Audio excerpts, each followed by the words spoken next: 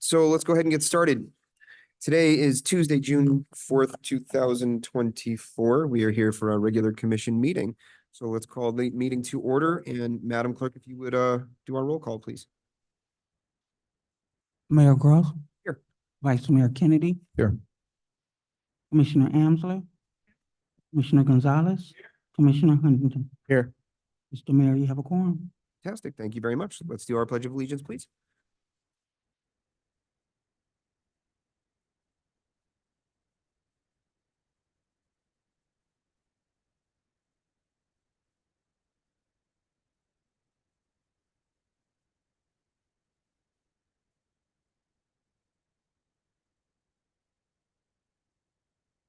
All right, so let's go ahead and move on to our additions, deletions, and withdrawals to the agenda. Do we have anything to change at this time? I have a couple of things, Jonathan. Okay. Let's pull 9A off of consent, please. We need to discuss two little things in there. I'm very certain that tonight is the night that we need to appoint a new vice mayor, and it's not on the agenda, so we need to add that. Vero, you and I have similar topics, so if you like, I'll combine them and let you lead that, and then I'll come in and play cleanup after you're done. Sounds good. We'll save some time that way. And then I have two items at the end, 13D as in dog and E as in Edward. The last one should be a really quick discussion, so let's flop them just in case we're running out of time at the end and we can squeeze something out at the end. Any? D and E. They're both mine. Okay. All right, got combining, so to speak, B and C, 13 B and C. We'll swap D and E. Add Taking vice mayor. 9, yeah, we're taking 9A off consent, and then the appointment of the vice mayor, where do we, that goes on? there? Presentation. I'm sorry, It's in the presentation. the presentation? Usually, it should be Right, at the so- last presentation. Right, so we'll just go ahead and do that there.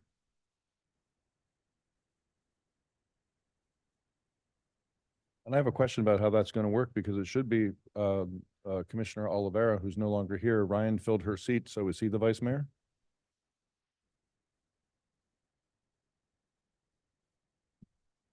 Let's make it a permanent thing, Art. Saddle the man with I it. think it would, right? Is it the seat? Is it the seat or the alphabet? I was told it was the alphabet. I'm reading it right now.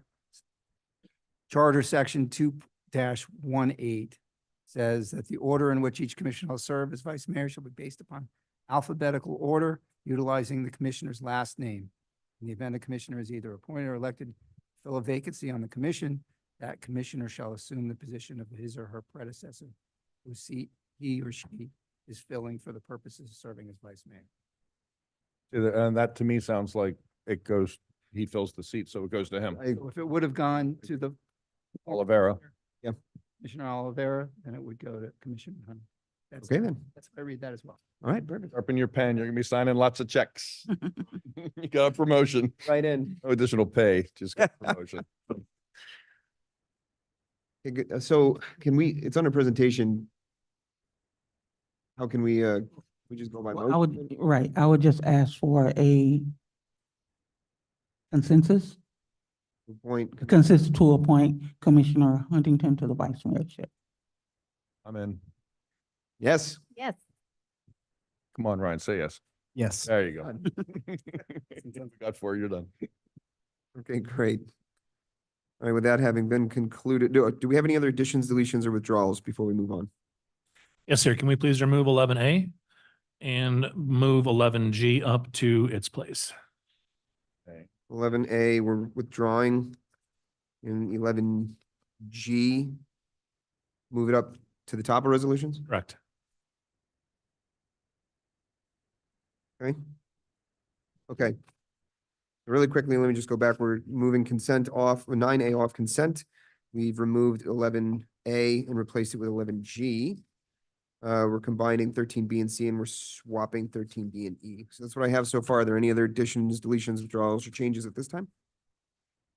Hearing none. Motion to approve? Second? All right, all in favor? Aye. Aye. All right. So the amended agenda, we will move forward. So under our presentations for this evening, we have 2 presentations from our Honorable State Representative Howdy Joseph and our Honorable State Senator Chevron Jones. Um,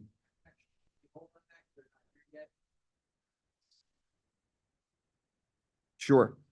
So why don't we'll come back to the presentations when our two presenters are here to join us.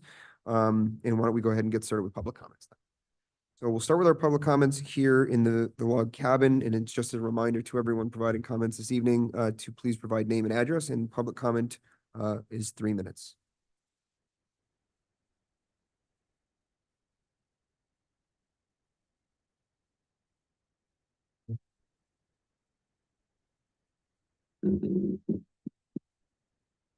No, is it, yep, it's working. Okay. Janie Anderson, 11905 Northeast 11th Place. On tonight's agenda, I see 2 requests for waiving of competitive bid and 1 brought back for increasing the manager purchasing authority. Those 2 concepts are critical to solid fiscal oversight of our taxes, and I would really urge this commission to think long and hard and carefully, particularly on the increasing the purchasing authority.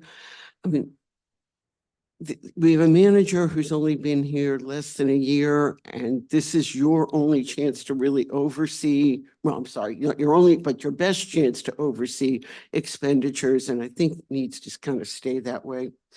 Landlord permits, yes, Tallahassee strikes again.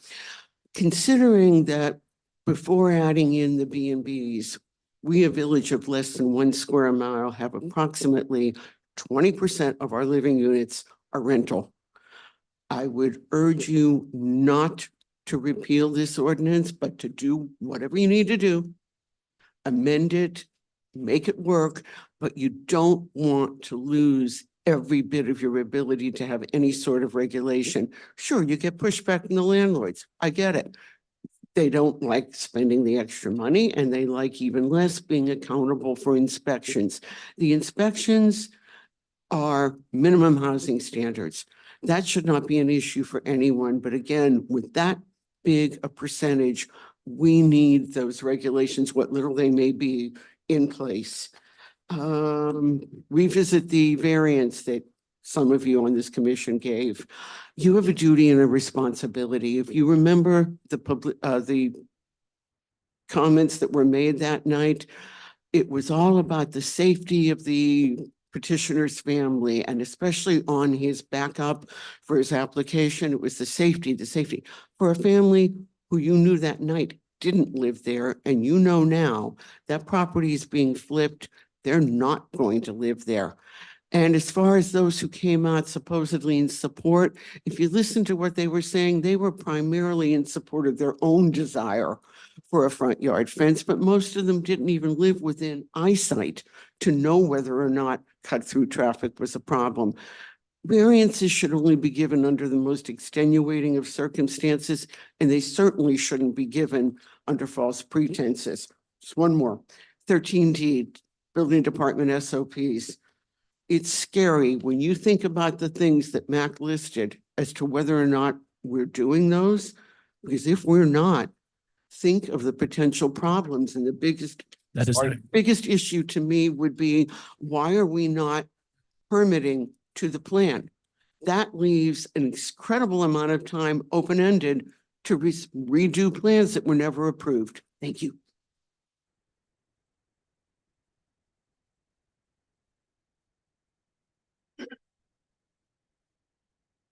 Have any others here in the log cabin?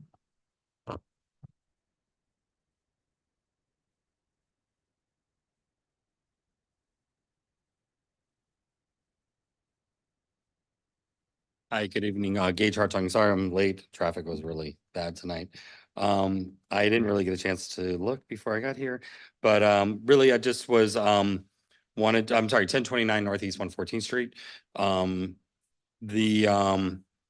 I do have some concerns about the competitive bid, waiving of competitive bidding, I think that's something that previous managers and everything have been able to work with. So I hope that you guys are all looking at it. The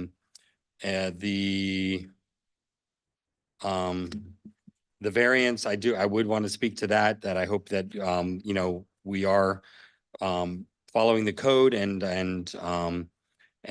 looking at the requirements for a variance and hopefully listening to your planning board when it comes to recommendations, because we all know that by now that the wool was pulled over our eyes on a previous variance, and hopefully we won't have that happen again. And I did hear Janie just mention something about the looking at the building permits, and I think that's a good idea, the SOPs.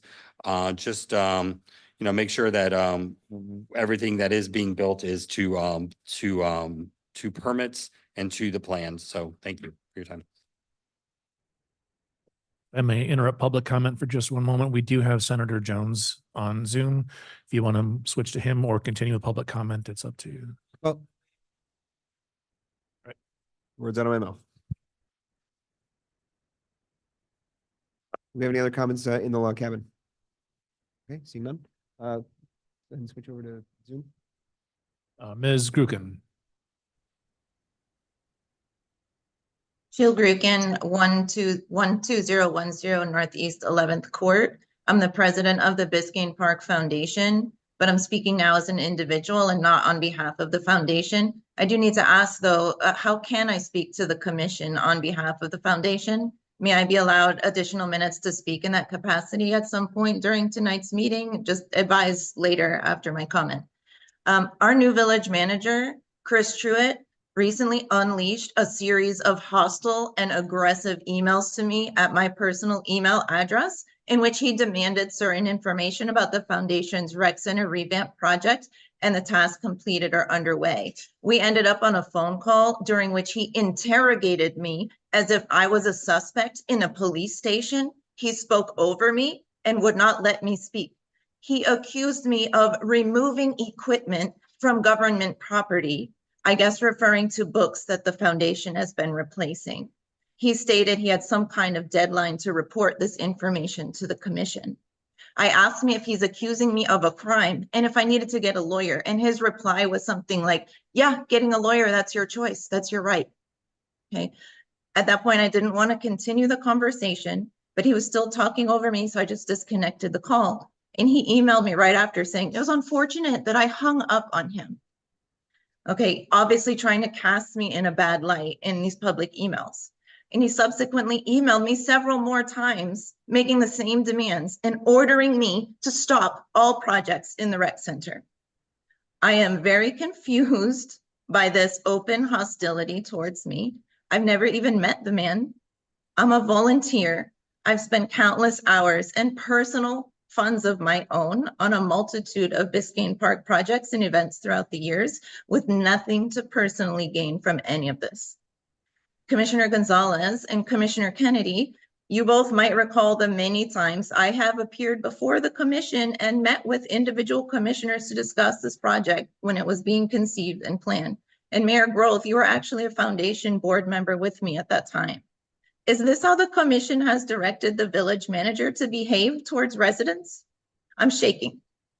Was this interrogation done at the request of the commission? Does the commission want volunteers to participate in boards and committees? Because this is a huge turnoff.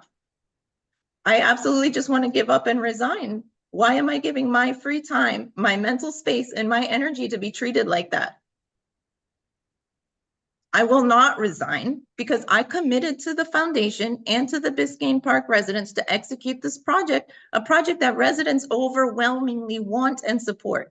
And the only legitimate complaint I've heard is that we're doing it too slowly, which I do acknowledge that complaint, and I'm doing my best in the time that I have available. That is time.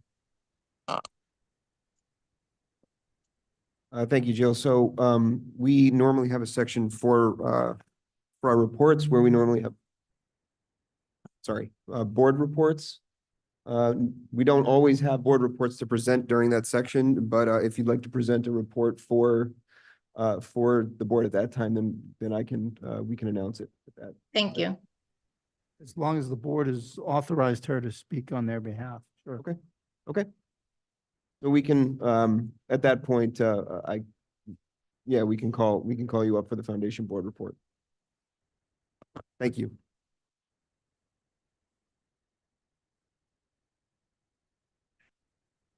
That is it online. So we've concluded our public comment. Do we have any specific reply to comments before we provide the time for the senator to update us?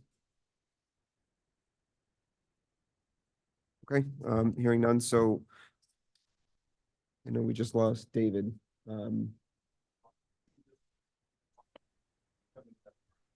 Okay. So then maybe now would be a good time to turn things over to the senator. Senator Jones, can you hear us? I can hear you, Mayor.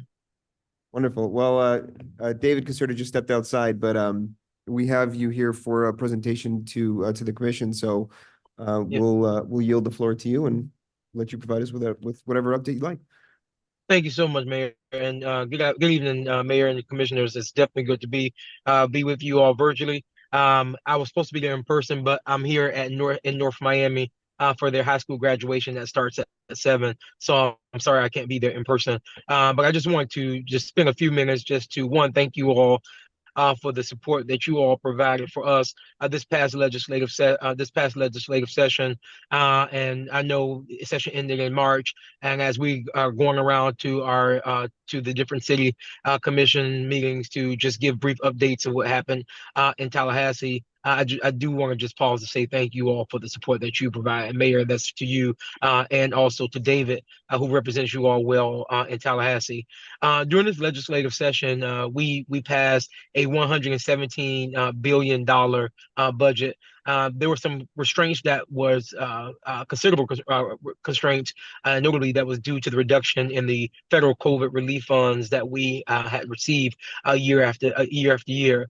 The distribution of the funds that I'm sure you all have will see once the governor signs in a few weeks.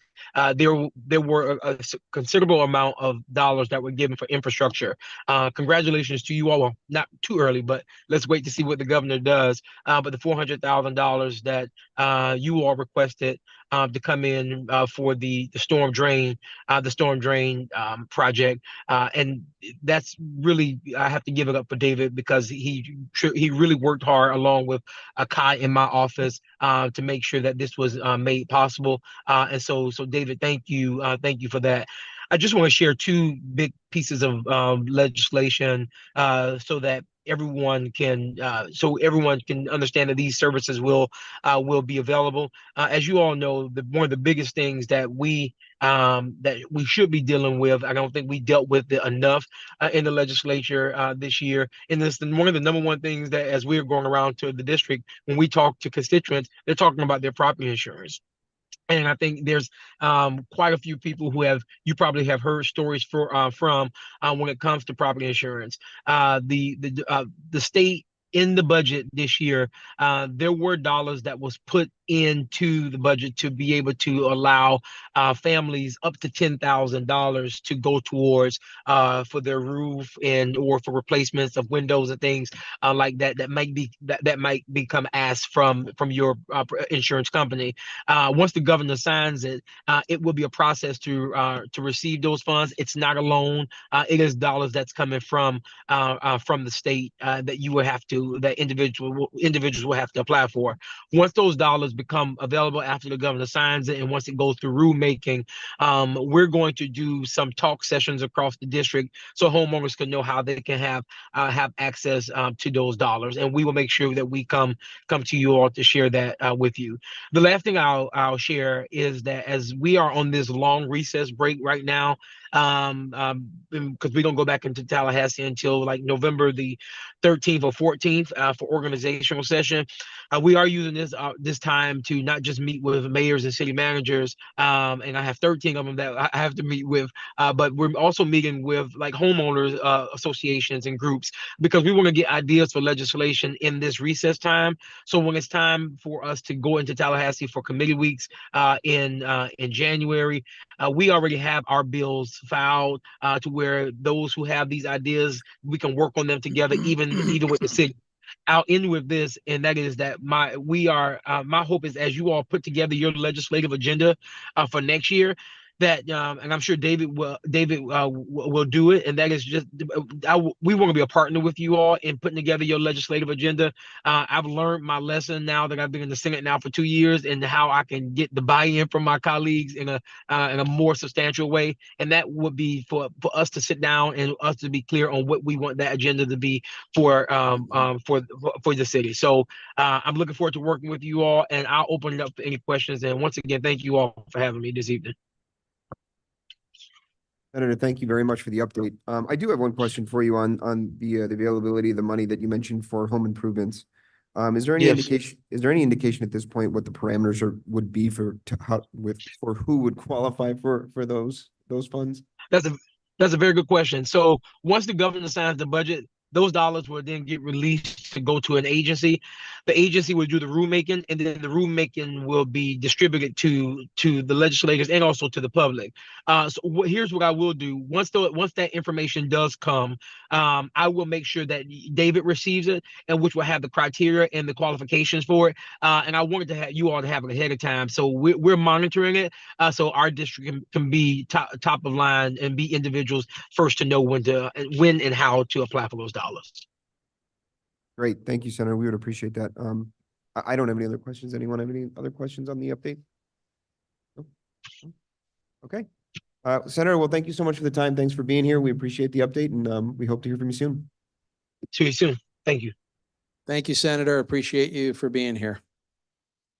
Taking over, David. If I can, I'll just, because our wonderful representative has just gotten here. And so I just wanted to say hello to everybody, mayor, council, wonderful residents of Biscayne Park. I've been with you a long time, and it's like family here. So, and that's a good thing, because it takes a team to really do good things up in Tallahassee. And I think we've got that.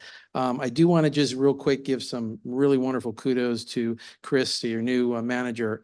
This is a very difficult process, as all you know. I met with many of you, talk about how we work up there and the difficulties that we sometimes experience. But when Tallahassee starts, when session starts, it doesn't stop for anybody. So when we need information, we need it. And Chris has been really wonderful in getting me all of the information, data. May, you've been absolutely wonderful in our conversations that we've had when we've needed information. So thank you all for a wonderful team. And I think if we continue this, there's going to be some good things happening.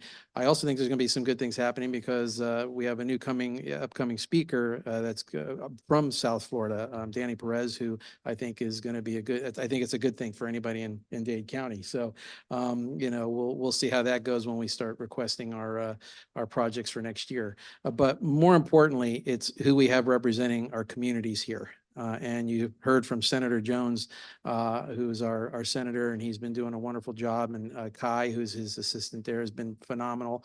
But we also have an absolutely incredible representative who I've known for some time now. And, you know, I guess when you keep getting elected, I mean, you're doing a good job. So she has been absolutely amazing for this community. She has gotten a lot of the projects that we've gotten in the past. And then not only do we have to get through the legislature, but we got to get through the governor. And somehow, some way, she gets them through the governor, and it works out really well for us most of the time. So, you know, we can't have 100% all the time, but as long as we keep, you know, flowing. So right now, before I get into some of the things that I have, I would like to introduce an incredible friend and an incredible representative of our community, Representative Dottie Joseph. I'm Italian, we hug. Good evening, everyone. Good evening. I'm a little call and response person. Good evening, everyone. All right. So I am Representative Dottie Joseph. Lots of new faces. So we need to like get together. So that's a separate note. Senator Jones covered a lot of the major pieces. So what I'm going to do is I'm just going to supplement with some of the bills that I filed. Some of them made it through and some of them didn't make it through, which is par for the course for Tallahassee, right? Okay, so I also have the distinction of serving as minority leader pro tem in the Florida legislature. So we get to maneuver things a little bit differently. One of the things that we were consistently fighting for is legislation that would reduce our property insurance rates. I don't know how many people your property insurance rates went up. Anybody went down? No, just checking. I was like, maybe there's an oddball. But we have proposed a number of things. We're still trying to work with folks across the aisle to see if we can get some of that relief for actual citizens. For those who may not have been caught up on some of the prior sessions and special sessions we had on property insurance, unfortunately, my colleagues made the decision to give billions of dollars to insurance companies as opposed to any of the money to the citizens. There was a little pot to help with roofs. So that I think is already used up. We've been allocating additional funds for that. So if you need assistance with your roof and that's the reason that your insurance is having a problem, there is some money that we were able to advocate to keep that in there. But right now, most of if there are any savings, they are being directed elsewhere. And we already know that they've announced a much more active hurricane season than what we're used to. So we are always working together. When I say we, usually your village manager and our offices to make sure when those things arise, if there is additional information, emergency, disaster stuff, we're working closely at the state level to make sure that you have the resources you need on the ground here. So know that I'm a resource for that. Now, in terms of the bills that I filed that didn't make it through, but I think are pretty awesome and you should know about them, include one to expand Medicaid, which is impacting a lot of people in Florida. I don't know if you know this, but Florida leads the nation in now uninsured children who have been disenrolled for various policies. This legislation would help cover those children as well as other adults that would otherwise be covered. The problem that we're facing with this particular group of people is people who fall in the gap. So they make too much to qualify for state coverage, right? So once a family of two, once you get past like, I think $12,000, you no longer qualify. And then too little to qualify for the federal Affordable Care Act. Once you get to like $36,000, unless you get to that, you don't qualify. So those people in that gap are the people that are suffering the most. So this legislation would help cover those people or help them, and they are working. So it's not like they're sitting around twiddling their thumbs. These are people who are actually working, trying to make ends meet, and it's just, there's no coverage. And many states, many Republican and Democratic states have already expanded Medicaid. Unfortunately, Florida is not one of them, but we're going to continue advocating for it.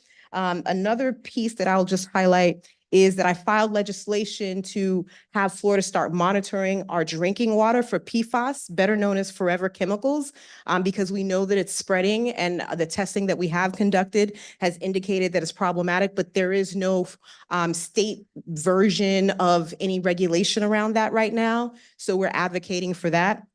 Another thing I will highlight, some bills that did make it through is access to emergency insulin for those who need it.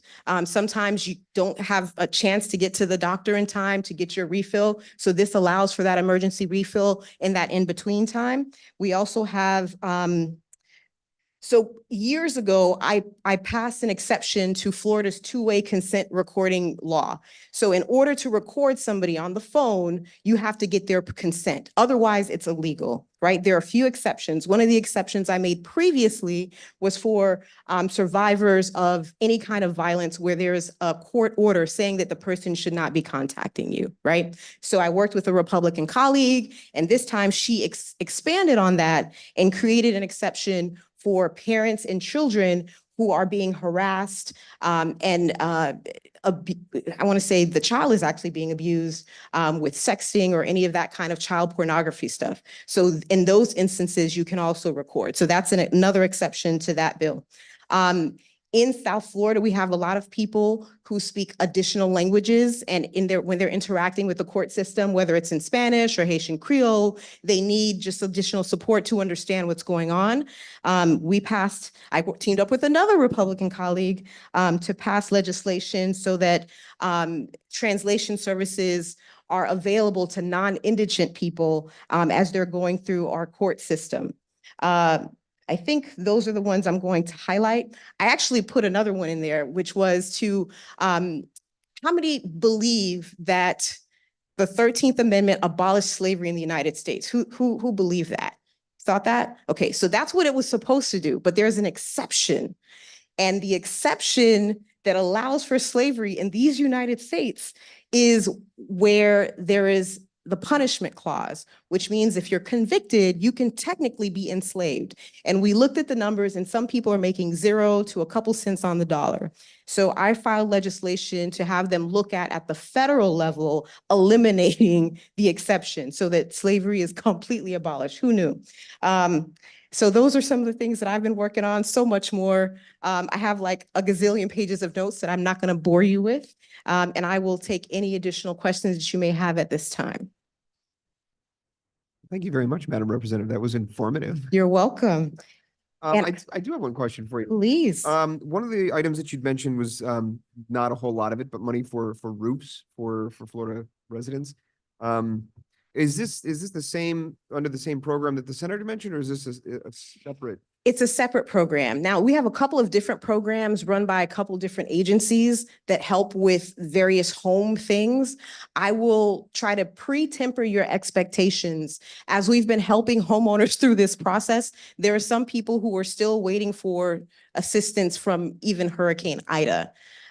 So navigating through the system is a challenge, but between Senator Jones, myself, and obviously Mr. Caserta, we can help any of the constituents who are having problems. We've been able to successfully get some are still languishing. But there are lots of ways, depending on what you have going on, there are programs to assist. I believe there are also some to assist with, if you're having difficulty with payment of your, not just your mortgage, your property insurance, things that impact your ability to stay in your home. There are some programs with that. I will tell you from my personal interactions with helping constituents through those, it is a challenge, to say it as diplomatically as I can.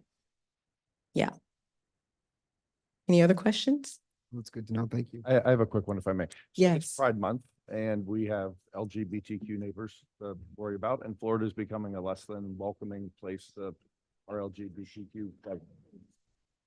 Some would say outwardly hostile. Max, Um, sorry, I can't hear you. Oh, I'm sorry. It's Pride Month and I'm asking her about LGBTQ issues because Florida is not the most welcoming state to those residents. Yeah, And I particularly worry about the kids. yeah. What's being done to offset some of the vitriol coming from the state? So I don't know if the senator mentioned the second bill that they passed, the Stop Woke Act 2. Did he talk about that? No, I didn't hear that. Okay, well, so the governor and many of my colleagues across the aisle have been extremely actively, outwardly hostile towards the LGBTQ plus community. And that took a number of forms this last legislative session. There was the Stop Woke Act before. And for those who are not familiar with the Stop Woke Act, the first original version was to supposedly address, first they started off with LGBTQ. Oh, we don't want to hear anything about gay, lesbian, et cetera, et cetera. And then it quickly expanded to anything related to diversity. So Roberto Clemente, books about MLK, all of that just got swept into it. The Stop Woke Act 2 expanded that. And they say, don't say gay 2.0.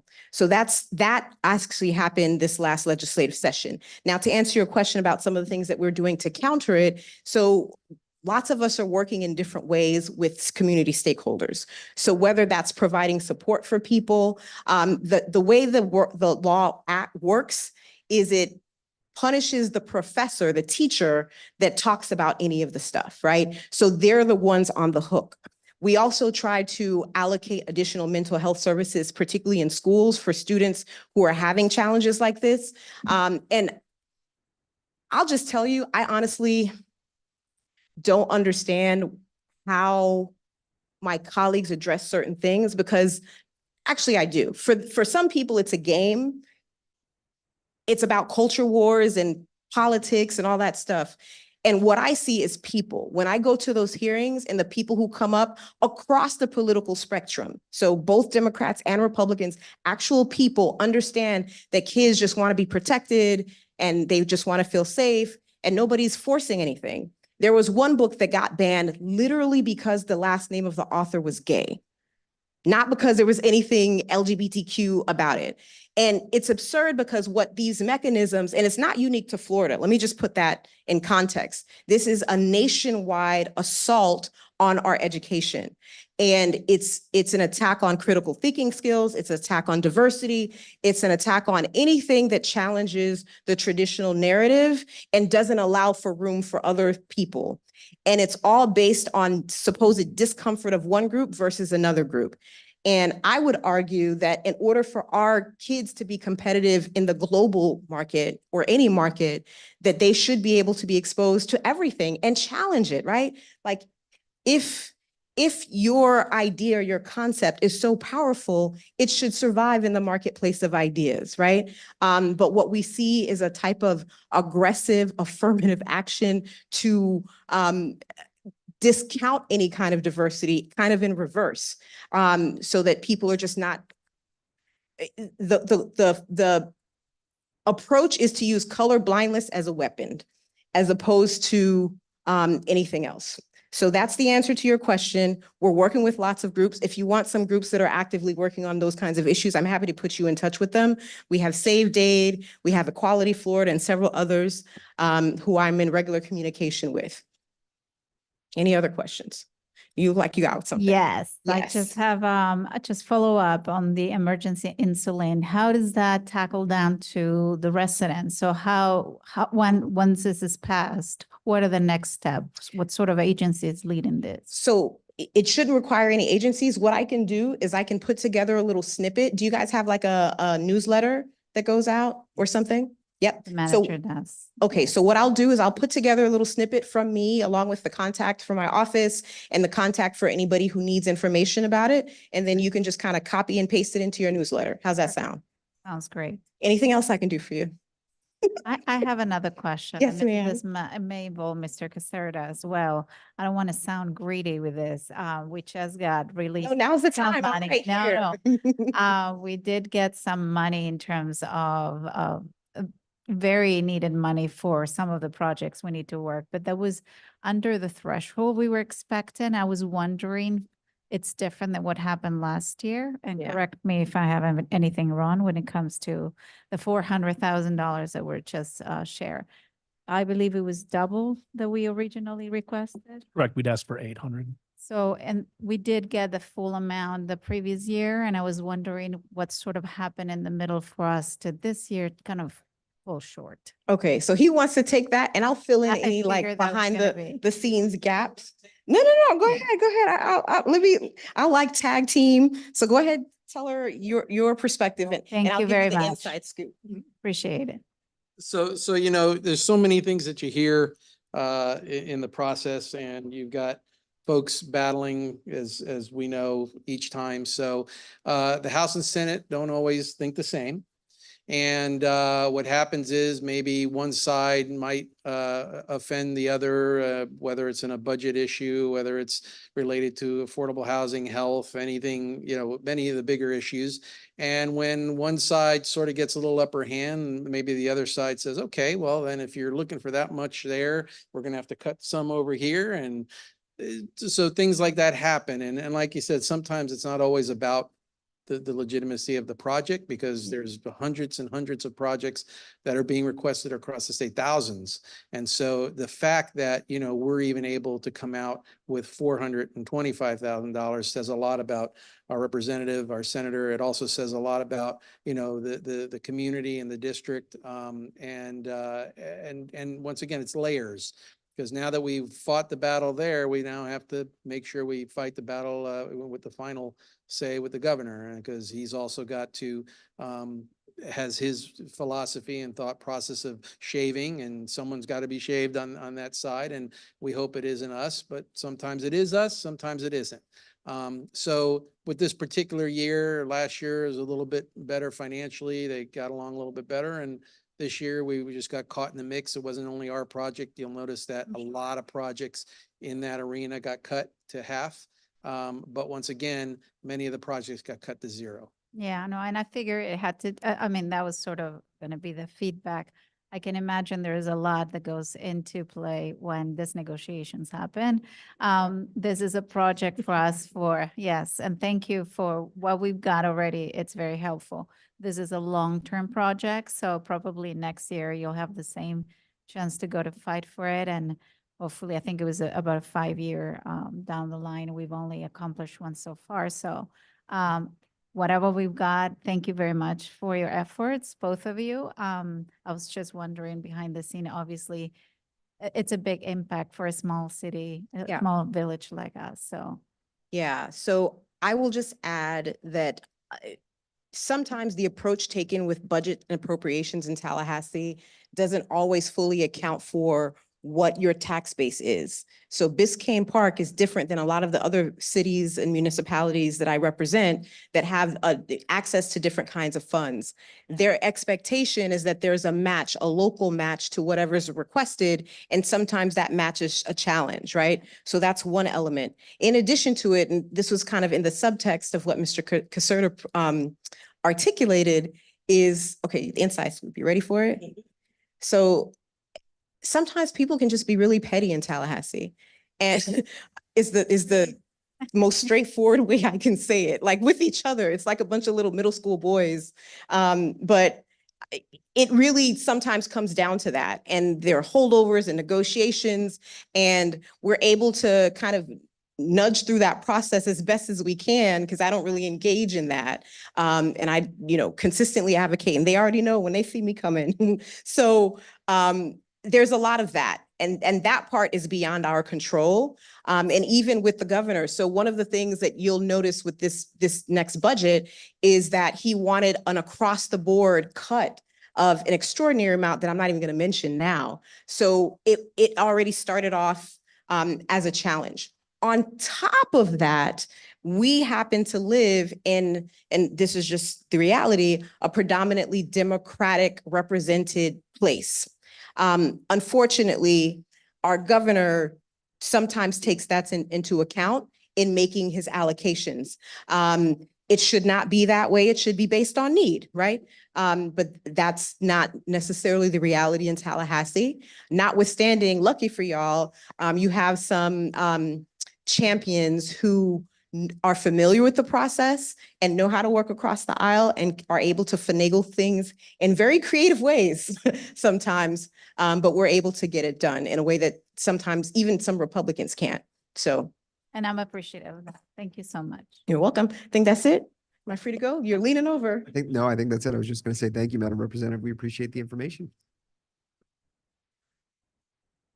Not to upset the order of the agenda here, but we had you third on the reports. Well, we had you third on the reports, but you're up there now. So I'll make it quick because we pretty much finished. The basics of what you heard are the realities of this session. And now we move forward towards an election in November, and then a whole new ball game starts right after that. So, and a new plan, a new strategy, a new way to finagle.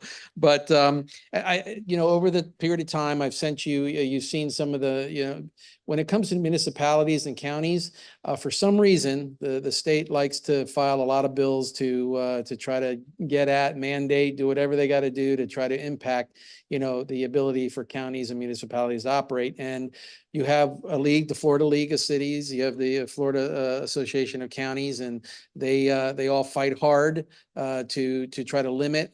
During this process, there are so many bills, as you saw when my last report, there's like 30 pages of bills that were filed. We try to work very closely with the Florida League and with the counties to address a lot of the issues. So we sort of tag team on those things.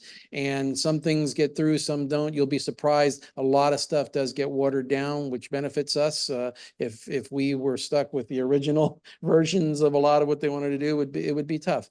And it's just, I guess it's just the way it is. But the governor has been getting the bills and he's been, pretty much approving many of them. And I will send you a list of those that are now approved. And then obviously legal will take a look at them in the full and apply any thing that has to be applied to change any of the, positions that the city is in right now, as far as, legal positions and how they handle permitting or the vacancy, the rentals, all of that. I know you spoke about that earlier, but that's something, none of that really, a lot of that wasn't changed. They're still restricting our ability to do things, but they also gave us a couple of good points, within the vacation rentals where we, can charge, or we can get rid of one if they have fines, or if they haven't paid fines, or if they violated, regulations more than 3 times. So there were certain things that were done, a lot on the advertisement side, but the state still basically handles, that process. But I will go ahead and get you a report that outlines all that, so you can take a closer look. We won't have time to do that tonight, but it is a tough process, as you know, and hopefully next year, Mayor, maybe one of you can get up there and take a look at it. But we have a wonderful individual here. We have a great senator, and she means it when she says, I want to talk to you, let's meet.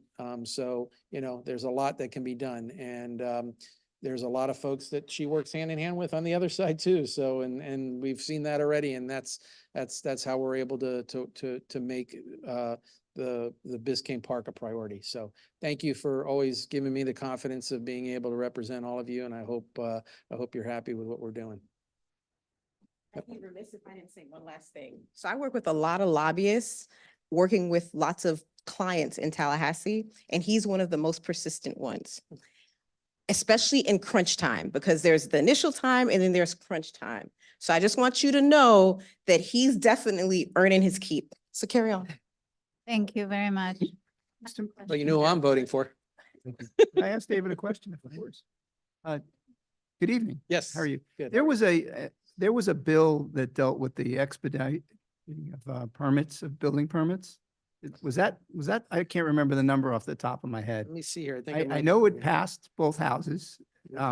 The last time I looked, it was not. residential building permits. I believe that was it. Okay, Was- so yeah, that basically was signed by the governor, and what it requires a local government, just some highlights.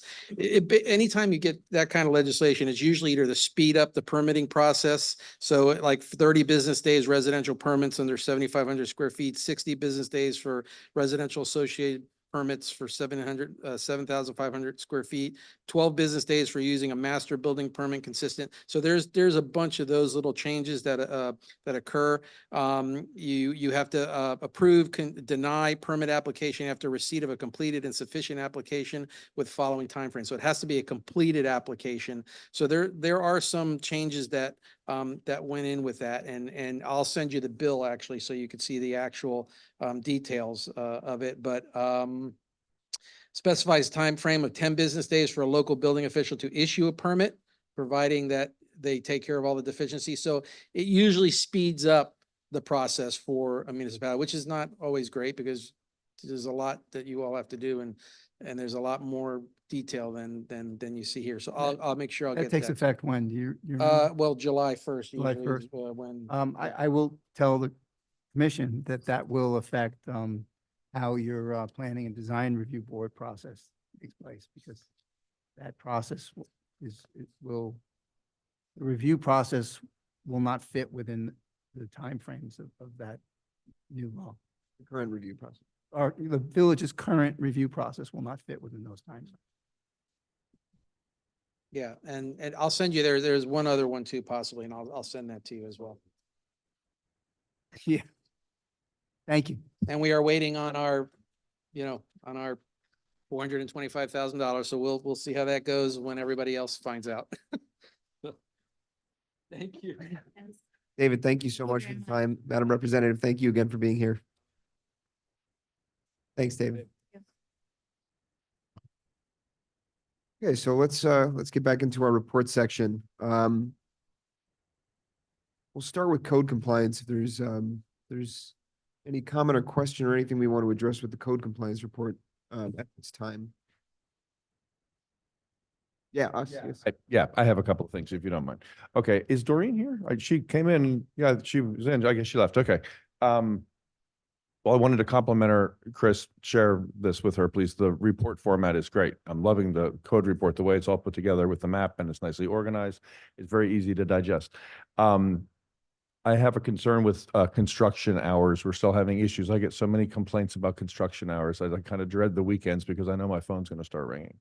So I'm wondering I know code's not in the village on the weekends and after hours in the evenings, but I'm wondering what we can do, Chris, to help. I mean, Brad, can communities put signs like on construction sites or require them to put signs up that list the construction hours? So even the workers are seeing it with some information to tell residents if there's construction outside of these hours, call this number. Are there things we can do to be more proactive about it? I mean, it's not our property. You could require such signage as a condition of the permitting process, but we'd have to implement. So I'm open to ideas. Anybody else has ideas, because it's happening a lot. They come early in the morning before code's in the village. They're working sometimes at 7 in the morning. And on weekends, they're coming in and working on holidays outside of the holiday hours. Do you guys get the calls, or is it just me? No, you do? People coming up to me, neighbors coming up and Yes. saying, hey, what times are there? I'm like, well, you can report it, you can do these things. Some people didn't know, some of the people I spoke with didn't even know about like the reporting process. Okay, so report it because we need to know. And that's it. And so during work hours, it's easy to report because you can call the village and I tell them to use the app and I tell them all the things to do, but it's outside the regular construction hours.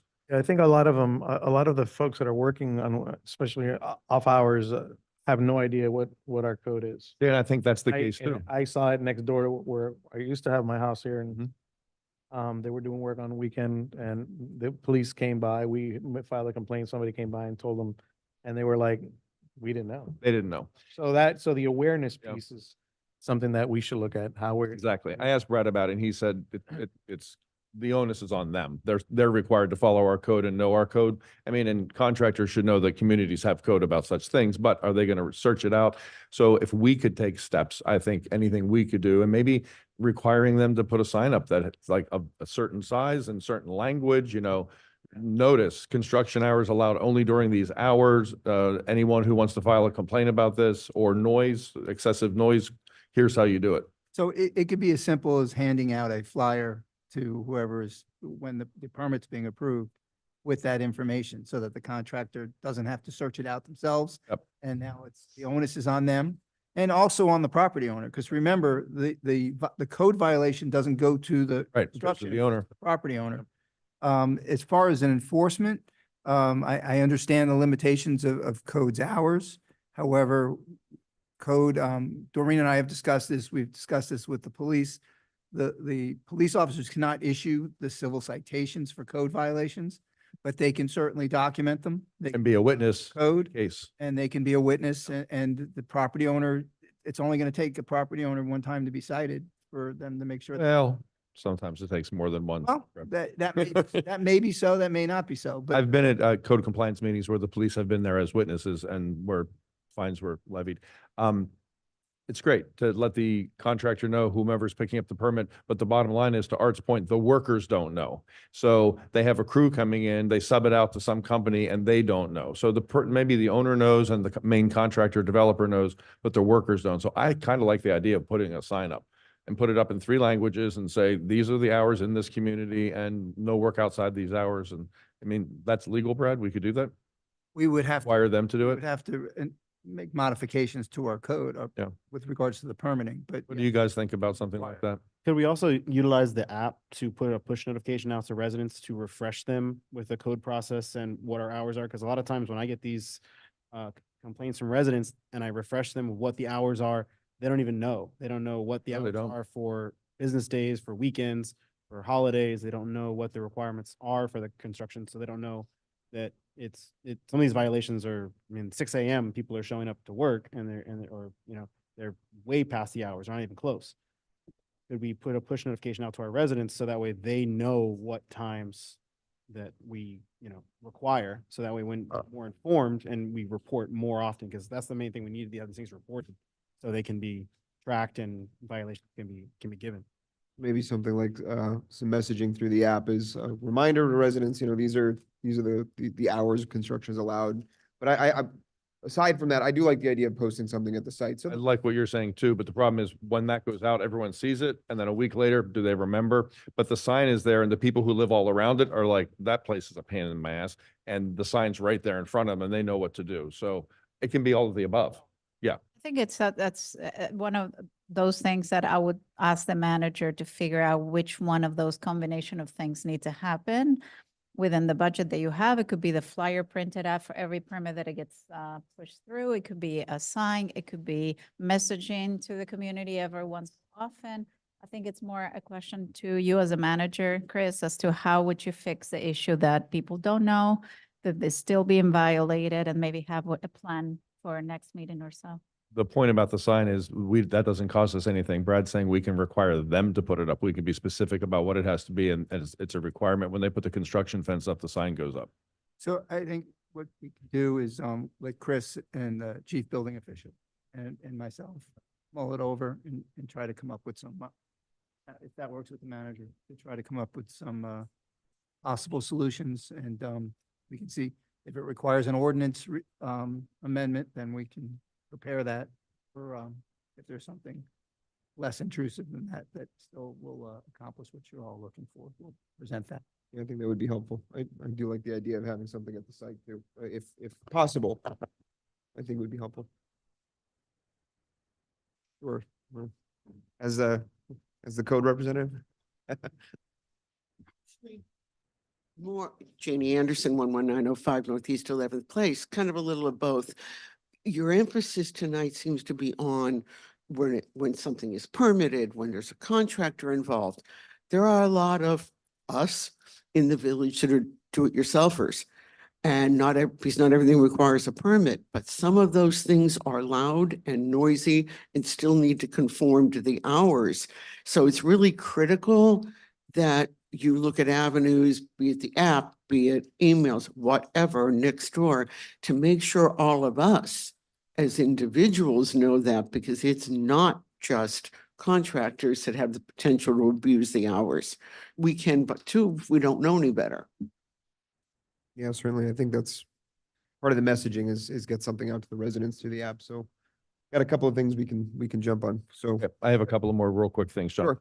So, the other complaint that I hear so much is, and I'm hoping I'm not the only one, welcome to the club. So, construction parking on the medians, construction vehicles all over the median. So I talked to Brad about this. And my understanding always was that we cannot enforce parking on the medians unless there's a sign on that median saying no parking. But Brad is saying in the case of construction vehicles, because it is in our construction code, there do not have to be signs there. They're beholden to no parking on the medians if they are the contractor or an employee of the contractor, subcontractors, all of them. It's in our code already, so that can be enforced. And again, they don't know it. See, that's the other thing that could be, that sign could also say, no parking on medians and public property. I mean, it could just be part of the signage. Yeah. Well, I think that's a different issue. So what we were talking about previously with the construction noise, you're requiring the property owner to post a signage on the construction site itself. It's a separate issue when you're now requiring the property owner to post on a different piece of property that's not the same. No, I didn't mean on the median. Post on that same sign or another sign saying construction workers, no parking on the median. You're saying put it at the. Yeah, put it at the construction site because the workers see it there. They go to work, their work site is the construction site. So when they show up for work, there's a sign there that says no parking on the medians. You will be fined by the Village of Biscayne Park. If Well, the the fine notice is again to the property owner. Oh, that's to the property. Well, the notice your is- boss will be fined by the Village of Biscayne. Exactly. if the notice is meant to just inform about Yeah. code, about certain code restrictions, then it seems like that might fall into, I mean, Well, I mean, it sounds like something you'd be able to look into when you kind of convene. So as far as what we're talking about now, I have, because I was asked to look into this with regards to placing the signs on the median, which would be a problem. The signs on the construction site itself is a different animal, and we'll have a discussion about that. I do want to touch base with the chief building official, because I just want to make sure there's nothing in contradiction with the Florida Building Code in doing that, which I don't believe there is, but I'm not an expert in the Florida building. As far as the median goes, I mean, the village could certainly put signage up in those areas because they're public areas that are owned by the village if they chose to do so.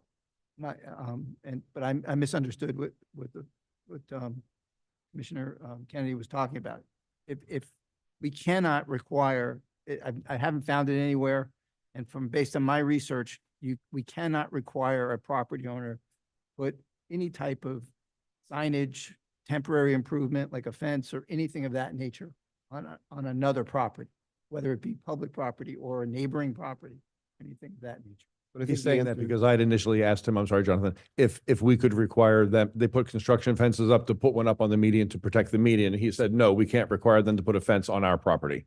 See, so if the understanding from what I'm hearing is that there doesn't need to be a sign to restrict them from parking on the median. They can enforce now. Right. If construction, there's construction going on, construction vehicles are parking on the median, it's a code violation and the property owner gets cited for their contractors parking on the median. So then I think the idea at this point is then if we're requiring a posting on the construction site to inform the workers or the contractors that these are the codes that you're required to adhere to, that we can include something about the media on there. I think that's all it is, more informative. Right. Yeah, okay. But again, that's something we'll come back to you. Yeah, definitely. Okay. They'll On- loop on- that all in one conversation. Okay, thanks. Done that. And On I that, I had, have a question if it's a follow-up to that. So if you are parked on the median, Chris, and the owner calls, someone, the owner of another property, but like a neighbor driving by sees a truck, right, parked in the middle of the street or parked in the middle of the median, they call code. Is that something, because it's sort of a time sensitive? How does it work? Because, it could be like, it's parked right there, call you, you make the code complaint, and then if the code officer arrives, no one's there, there's no citations to be done. Is that how it would work? Because I'm telling you a case of a neighbor called me about this truck being sort of over here by 8th Avenue where we have a small median in the middle, so no two cars are able to go through, and it was blocking the drive, right? So it was blocking the way. In essence, it took over 30 minutes, they code, and obviously nobody got there on time. So the question is, what do I do? This keep happening, but it's at 15, 20, 30 minutes intervals, but they keep doing it. And to the point where contractors were being rude, even making gestures of like, I don't care, like I'm here. Of course, because they don't have to deal with it. At the end of the day, it's the owner of the property. So what is the right way to sort of grab those time sensitive code issues like this in a way that can sort of hit a nerve on the contractor or kind of catch them so we can, they can feel that that's actually being enforced? So there's a couple different issues here. One is contractors parking on the median while they're working on a house, and that falls under code. Mhm. Another issue is the lawn company parking on the median that's not part of construction, that's not permitted. And that's where we've had some confusion in the past between the police department and administration trying to figure out what can be cited and how that can be done. Regardless, a third situation you mentioned with the vehicle blocking road, that is an immediate call to police and they will A respond. police versus Yeah. code. And in the case of the landscape or even the construction, even if they're there for 30 minutes, unless you catch them, then there is no violation to be noted. So the point is, if you keep seeing it as an owner, talk to your neighbor, being the owner of the project, and address with them the fact that their construction company they've hired continues to violate a code that you cannot enforce. Basically, they're there 30 minutes, 40 minutes, whatever it is, but it might be blocking the way. So the first approach would always be approach your neighbor, let them know that this is happening, and unless it's caught in time, nothing can be done. Unfortunately, the neighbor often is an LLC. It's not Mary Smith, it's some company developer who's, working on the project. That's the tricky part. So we can't consider landscaping companies to be construction somehow because it's not permitted work. But aren't they permitted to work in the village? Does that help us enforce in any way? No. So to finish the answer to your question, we'll be working, there was confusion, like I said, between the police department and the administration on parking issues overall. Okay. With our acting chief currently, that's one of the items on the agenda because this seems to be a recurring issue. Recurrent, yes. Exactly. There were questions about whether or not ordinances need to be posted and whether we can cite under the village or whether we have to cite under county or what all that looks like. So that's definitely something that we're working on. The challenge that we run into is our code department is not an emergency response department. So we can't You we can don't have a programmatic way to prioritize calls or cases for them. And that is something that we can definitely look at moving forward as well. But one of the things that I want to have a good conversation with our attorney on is what options do we have for citing those vehicles, construction or otherwise, that are parked on the medians? So we're going to be working at that because that is, like I said, a recurring issue. And I think to that point, just to give you another example that got to me was the barking dogs, right? I have 2 hours of a barking dog. It's constant and it's happening. And eventually I do call code. By the time they arrive, dog was not to be found, but this is a recurrent time, 3 p.m., 4 p.m. every other day. And so to that point, I think making a clear division as to where that's already elevated to the police department, or is it within the code, maybe an emergency sort of a protocol to be found. But it's good to know that needs to be seen, because it has been, I think, a very blurry, because the feedback is, oh, code is not there. They're not answering my phone, right? So I think that's not true. I mean, they're doing what they need to do, but there are certain things that are time sensitive that might not be in, that residents don't feel they're being acted on. So something to think. Yeah, until we get clarity, the best advice I can give is if it is an ongoing situation, such as noise, such as somebody parked where they shouldn't be, such as I don't know, a neighbor complained about something or another. If it's a time sensitive issue, that should go to the police.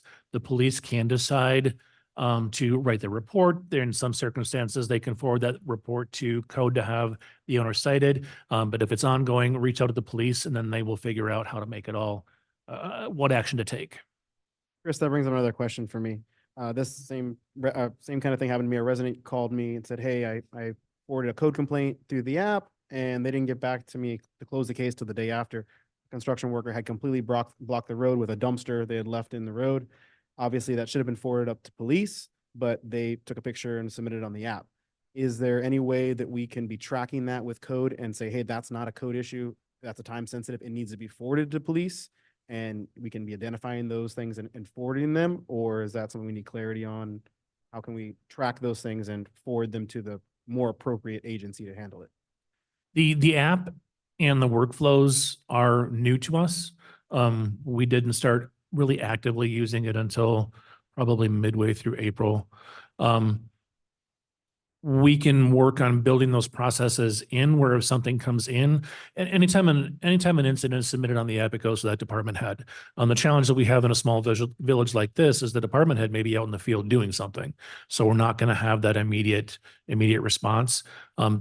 The best thing to do, again, is let the residents know if it's something ongoing at the time, reach out to the police, and then the police can determine where to go from there. But as we look at building out this system and finding the best way to use this system, that's definitely something that we can look at, trying to have some sort of triage for issues. I have a quick follow-up to that, and then I have one more quick thing, Jonathan, under code. So we're talking about Chris calling the police. That's the other source of confusion. Who you call? You're a resident, one of these things is happening, who do you call? Is it 911? Is there a phone number? People say there's no local police number. Whatever the answer is, we need to make sure people know what it is, because no one knows what to do. I can't call the police. There's a police number on the website that they call, no one answers, then they get really upset. So what do we do? Well, it shouldn't be 911 because that is not an emergency. You do not want to bog down. Not only do you not want to bog down the emergency system, it's a criminal offense to bog it down for non-emergency, something is non-emergency call. There should be a non-emergency number through police that can be reached and that is handled. It's just not handled as in the same priority as a 911 call. I understand. But No one knows what that number is. there should be. I mean, 305 for police in the whole county. 305. No, you know. for police. I'm talking about your average resident out there who's seeing something happen. No one knows who to call. So I hear that all the time. So yes, so the answer would be the non-emergency number that Commissioner Amsler just provided. I think we need to make that more visible because people never know who to call. I call the village hall. I call a lot of people have, I guess there used to be a police number, a direct police number to the village that people have and they call it. I don't know where that number came from. They say, I found it online, and they're calling numbers and no one's answering. So we need to make all of that visible as well, I think. Apparently not, I don't know. Okay, my last thing is regarding the So code report. Would you like an answer to Yeah, the yeah, question? yeah. Residents need to call Miami-Dade County Dispatch, which is 305 for police. That number is on the website. It's going to be on the new police department sign that we have up there. It's on the contacts, excuse me, contacts on the app. I hear what everybody is saying about the challenges reaching the police department. The bottom line is our police department is dispatched by Miami-Dade County. Anytime our officers go out for a call for service, for safety reasons, we need to know where they're going and who they're dealing with. For those reasons, we can't call Village Hall and say, send me an officer, because it has to be within the dispatch system. The downside to that is we have zero control over what happens at Miami-Dade County Dispatch. If they're having a big 911 day, our calls may go on hold for much longer than we need to, or that we would like to, I should say. There's unfortunately nothing we can do to get around that. We have to go through Miami-Dade County Dispatch. So we'll certainly look at more places to put that number. Like I said, it is on the website, it is in the app. And for everybody listening tonight, it's 305 for police. Just to piggyback on what the manager's saying, he's absolutely correct. The call takers, at least in most 911 call centers, the 911 call centers are also handling the non-emergency calls. So obviously they are going to prioritize 911 calls as opposed to the non-emergency number. So there is going, and the manager's absolutely right, on a very busy day of emergency calls for service, unfortunately, and this is not just Miami-Dade County. Happens in all the big big counties that are run. Broward County, I've heard the same complaints. Palm Beach County, same complaints, that people stay on hold on these non-emergency numbers because there's no dispatchers. Well, whatever we can do to make the number more visible and. Chris, just a quick question about when I Googled Biscayne Park Police phone number, it gives you a number 305-893-7490. Do you have any idea what number that is? No, Google has some funky information on it. It's had some funky information on it. We're working on getting that I corrected. dialed it and it just rang and rang. Yeah. Point. That's the one. That's Yeah. probably what people are doing. That's why we put we've had some issues with lots of Google Didn't answer. information. Oh, because this one, it's 893, it doesn't start with a 4. Maybe it's like here. It looks like it's just an old number that probably got. Yeah, I think it's an old number. Yeah. Okay. Okay, one other quick thing, code. Go ahead. So on the code report, trash cans and bulk trash are one item.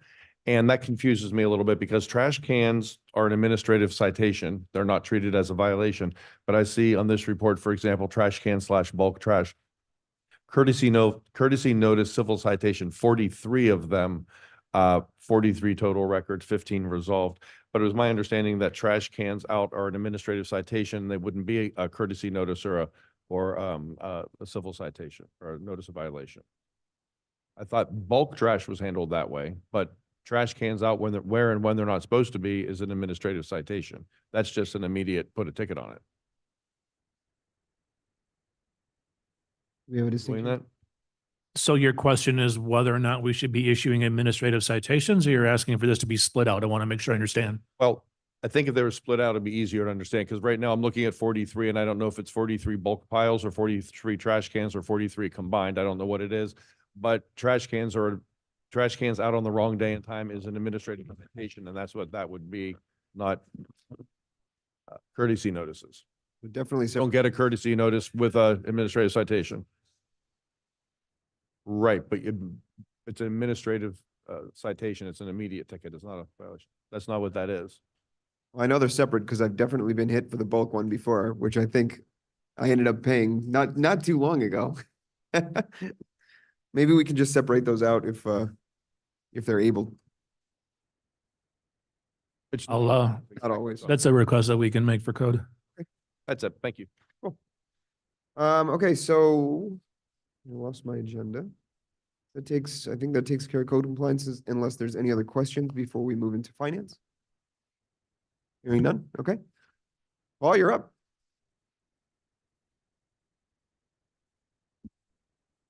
So we have a few things to cover briefly today in our report. If I I guess I'll start with the financials. I did not put a cover on this month's financials, which I typically do, and Mac and I were talking about it.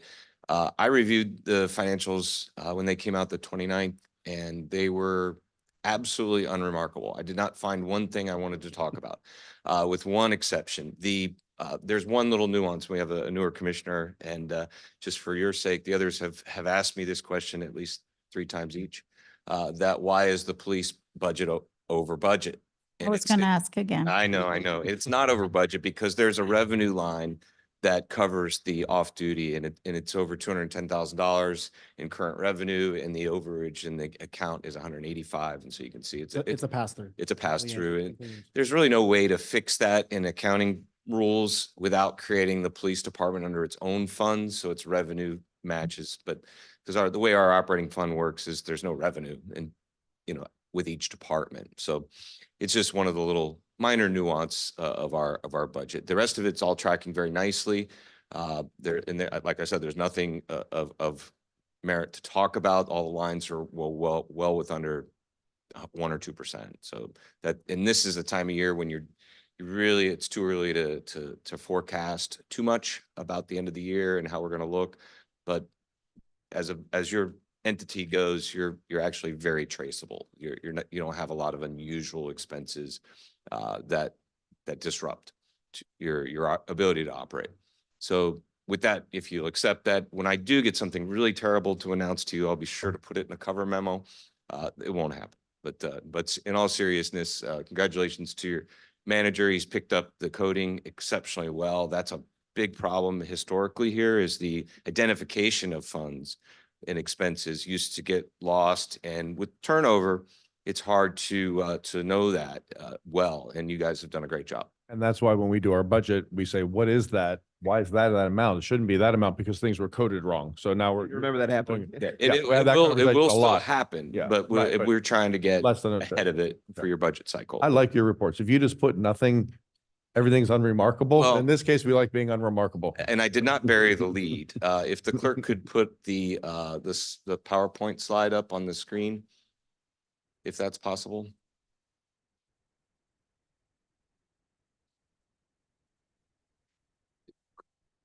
Could you put the PowerPoint Yep, up? sorry, I'm working on that now. Oh, I'm sorry. It's your job. I interrupted him.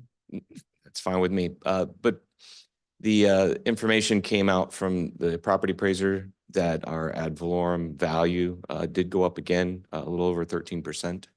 It was a little over 18% last year. That's still a pretty steep climb, which is wonderful.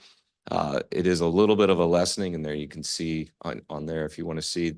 I think what's that, 413 million?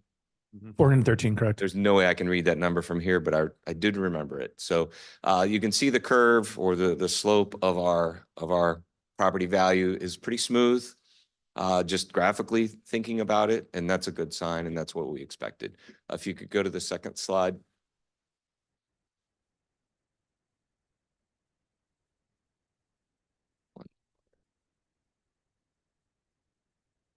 So this is a little less smooth, but either one, just leave it on that one. That one's fine.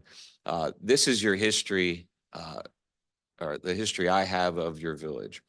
And we came in right at the beginning of 2016, and you had a hurricane you were recovering from right in 2017, and you dipped down to $400,000 or so in your fund balance.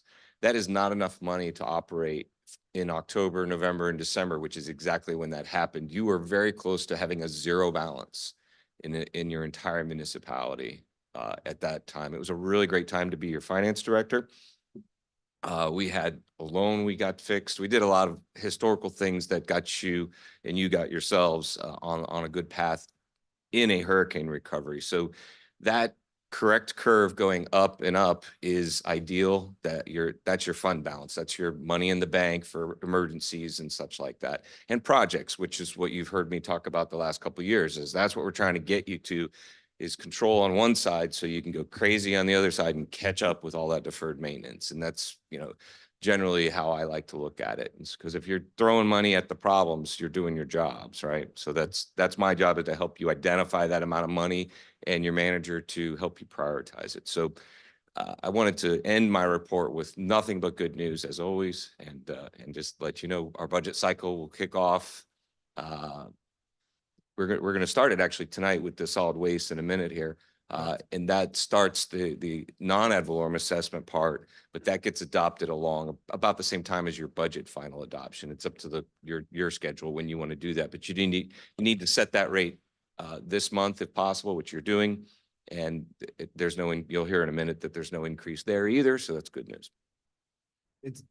On that point very quickly, Paul, are you going to be sticking around with us to when we get to 11? Yes, you moved it up. We moved it up. Yeah, so I appreciate The that. expectation that. Yeah, you'd be that I around. wouldn't have to go far. Right, okay, perfect. Before you jump off the podium, can you Yes, sir. just clarify for all of us in layman's terms? This means we can dig in and use 3.3 million on the dog park, correct? Absolutely. You can have whatever you want. You just have to pay for it. No, so you're looking at if you were to keep what this means is if you were to keep your millage rate exactly the same, you would have an increase of about $400,000. That's not what you typically do. You typically, the last few years have been rolling back a little bit, going back to the previous year assessment level in terms of revenue, and then you go up a little bit. That's your typical pattern in the last 3 or 4 years, if I'm accurate there. But that's your call. If you had to do something, you could, without increasing the actual millage rate, which if you're not familiar with how the rollback works, is it's really the value and how much money you get. That's your rate. And if you go up, you have to treat it that way. And so you're in that position where that's good news, another $400,000. Just think of what that would have been like in 2016, 2017. That's a lot of money in terms of your history, but you're a different animal now. You have great investments. You're using your CITT funds. Just the whole maturity of this village is the best it's ever been. I can see that in the math. So It's Great. wonderful news, Paul. we're not going to mess it up either. Great, Paul, thank you very much for the presentation. Did I answer that question thoroughly? Was that- Absolutely. Thank you, sir. So go ahead and ask the commission at this time if they have questions for Paul. No. No? No? Looks like you're off the hook easy. Paul, thanks so much. We appreciate the information. We'll look forward to asking you questions about the resolution. Sure. Thanks a lot, Paul. Okay, so our next report would be Parks and Rec. Are there any questions? We have the director here. I'm sorry, Public Works. All right, Parks and Rec and Police Department come before you. Apologies. Do we have any questions for the Parks and Recreation report at this time? I have one quick question. Chris, well, first I'll tell you guys. So some residents who want pickleball here were asking about that Miami Shores changed the fee structure over there and non-residents pay a whole lot more. So I thought, I wonder if they would extend their resident rate to us because we're their, neighbors next door. So I suggested that to Chris. He shared that with Isa. Isa called the public works manager over there who he knows, and they had a conversation about if that would be possible. Chris, do you know where that went? Last email I saw that Isa included me on was he was waiting for a response. They kind of had to run it through administration or the commission. I'm not sure. Yeah, we still don't have a response. They've done that for other municipalities for the low price of $50,000. So we're still working on seeing if there's a way around that. Because there is a precedent there. They do it with the pool or but they don't have a pool. What is it? A splash kitty? It's an aquatic center.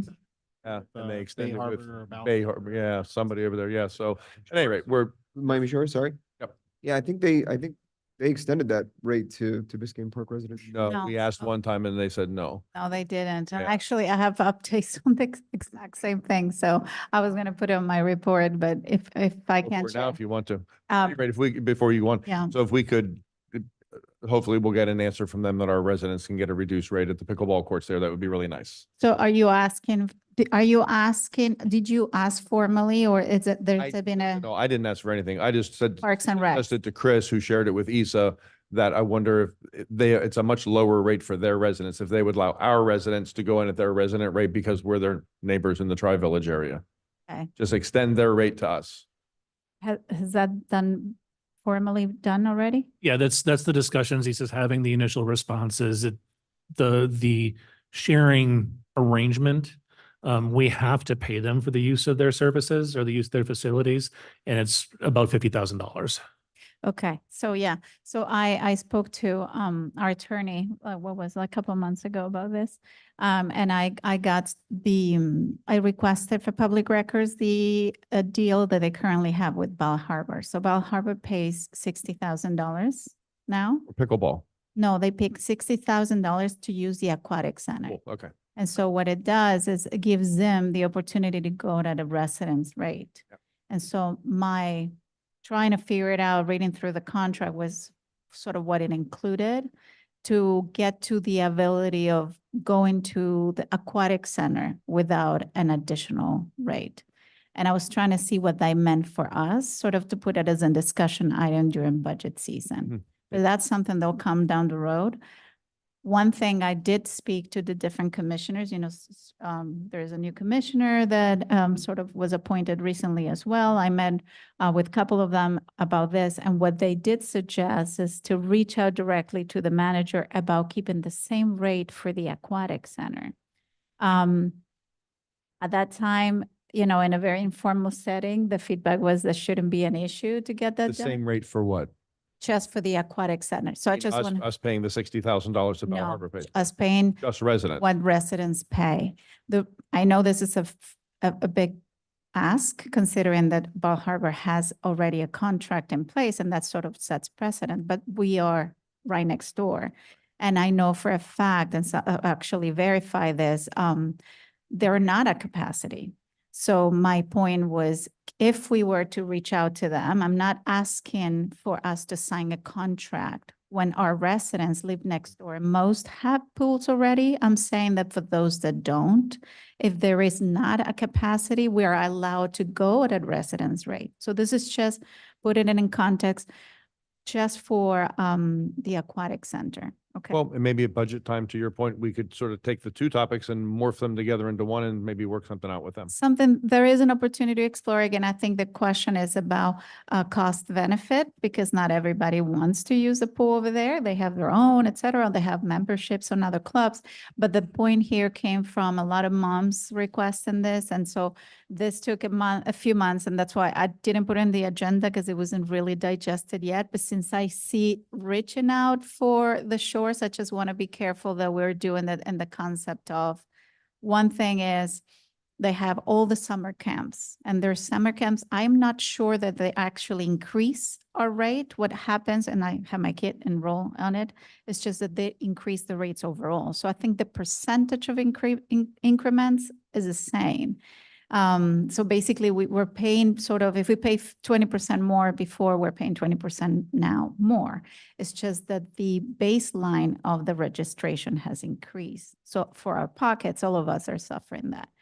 So I think it's a great thing that would happen. I hardly see that they would agree to it, but if we can sort of park this until budget season, maybe there's something to do. Sort of kill two birds with one stone. Yeah. If I could just to that point, having a commissioner reach out to a commissioner is a lot more than having a manager reach out to a manager, because we're all in the same position. We can only do what the commission approves.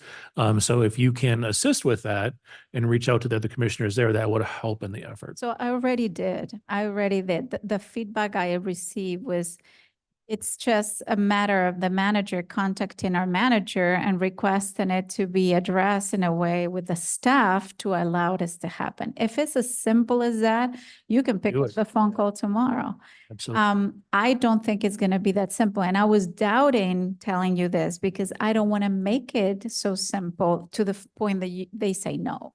So I just wanted to have sort of more information before, maybe even a letter as a commission ourselves requesting that it be considered, signed by all of us, that could be presented during a commission meeting over there. Since I have already spoken and met with 3 of the 5 commissioners, I'm closer to making that in a way that it's not just a call and someone saying, oh, we cannot do that, because then we're hit a wall.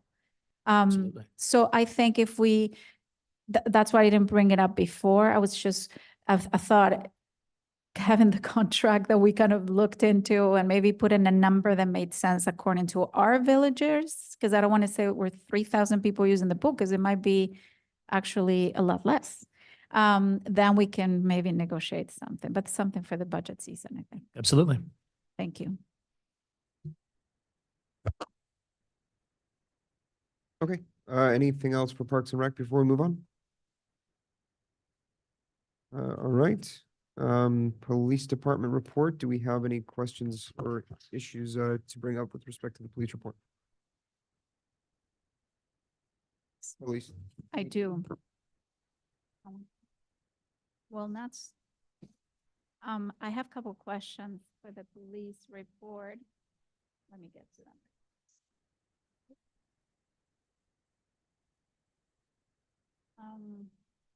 So one thing I noticed, sorry, on the traffic portion of the report is that our numbers have decreased by 50% from previous month.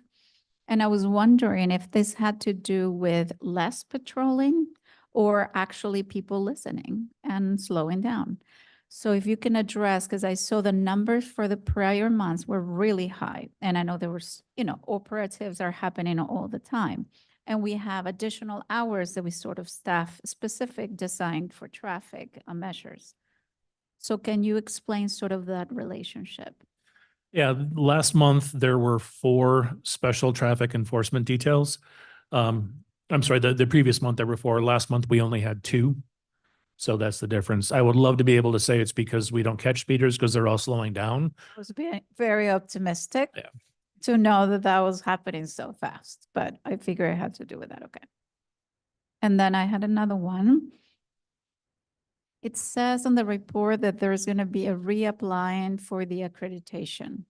I wanted to understand what that means. What does it mean to reapply for the accreditation? Is there a cost to entry to apply for accreditation? And sort of where does it leave all the work done so far? We have approved in several commissions increase in the police budget for purchases that had to do with specific accreditation issues. So how does that relate to reapplying? Where are we at?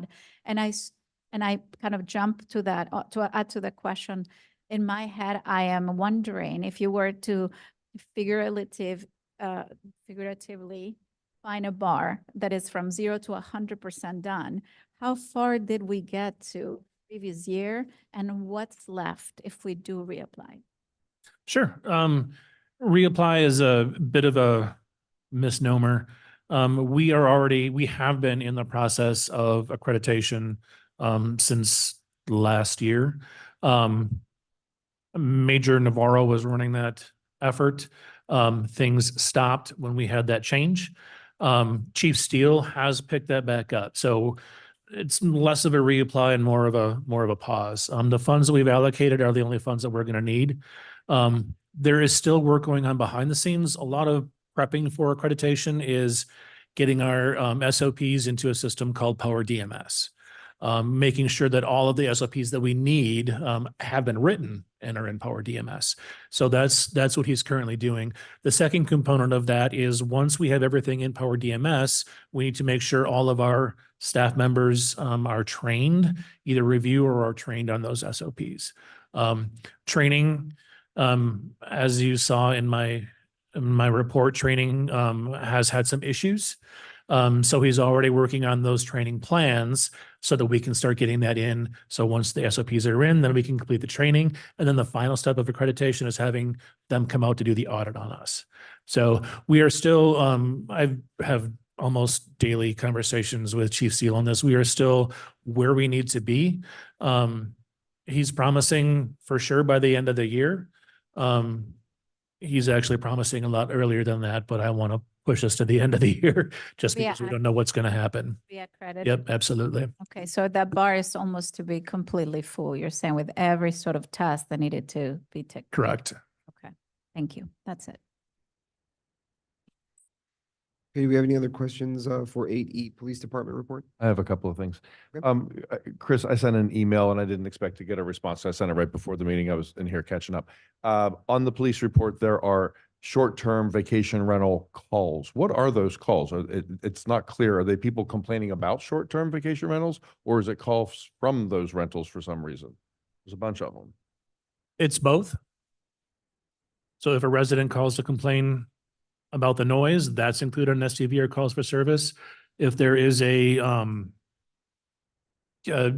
domestic or break-in or burglary or something at an STVR, those are also included. So they're separated out from the other, if any one of us had the same call, if it's from a short-term rental, you're saying those are separated out in that column as well. Correct. One of the questions the commission had several meetings ago was how much time are we spending on STVRs? And this is representation of that. That's what I was asking for. So that's great to see.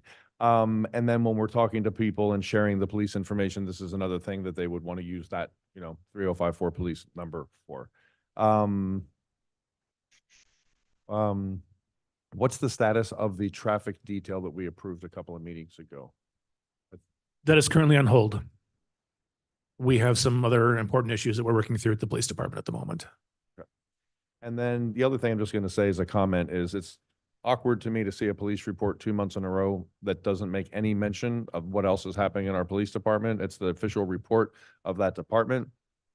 Doesn't mention that the chief was put on administrative leave and that some other things happened. It seems to me that should be in a police report because this is the official report from the department for the month. And if you looked at this from the outside looking at Biscayne Park, you would have no idea that something was going on in Biscayne Park Police Department. So I think it's odd that that's not in there.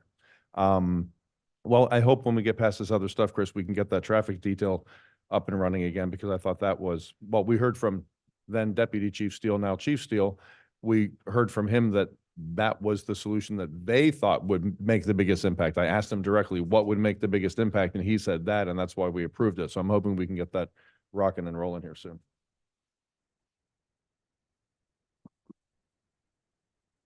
Okay, so do we have any other questions about the police report at this time?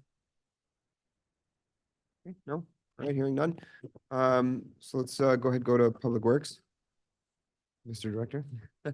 Do we have any questions for the director on his report for the month? I do. Are you going to come up and, okay. So the biggest thing that jumped out at me is 115th Street is sinking in the ground. So that kind of was startling to see. I knew that there were issues there, but it sounds like it might be kind of serious. So what's going on there?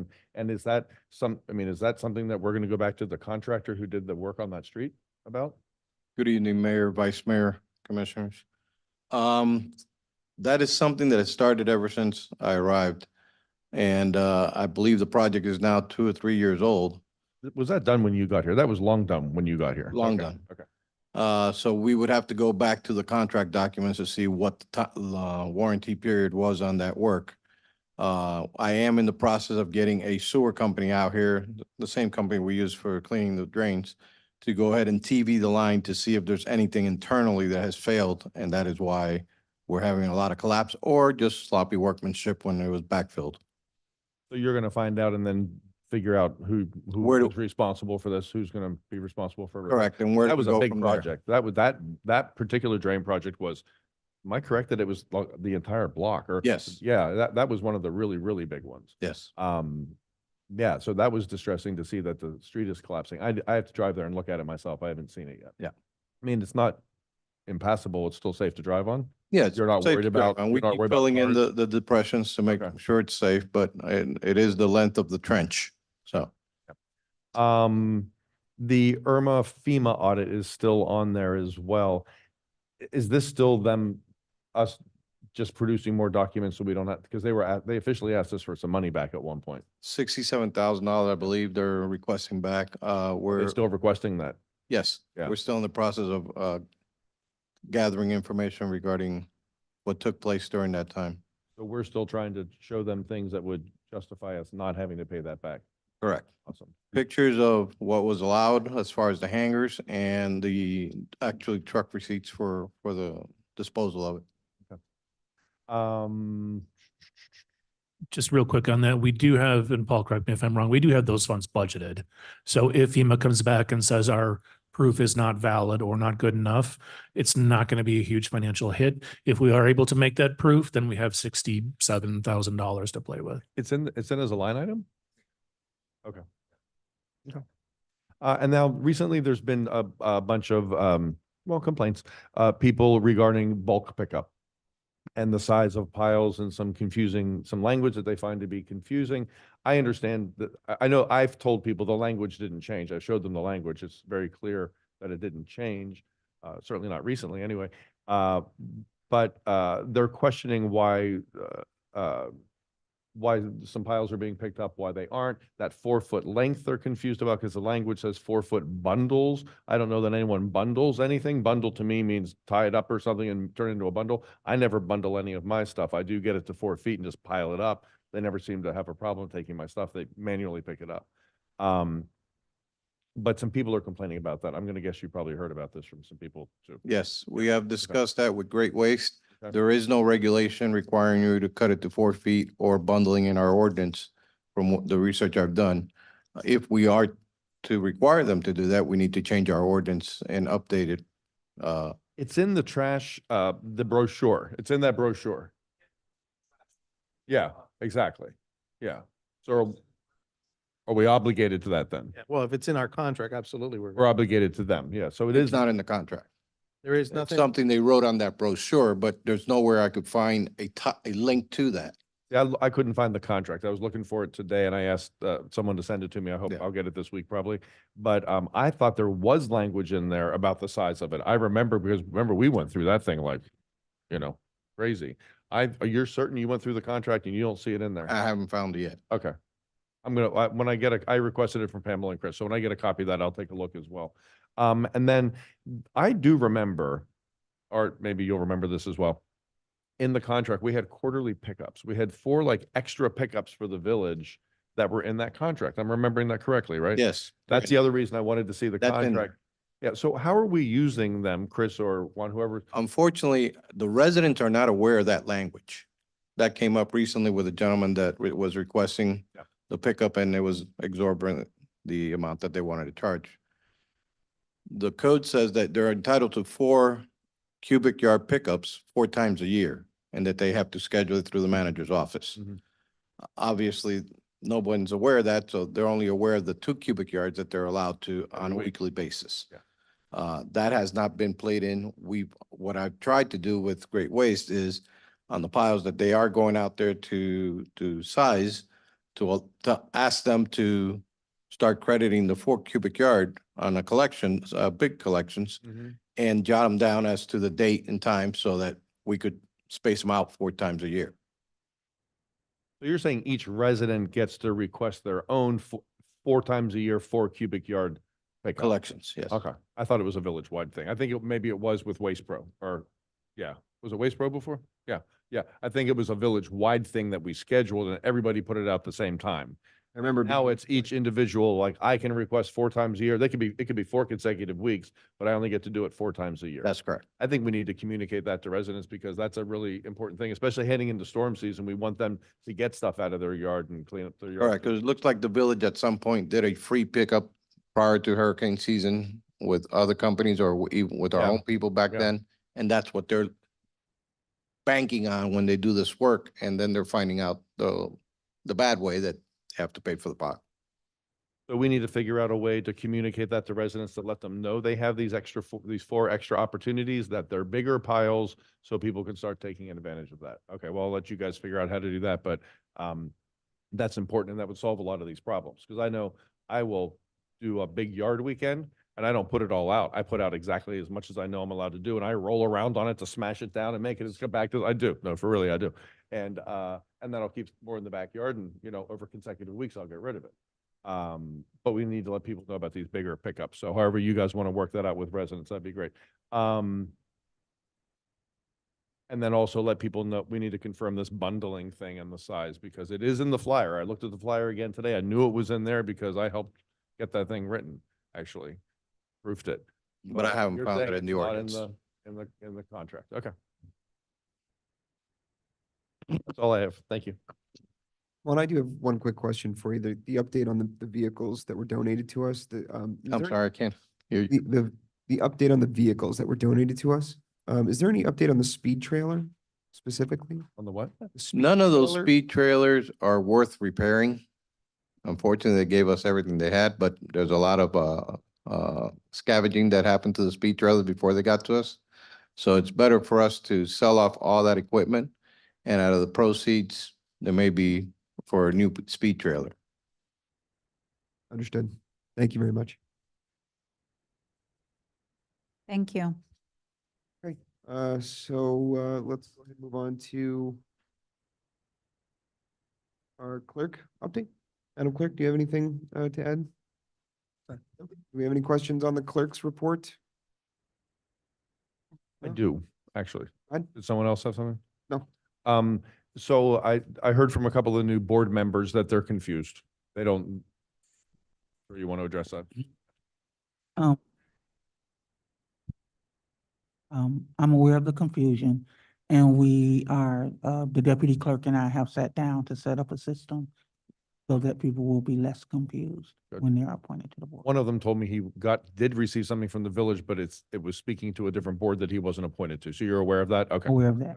Okay. He just texted me today that. And then, I'm confused about how a board with new members, it meets for the first time because they call their own meeting. So how do we jumpstart the process and get the first meeting called so they can get there and make quorum and get to work?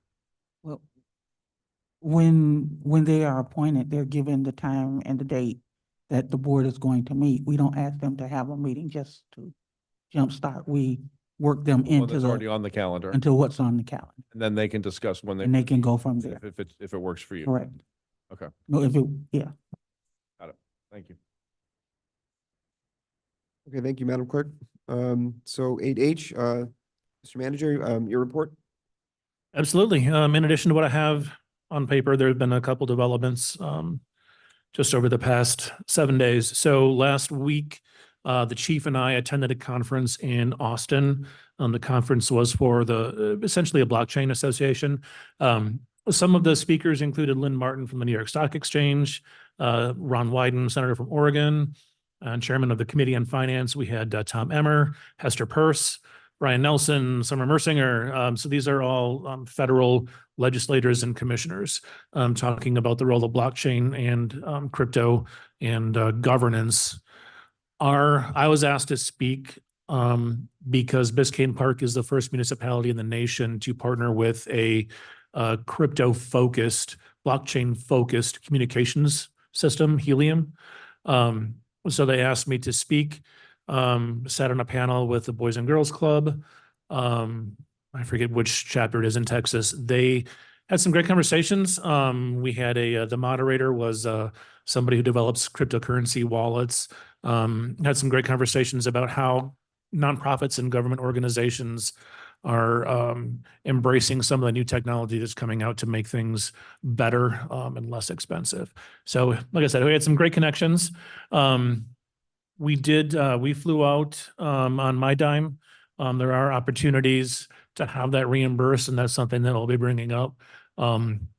But everything happened very quickly. We wanted to make sure that we took advantage of the situation to not only make those connections and get more information, but also put out the positive image of Biscayne Park, especially understanding that we are the first in the nation to do anything like this. That's a huge feather in our cap. The other thing that I wanted to update is the next steps with the police department. So we have, of course, appointed Acting Chief Steele, or we appointed Deputy Chief Steele as Acting Chief. We're in the process. I was hoping to today get the advertisement posted for the chief's position. Most likely it'll be tomorrow. We're moving forward with that. I anticipate that posting for about 3 weeks. And then at that point, we'll figure out what we're going to do. Well, we'll know before then, but we'll be doing the interviews and make the selection on who our next chief is going to be. There's also a few things that we're doing in the meantime. One of the items on the agenda tonight is the access control system. So that was a direct result of some of the issues that we found at the police department. So we're working to take those actions as quickly as possible. And that's all I have. I'm happy to answer any questions. I have a question, Chris. Earlier today, Mrs. Grukin was on the Zoom, obviously very upset about some certain interactions with you. So I'd like to understand from your perspective what's going on. Yeah, absolutely. I've logged the emails and I'll forward them out to the commission. It's extremely surprising. So in my initial communication with her, and this is word for word, I said, Ms. Grukin, it's my understanding the foundation removed all the books from the library as part of an effort to refresh it. It's also my understanding that it's now essentially bare. Can you please fill me in on your plans? Specifically, when will it be refreshed / replenished? And what is being done with the existing books? So that was a question that I had been asked by the commission. Her response, she launched into quite a long email.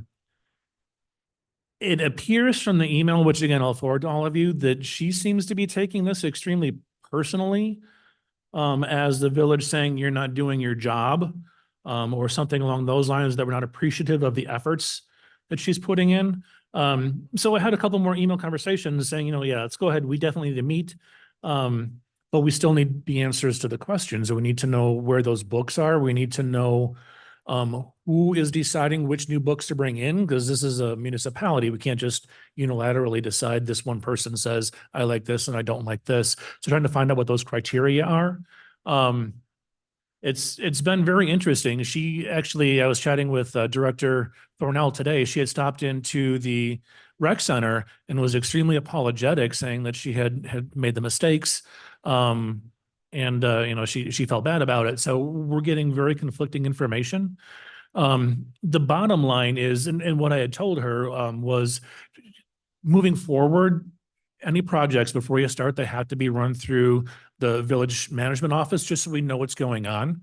The foundation had stepped in on a Saturday afternoon when nobody was there but part-timers and pulled all the books. We had no advanced knowledge that any of this was going to happen. We didn't know what the plans were. I couldn't answer to what those plans were because we hadn't had those conversations.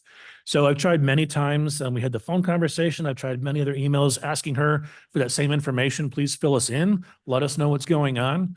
And she has taken the extremely defensive posture, stating that she feels like she's being interrogated and that we should have or that she thinks the police are going to come and arrest her. It's just been a very interesting interaction.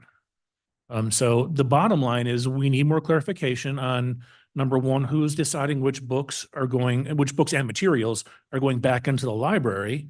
And number two, what happened to everything that was already in there? We can't just have, well, I appreciate the efforts that she's put in. We can't have just one person deciding to do all of this and then just unilaterally moving in and doing it.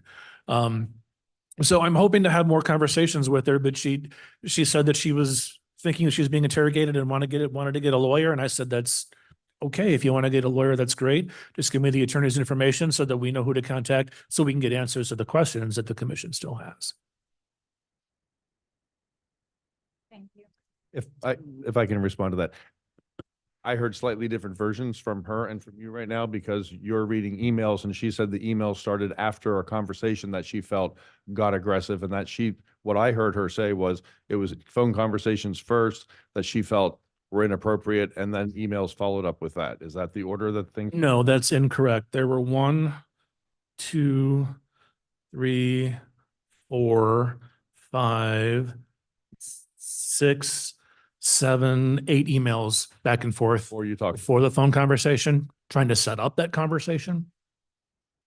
Well, clearly she's upset and felt sort of, dumped on. So I think, so I can say that, I spoke to the foundation. I did not speak to Jill. I spoke to the foundation at the spring market. I had asked the same question. I said, we talked about it, I think the last meeting said, some books went missing. I'm like, I don't know what happened. Just maybe you guys can tell me, what was going on. And it was framed to me in a way without trying to put words in anyone's mouth that, look, we were taking out some of the old books. Some of them were very old. They needed to be updated. That's all it was. So it sounds to me like, again, I don't want to make any presumptions, but it sounds to me what was happening was the project was moving forward as it was seemed to be fit. Replacing some of the books. I know there was a call for a donation for books. I know they received some donated books. I donated a couple of books. donated some books. I thought it was a great idea. I think that the intentions are here in the right place. I certainly do not want to invalidate any of the feelings that Jill has. She seemed very upset, and I want to resolve those issues. I'd be happy to talk to her. And I would appreciate if you would share with us the email exchange, just so we can kind of Absolutely. understand it firsthand. But I'd like to see this amicably resolved. to the extent that it can be. This gets back to another point that I've brought up before. Board reports on our agendas, because I can't get to every board meeting. I try to get to some meetings for every board, but I can't get to every meeting to personally observe what's going on. But having reports from these boards so we have some insight on what they're working on allows us to sort of get ahead of things as well. Sure. It's all caught me off guard as well when I got a call one day and said the entire library is gone. I'm like, what? The whole library? It wasn't some books, it was all the books. So, but if we had board reports from the boards, and we've asked them in the past, I'm not sure since you guys were here, I think maybe prior Art in our last group, and they were pretty steady for a while giving us reports, and it was great because you got to see what they were discussing at meetings, and we were able to, share ideas with them and collaborate with them. I'd like to see us get back to that. Yeah, Why We could get aren't ahead we- of some of these things. Are we not getting any reports? Is that what is like what's happening with it? Because we used to have them. The first two agendas that I was here, I was not aware that they went on the agenda. Okay, As They were not on, I was not aware. they needed to you were be in. putting they the- needed to be put on. Right. After I found out, we reach out to them and we've stated to the boards after their meetings, To provide a to provide, and summary. when I have them, they're on. Okay, all right. I would help. I think that that would be helpful, certainly, because then, we could see something in a foundation report that says, this is what we're doing. That way everyone knows, because I think, I don't want to speak for everyone, but I think we can all agree that we appreciate the efforts of our boards, and we certainly understand and appreciate that they are volunteers, that they do some great work for us, and it would be nice to be able to work a little bit more harmonious with And them. we want them to be happy and happy to help us. And look, we have two boards that save us a lot of money. We would have to have magistrates if we didn't have planning board and code compliance. We'd be paying actual hard money for that out of our budget. So they're saving us a lot of money and doing a good job. And the other ones, elevate our experience here in the village. So we want them to be happy and happy to do the work. I agree. I agree. I also want to say, with that said, there is this question as to what's going on that we need answered. So to your point of we need answers, yeah, we need to know what's going on. So how does that move forward from this? That's my question. So what's the next step? And I believe Julie's on the line waiting to talk about. Yeah, she still is. Yeah, She's still there. You And gave her so space to. I wrote in here when we get to the board reports, there's a couple other that weren't listed that I'd like to address, board reports being among them, with the understanding that she would provide something to us from the perspective of the foundation. Which I still, of course, I'm sure we all welcome. So yes, I agree. I think board reports, I don't know if we can go about that, but Madam Clerk, if that's something that we can start doing again, that would be very helpful. If we can coordinate that with the boards, if that's something that they can help us facilitate, I'm certain that we would be appreciative of it. But I think what she's saying, and correct me if I'm wrong, you are requesting, you're just not getting it. Well, I haven't actually requested month to month, but once, as a matter of fact, it was Ms. Anderson who said to me, put that the reports go on the agenda. And once that happened, I reached out to, our biggest issue has been our boards are changing. and- Correct. There are new members and they wouldn't know necessarily. Yeah. So I think as a procedure thing, it would be great to have an alert to them that reminds them that we need it. And together, like things you need to know as a, on. As our a board, yes. And then putting the things that we need. Yeah. from There's them. sort of processes that need to be ironed, but definitely I think a reminder they all have their jobs and stuff like anybody else, but it will be helpful just so they know when the deadline is for the agenda and all that stuff. And if we have any struggle with that, not placing blame on any one board or us as a board, I would be open to reviving the idea of liaisons. Say that again? Open to the idea of reviving the I idea of would be very liaisons. happy to have that conversation again. Look, we need to embrace these people and help them along. I think it's got to be something. So let's start there. If we don't find that to be effective, then liaisons we can explore that. Okay. I have a couple. Before we jump into the next, if I could just state, one thing that is extremely important, as the chief executive of the village, I do need to know before work is being done, not because it's not authorized. The commission approves stuff like this. There are just many aspects of projects at the village that most people don't really think about because it's not in their wheelhouse, which is stuff that I, as the manager, do have to think about. So again, not that they have to ask permission or anything else, but we need to be notified before stuff is done to village property, village equipment, so that we can ask those questions. As long as we're talking about the rec center and we're on the rec center topic, before we move on, I wanted to ask about in the April update, you put a line item for you would be talking to the foundation, talking to the rec manager, and coming forward with what improvements we might need to see at the rec center. I didn't see that update in the May meeting. It's not on this update as well. Are we working towards that? Was that part of this conversation with the foundation to see what they're doing and when could we see those lists of improvements and updates we need? Things like the shades over the playgrounds have been torn for over a year now. The mulch is in desperate need of remulching, and what's going on with the foundation and their work in the interior. Yeah, absolutely. That's going to be part of the July report. We've had some communication challenges. I will say that the mulch is going to be ordered within the next couple of weeks. So we're getting some of that work done. We need to have what I expect us to have at the end of the conversation, especially with the foundation, is a list of those projects that we need to accomplish from ISA, from the Director Thornell's perspective. Approximate costs of those, and then which of those projects the foundation wants to tackle or take on or support. I have two quick questions for you, Chris, on two of the line items in the report here. The first is the slab settling at Village Hall. I seem to recall, and I could be mistaken, but I seem to recall an email saying that that it was settling faster than anyone had anticipated. But it's saying here that it's not urgent, it can wait. Is that no longer the case? I just, from a safety perspective, from a foundation perspective, I'm just curious. Director Penn, if you want to speak to it, the bottom line is we wouldn't have expected that to settle this quickly.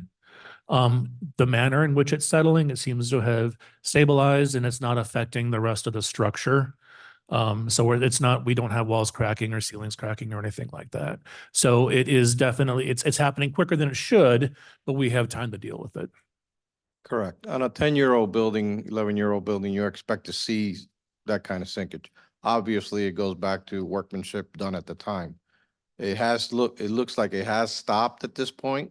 We did have 3 companies come in here and give us proposals on how to raise it back up and stabilize it, but they are quite expensive, so we're waiting to see which approach we take.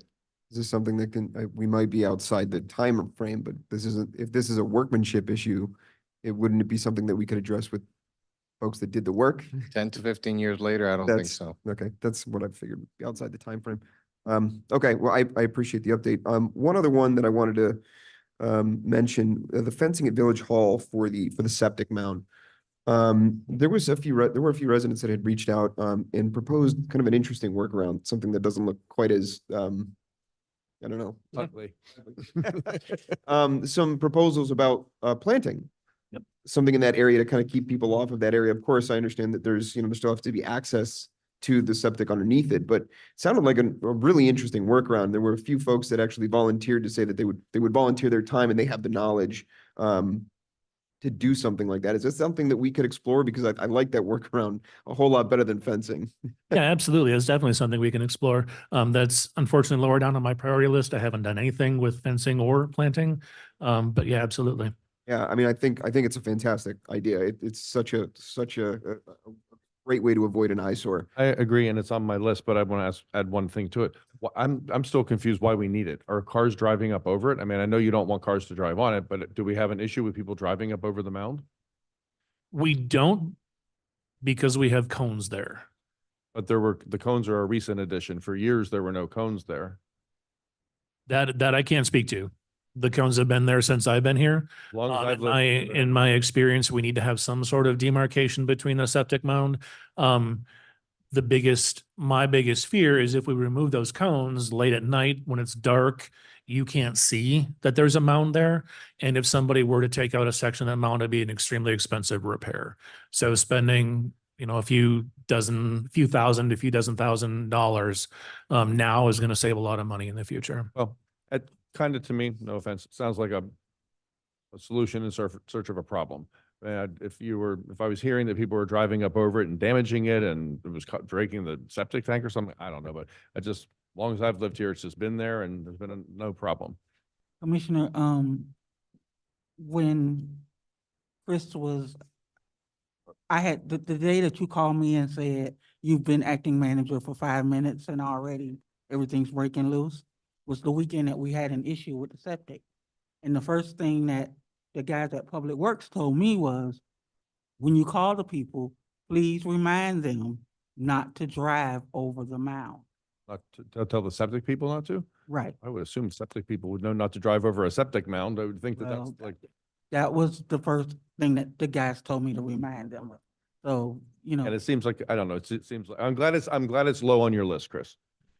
Jonathan, I have a couple more things when you're done. God, that was the last one? If I could just touch on this one, I see the need for it for protection of the mound, because if any car were to pass over a septic tank, it would fall in, and you have the potential from the church parking lot. There have no impediment between their parking, and so if they had a big event and people are trying to get creative with parking, they could easily venture over in our area.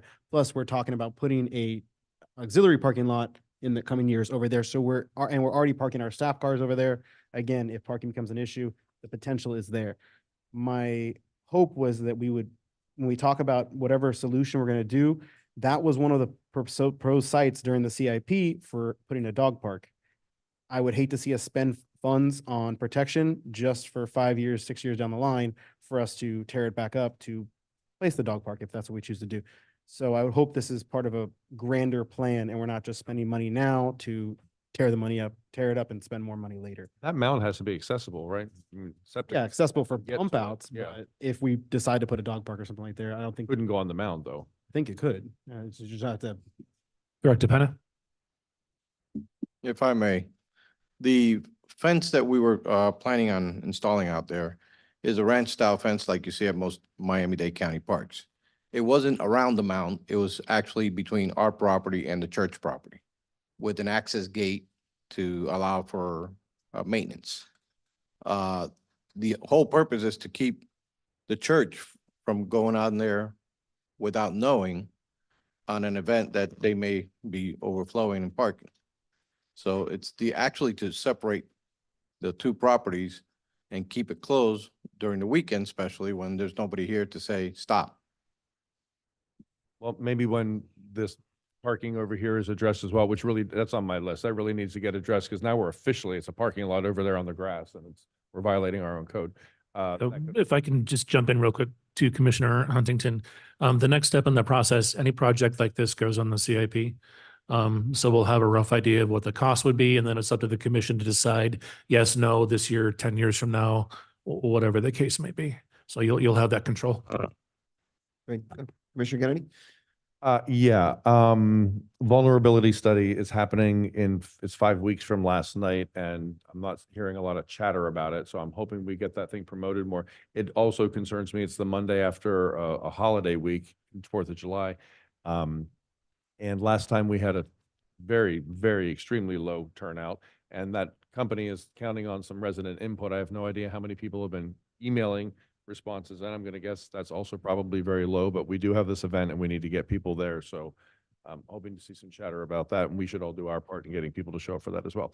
The B House, Chris, it says on your report that you're put an additional cap person on that project. I'm confused about that. What is that for? I thought this was already at Miami-Dade County and we were waiting for an approval, like we were in line to tear it down. That was my impression as well. It sounds like the one step that we had to take before we go to the county is the posting the notice of violation. That gives them 30 days to respond. After 30 days, then we go to the county. So that was a piece that we had not had yet. I'm sorry. So we have to post it. So how does that involve CAP? They're the building official. They're the ones that need to post the notice of violation for an unsafe structure. Oh, I see. I thought Doreen did that last time. I thought she declared it an unsafe structure. No, that was Pedro. Okay. So it's not an additional CAP person. You just need CAP to post a notice of violation. How quickly can they do that? No, CAP did bring in an additional staff person to work this specifically for us. That was already, it was last week. Yeah, It's done. it's already been posted. Oh, awesome. So we've taken that step and then, so what are the next steps then? Once the 30 days is up, then we go in front of, Miami-Dade. Awesome. So I will say that is going to be an expense to the village for, I'm still working on the legal aspect of it, legal fees aspect of it. But there will be an expense to the village to bulldoze it over. There were some legal expenses as well. And when we approved this a couple years ago, Valerie put together costs for us on sort of what it would look like. So there is a paper trail on that somewhere. I'll get it from Valerie. Yeah.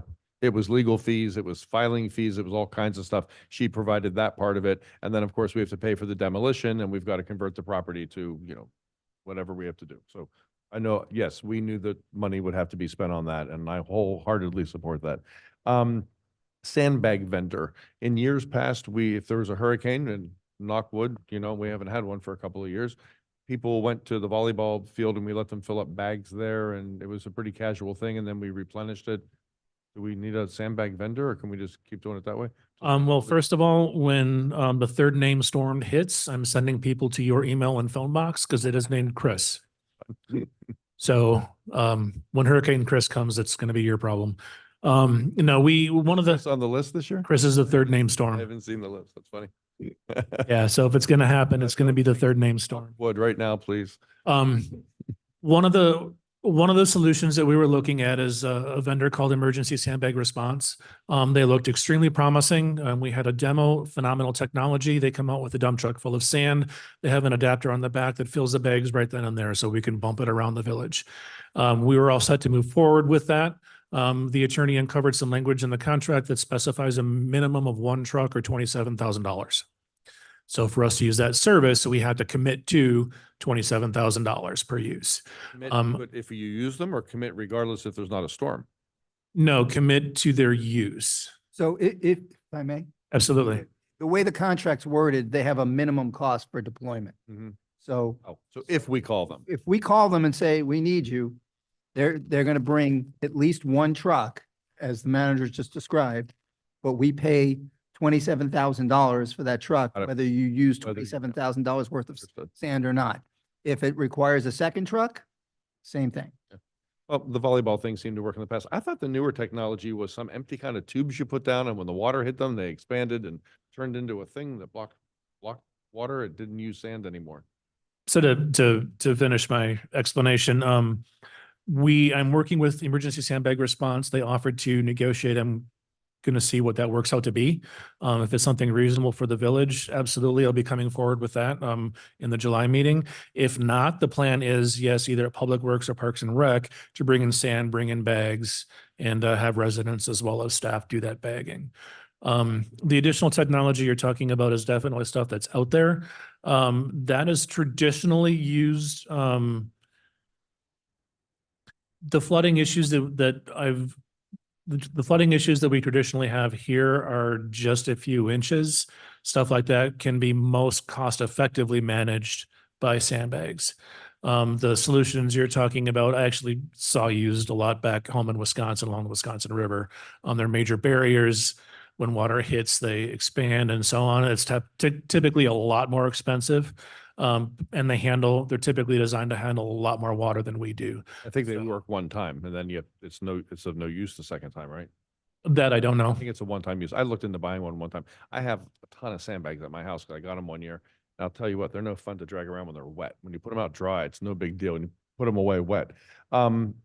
Okay, I was really happy to see police body cams on there. I know it's not something actively being worked on. We had talked about it a couple of years ago and we were told it wasn't, I remember Nick was here at the time and it wasn't just the cost of them, it was all the storage and the legal things and storing all you have to keep it for such a period of time. At any rate, I'm not asking any questions. I was just happy to see it on there, that it's something we could possibly be discussing in the future. And then I brought up the parking lot over here. I think that'll all be part of one conversation. Okay, that's it. Okay, are there any other questions on the manager report? I have one more. Chris, I sent you an email approximately about a week ago, a forwarded email from the Florida League of Cities. It's kind of a question to you, but an update to the commission as well. I reached out to the Florida League of Cities about their public health trust, and the rep that I talked to was very informative. She said that they would be delighted to quote. She said that they have not quoted in the past for our health insurance because they don't deal with brokers. They do directly to the municipality, which is something that it seemed like our broker didn't inform us of last month, and I was sad to see that she didn't inform us of that. So I forwarded to Chris, and Chris, I just want to know if there's any update from the Florida League of Cities as far as our health insurance.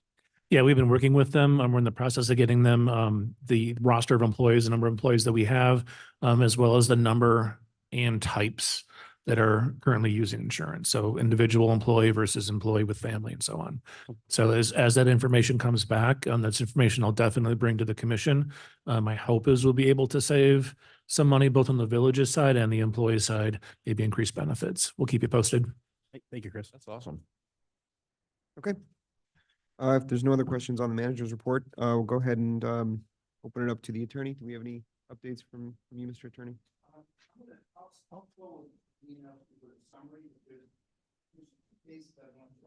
I think your mic is off. I will forward an email with a more in-depth summary than I'm going to give you tonight. But commissioners, there's two cases that I want you to be aware of that have come out fairly recently from the courts. One is a Supreme Court case, came out back in March of this year. It's called Link versus Freed. The reason why I'm letting you know about this, it deals with public figures using their personal Facebook accounts or other social media accounts to conduct both personal and government business, and what the effect of that is. And what the courts have decided, without getting into all the facts, is that this was a situation where in this case, it was a city manager who was using his personal Facebook account for both his personal activities, as well as including some of his city's activities as well. He was promoting certain events through it, putting information out through his personal Facebook account. There was a resident who started posting on his Facebook account things that the manager found inappropriate, and then blocked him and removed his posts. And what the court found is that these items were, that basically what the manager did by using it is he made it a public Facebook account or public social media account, and that he was not able to, there were First Amendment implications in blocking and deleting certain criteria. So just want to caution you all being very careful in doing that. And I'm not suggesting any of you are, but just so you're aware of the case. And again, I'll give you more in-depth summary of it. You know the facts and all the implications. Is that new, Brad? Because a number of years ago, Valerie told us that, and she basically said, don't block anyone on social media like Nextdoor. I'm not on Facebook, but Nextdoor, for example, don't block anyone, don't mute them, don't delete any of their posts, don't delete your own post because it's record. If it's a village thing, it's record. And it was just like, if you put it up there, just keep it there and let it ride. There's some limitations on it. You can have certain policies in place as long as you put the public on notice. But there are First Amendment implications when you start deleting or limiting comment. Or blocking them. Blocking them, Right. correct. Yeah. If it's truly a public site. Yeah. Give me a moment. I'm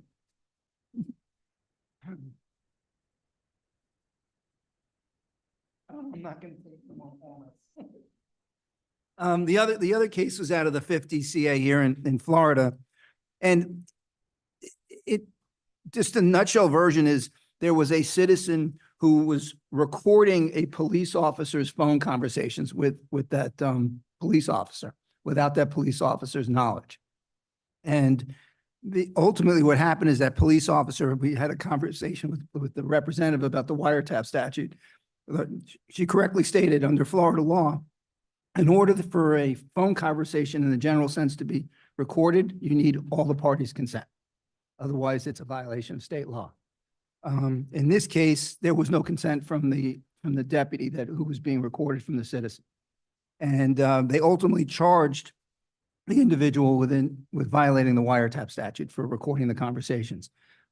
He was convicted. The appellate court overturned it and found that under the public auditor concept of under the First Amendment, which is basically the public's right to audit government and government officials in carrying out their official duties, that this was basically an exception to the wiretap statute. So this deals specifically with a police officer. I tried to see if there are any cases dealing with other public officials. There are really not many out there.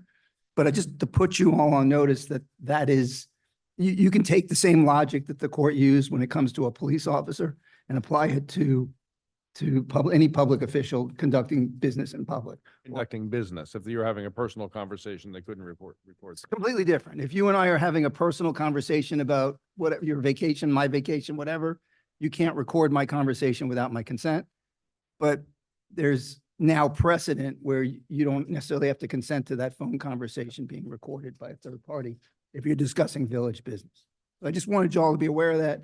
As I said, I'll give you more in-depth detail of the cases and the summary of the facts, so you can read them at your leisure. Okay, thanks, Brad. Any questions for the attorney on his report? No? Okay. So let's go ahead. The two remaining reports that I have or categories is board reports and commission report. We still have Jill on. Jill, we'll go ahead if you're still with us, to open it up to you for a report from the foundation. Yes, I am still with you. Thank you. Jill Grukin, 2010 Northeast 11th Court. I'm the president of the foundation, and now I'm speaking on behalf of the foundation. Just to move things along quickly, we all know what I said before and what Mr. Truitt said a few minutes ago.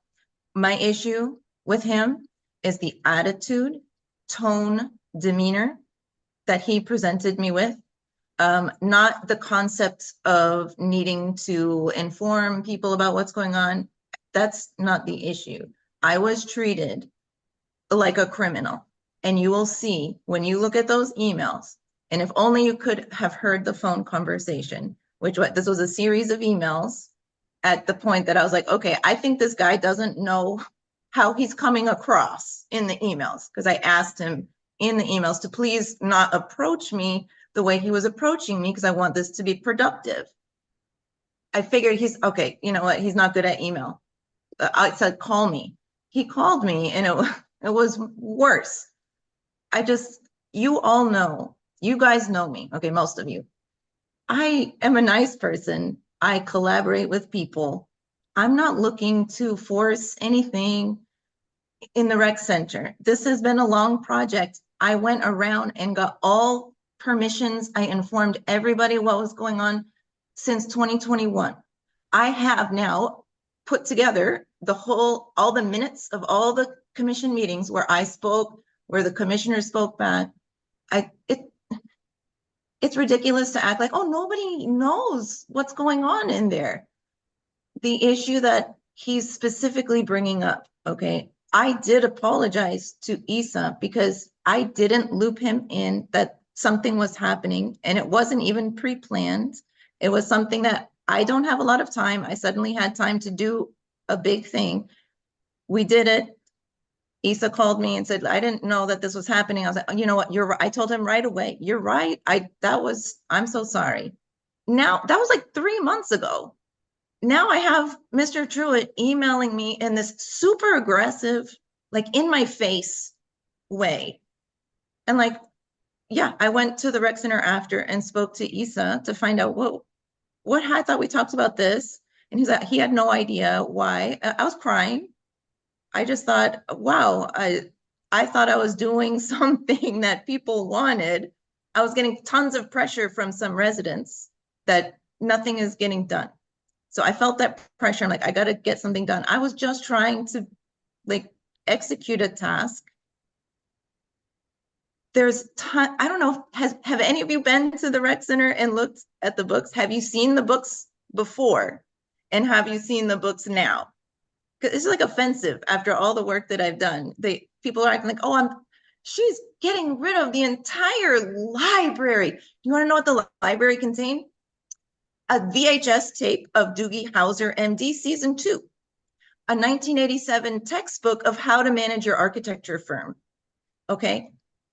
If anyone on the commission or the manager or anyone can name one book that's missing, I will replace that book with my own personal money. The books, everything in there is like brand spanking new, okay? Tons of children's books, hardcover, brand new bookshelves that are displaying the books so nicely. There is a ton of non-children's books in there. They're amazing. Go look at them. They're amazing. Everyone's talking about this just from what? From the air? It's insulting. I'm sorry, I'm going off my script now. So Commissioner, I just want you to please clarify like, what do you want from the foundation then? I serve at your will, the will of the commission and the will of the people. If the people of Biscayne Park or the commission don't want this project anymore, I'm not gonna, just tell me. I just don't want to waste time anymore. If you don't want me as the president of you don't want me on the board, remove me. You know, please discuss that and decide what to do. Now, if I'm to stay, I want to stay. I promised to do this project. We collected funds. This is exactly why I asked the commission about this from the beginning. I didn't want to raise funds for something that then wouldn't be allowed to proceed. We were given the green light. We collected funds. We put on events. Now we're doing the thing. I worked with Issa every step of the way on everything except this one thing, which I already acknowledged that I did the wrong thing, and I apologized to him. And it's like, now it's like, what do you want from me? I want to just move on with the project, or you tell me to stop. I'm not going to take orders from Mr. Truitt. I'm not going to personally interact with him. That's out of the question. I will not be in a hostile environment doing this work. This is volunteer work. I will not subject myself to that. So think of a different way that I can inform, or how you want me to do it. Whatever you want, just let me know what it is. So, I mean, yeah. Jill, I don't want to cut you off. We appreciate the update. Well, I appreciate the update. I'm sure the rest of the commission appreciates the update. I remember being on the foundation when we talked about updating the rec center. So I know it's been a long time working, and it's been a long process. Listen, I would be happy to have a conversation with you about what the status of the project is. You know, I know we talked a little bit about getting some board updates on, you know, a more regular basis. You know, and that's not on the boards. We're not saying that this is the boards failing. It's, you know, we just need to all communicate better. So I think getting some more frequent updates from the boards would be helpful, and give some more insight. I know, I mentioned it to Commissioner Kennedy. I still think it's a good idea to, you know, have liaisons to help have a presence and say, what can we do? Or, you know, is there anything that we can do to help? But I think that that's a good start. I'd like to give some time to let this, I think, breathe for a moment. I know that we're going to be seeing the emails. We can take a look at it. We're aware of the situation now. Again, I'm very happy to speak with you about it because I'd like to see it resolved. I don't think any of us want to see you stop doing what you're doing, and I think that we appreciate the efforts of you and the foundation. So I don't want you to stop with the updates to the rec center. It sounds like residents don't want you to stop with the updates to the rec center if they've been asking for it. It's like I have the pressure from the residents, like, well, you're taking too long. And I know, and that's part of the problem, because now everyone has forgotten like what was already presented, and that it's not because I'm lazy or because I'm flaky or anything. I've been super, super busy with like work and personal life, and it's hard. So it's, you know, it is what it is. Right. But I Of do my course. best. Of course. I just want to reassure you that we appreciate your efforts. We appreciate the efforts of the foundation. I'm looking forward to us hopefully being able to just move past this and let you continue to you and the foundation to do the work that you're doing. Again, I'd like to talk to you about it. And I'd like to give the commission time to kind of understand the interaction. I appreciate that. I forgot to say one thing. Mr. Truitt emailed me back in January asking me very nicely, casually, what's going on with the foundation and the projects. I emailed back him and Issa with the list of everything we were working on. And I said, what do you think? What's the feedback? Do you want to meet? No reply. Fine. Brand new, busy. I didn't even think about it. And a few other times I've sent maybe 4 or 5 emails regarding other routine stuff that we were doing, saying anytime you want to meet, I'm here. Let me know when. I've been super open. I assume he's super busy and doesn't really care about the foundation because we're just like this little thing. You guys are dealing with huge issues. I didn't think anyone was really caring, and I figured everyone is trusting everything that I've said that I'm doing. I didn't understand that this was going to get to be such a huge issue. Now I see. I'm willing to do whatever I'm not fighting against any sort of rules or regulation. I just want to be treated respectfully. That's all I'm asking for. I'm done. May I say a couple of things real quickly, Jonathan? Sure. First of all, whenever a board struggles or fails, and I'm not saying you're failing, Jill, I take that as our failure. They're our boards, and we're supposed to be here helping them get better work done for the village. So I see this as a failure on the commission, quite frankly. And then I want to say something, and I don't want this to turn into a big kerfluffle, but Chris, this isn't the first time I've heard a resident say that you were rude. I've heard the word rude, curt, antagonistic. I'm not certain maybe sometimes that you appreciate how people hear you. You and I have had these moments together as well, and you'll say the same thing back to me, and I'm going to say, yeah, you too.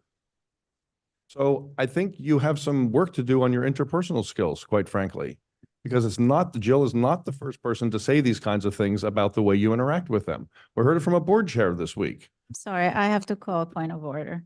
I would like not to go into the details. So what? I'm sorry, Veronica. I'm addressing. Call a point of Okay, but I order. was okay, I'm not sure exactly how that works, but I was addressing a resident here and responding to her. So, Nice. and I'm basically done. I'm just saying that it's not the first time. Understand? Point of All order. I'm saying is this is definitely an issue that's going to be seen. Like we said already, emails are going to be shared. We're going to look into it. It's 8:30. We haven't started with the agenda. I think, Jill, everything you've heard, appreciative of all the work you do. We'll look into it and we'll move forward, and we'll move forward in the best way we can. I just want to be acknowledging, not to point fingers at anybody right now. That's not the point. The point is it's been brought up. We'll think about it. We'll talk about it when it's time. Well, it could be time now, is all I'm saying, and I wanted to get my point out. So I don't know why we have to think about it when I just want to respond to a resident who had that kind of an interaction with a staff member. All right, so Jill, we appreciate the update. We'll do everything that we've said we've done here. I think board reports are going to help us with our boards, but I look forward to chatting with you as well. Thank you. So thank you for your time. We'll go ahead and move to any other board reports that we have at this time. Seeing none, let's go ahead and get to our commission reports. Very quickly, just a couple of things. I'm going to go fast because good point by Commissioner Amsler that we need to make some progress. Just want to make a point that the spring market was done very well. I got there a little late, but it seemed as if everyone very much enjoyed the time and it was well put together. So I'd just like to thank everyone involved with that. I wanted to talk a little bit more in depth about this, but I'm not going to. I'm just going to bring it up. I had a discussion with Omar Nickerson down in El Portal, and he presented an interesting idea to me on facilitating better resident communication and participation, basically through appointing younger kids, high school kids, college age kids, basically brand ambassadors for municipalities. And it's a way to kind of spur some community engagement. I'm not going to spend any more time on it now, but I just wanted to bring it up that we're going to take a look at that.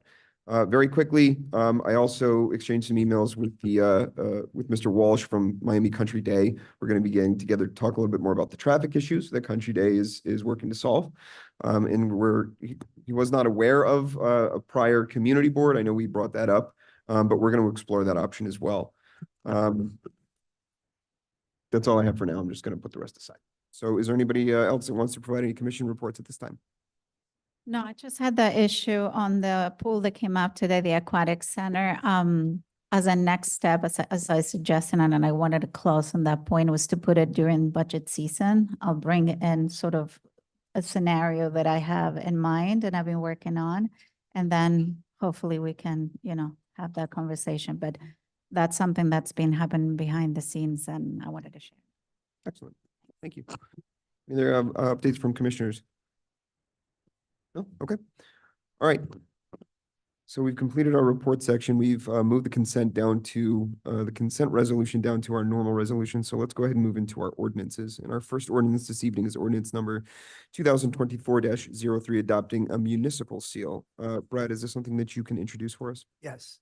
An ordinance of the Village Commission of the Village of Biscayne Park, Florida, amending Chapter 2, Administration, Article 1, in general of the Code of Ordinances of the Village of Biscayne Park by creating a new section 2.1 titled Municipal Seal, providing for the adoption of a municipal seal, restricting the use of the municipal seal and penalizing the unauthorized use thereof, providing for use of this municipal seal by third parties when authorized by the village, providing for inclusion in the code and scrivener's errors, providing for conflicts, providing for severability, and providing for an effective date. Great. Thank you, Brad. Do I have a motion on the ordinance? Do I have a second? Second. Okay. Do we have any public comment on this ordinance? Seeing none? Okay, up for discussion. Very quickly, Brad, I think that we talked about it before, and as I understand it, since the cease and desist letter was sent, there was no further use of the seal to our knowledge. Not to our knowledge. We had sent by certified mail, return receipt. I have the receipt that it was accepted. Okay. A cease and desist from, The Realtor. one realtor, the vendor. And, I haven't heard from anybody that, they've received any additional mailing since then. Okay. I do remember receiving that one. I remember, Commissioner Kenny, you mentioned it when you saw it on your driveway. I do remember receiving the same one. I haven't gotten any others since. Did you get any others since then? I didn't receive it. A resident gave it to me. Okay, okay. I haven't seen any other use. I don't know if anyone else has. Okay. So is there any other discussion, on the ordinance? I have a couple of quick things. This is gonna sound silly, but I have to ask these questions. It's cropped off in the picture. Does that matter, Brad? It says this image is and it's cropped. So I tried as best I could to find a version of it that, so I was doing an internet search. I couldn't find it. You can just go, you No, can find Madam Clerk, it, on the village website, it'll copy and paste. I Are you looking for? tried to do, I tried to do that off the village website, was not able to do that.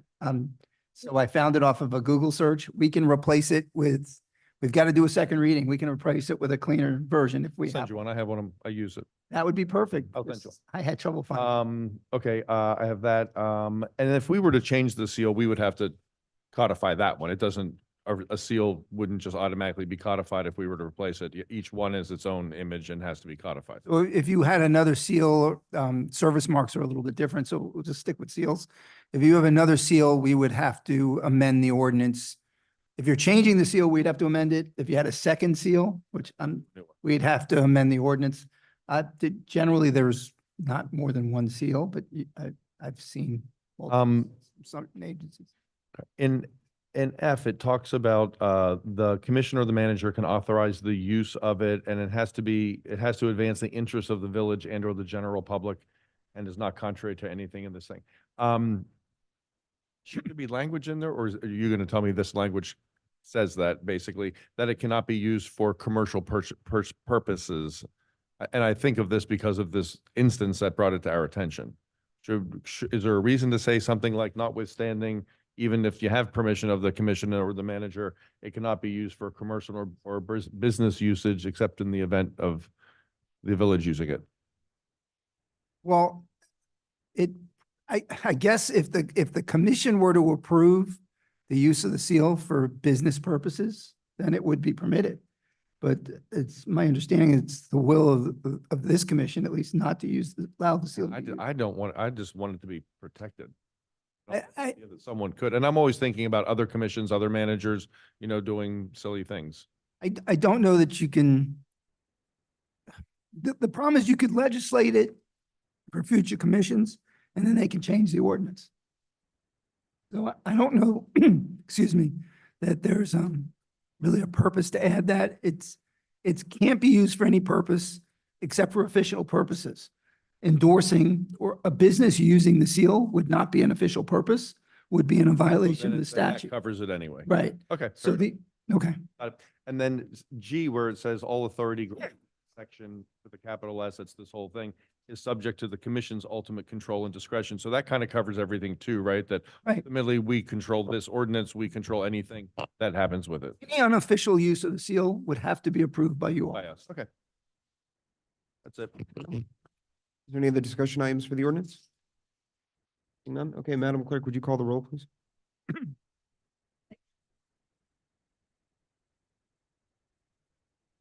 Mayor Gross, Yes. Vice Mayor Huntington, Yes. Commissioner Kennedy, Yes. Commissioner Amsler, Yes. Commissioner Gonzalez. The item passes 5-0 on first reading.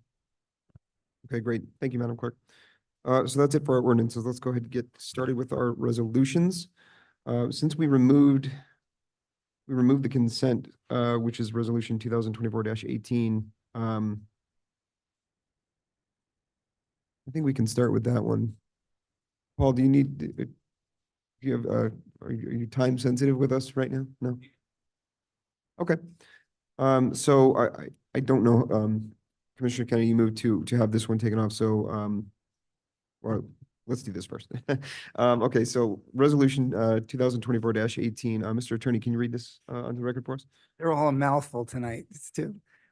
So resolution number 2024-18, amending commission meeting rules and procedures. A resolution of the Village Commission of the Village of Biscayne Park, Florida, amending section 1A and 1B, regular meetings, notice.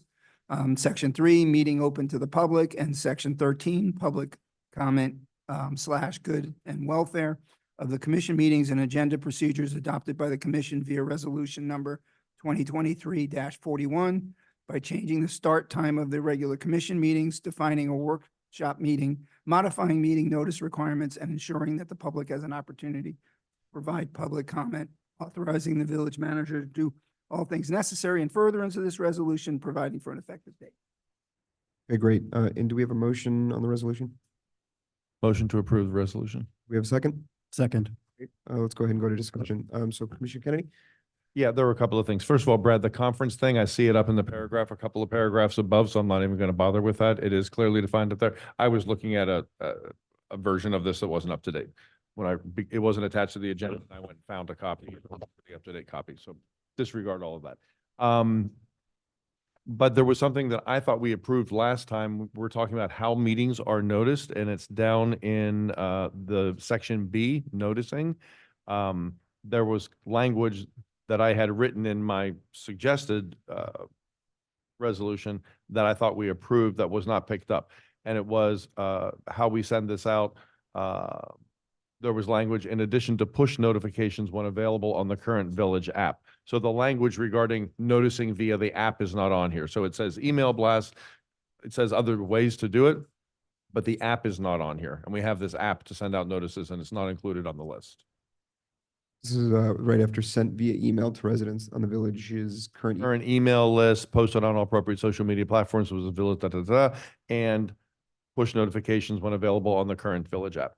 That was the language I had written in my thing, and I thought it all got scooped up together, and Brad wasn't certain, he did not include it. So, I mean, that's what we have the app for. So it's not specified on here to push it out through the app. So I can tell you, and the commissioner and I had a conversation earlier today, because I watched the previous meeting. It was mentioned about pushing this information out on the app. But in listening to the meeting, I don't think that, at least in my interpretation, that wasn't the direction of the commission to add that. You discussed it and then moved on to the public comment section. So if that's something that you want to add, you can amend it now, and you can approve it as amended, and I'll add it into the final language. I think that's probably fine since we're deploying the app, maybe in push notification through the current app if available, because if we don't use the app in a year, then just if available, I think that's probably fine. And the exact language was, it was after, for which the village has an official account, in addition to push notifications when available on the current village app. So it's the one available. Yeah. Yeah. In addition to, In addition to push notifications when available on the current village app, sorry, it's notifications. on the current village app. So if that changes too, it kind of lumps it all. Which paragraph is that? B B as in boy. on page 1. At the bottom of that So one. that sentence will read, I'm not gonna read the whole thing, but sent via email to residents on the village current email list. And posted on all appropriate social media platforms for which the village has an account, comma.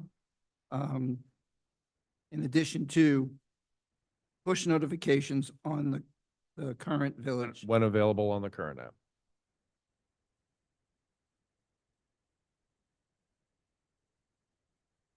If we didn't have an app, we're out, yeah. Okay. Or if it doesn't have the Okay. ability to push. Hi. Okay. Any others on the, any other comment or amendment to it? No? Okay, any other comment on the language? Okay. All right, so with the resolution as amended, Somebody needs to move it as amended. okay, do we have a motion to approve the amendment? Motion to approve as amended. Okay, do we have a second? Second. All in favor? Aye. Yes. Okay. Well, you're up again. Okay, so our amended resolution section, now that we've completed what was 9A, is now our new 11A, which was 11G, which is former 11G, which is resolution 2024-25. Brad, could you read this onto the record for us? Resolution 2024-25, solid waste non-ad valorem assessment. A resolution of the Village Commission of the Village of Biscayne Park, Florida, relating to the collection and disposal of solid waste within the village for the fiscal year 2024-2025, establishing the estimated assessment rate for solid waste service against assessed property located within the Village of Biscayne Park for the fiscal year beginning October 1, 2024 through September 30th, 2025, directing the preparation of an assessment roll, providing for a public hearing and notice thereof, providing for severability, and providing for an effective date. Thank you, Brad. Do we have a motion on the resolution? I'll second. Motion to approve. Do we have a second? I'll second. Okay, all right, let's go ahead and move to discussion. Paul, before we get started with discussion, is there anything that you'd like to update us on with this item? And I believe it's self-explanatory. There's no increase proposed. The contractor did not request an increase either, which is really good news historically for us. And also, we did budget correctly with any potential escalators, cost of livings. A small side effect that happens is there is an administrative charge in our solid waste that flows from the general fund into the solid waste. And as you adopt a budget, you change that number. And we are adopting this budget without that change because we don't know it yet. We can update it when we do final. But even throughout the year, if you have a labor change, it actually does like change to the manager's salary or change to public works benefits. It does trickle into the solid waste. So there's always a little bit of a true up, if you will, throughout the year, and it's nominal typically, but that is a reality of fund transfers. That addition isn't reflective of an increase to the contractor. No, it's internal. Okay. Anything else? No, sir.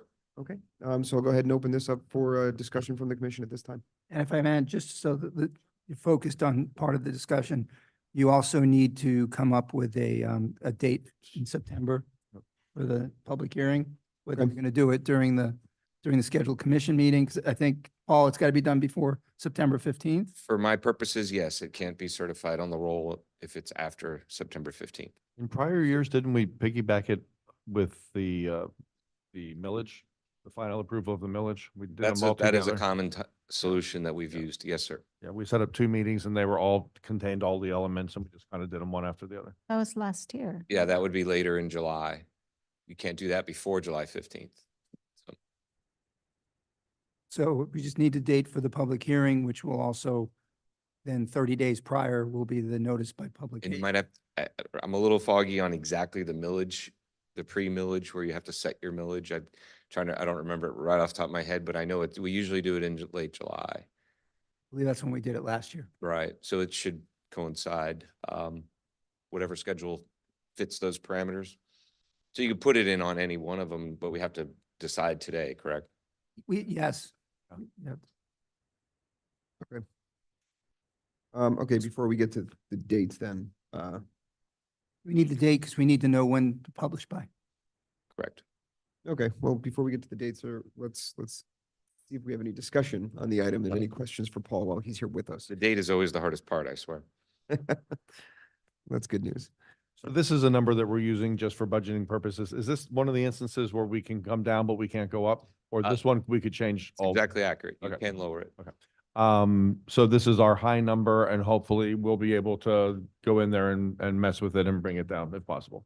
That would take some pain somewhere else, but yes, Conversation we have, technically okay. you could. That's all I have. Paul, for the purposes of the property appraiser, do they need this by June 15th so that they can include it in the tax bill? The way the non-ad valorem works is on a different schedule than the property appraiser's E-trim process. So the June 15th one lets us establish the actual role that will be tied to the assessment, and we have to have that done. So they don't need the rate, just the roll. They don't need the rate, they need to confirm the role, but for us, they're identical. All right, thank you.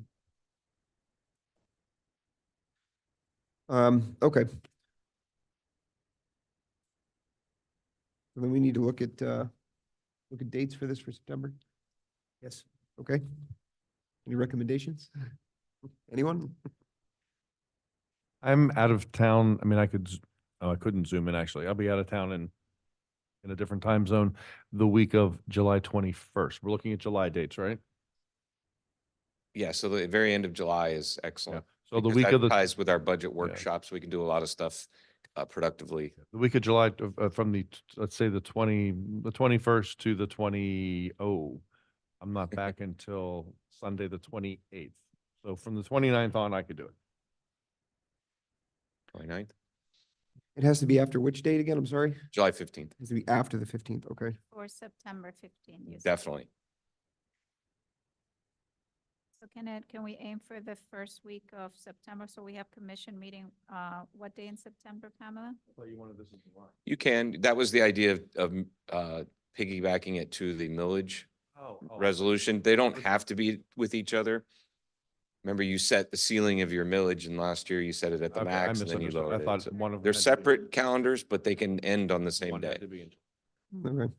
What, September is, since Monday's Labor Day, we're not. Yeah. The only restrictions, and the clerk will have that date, I hope, is the school board and Dade County. You can't have these types of hearings on their hearing dates. Yeah. Got it. So Oh.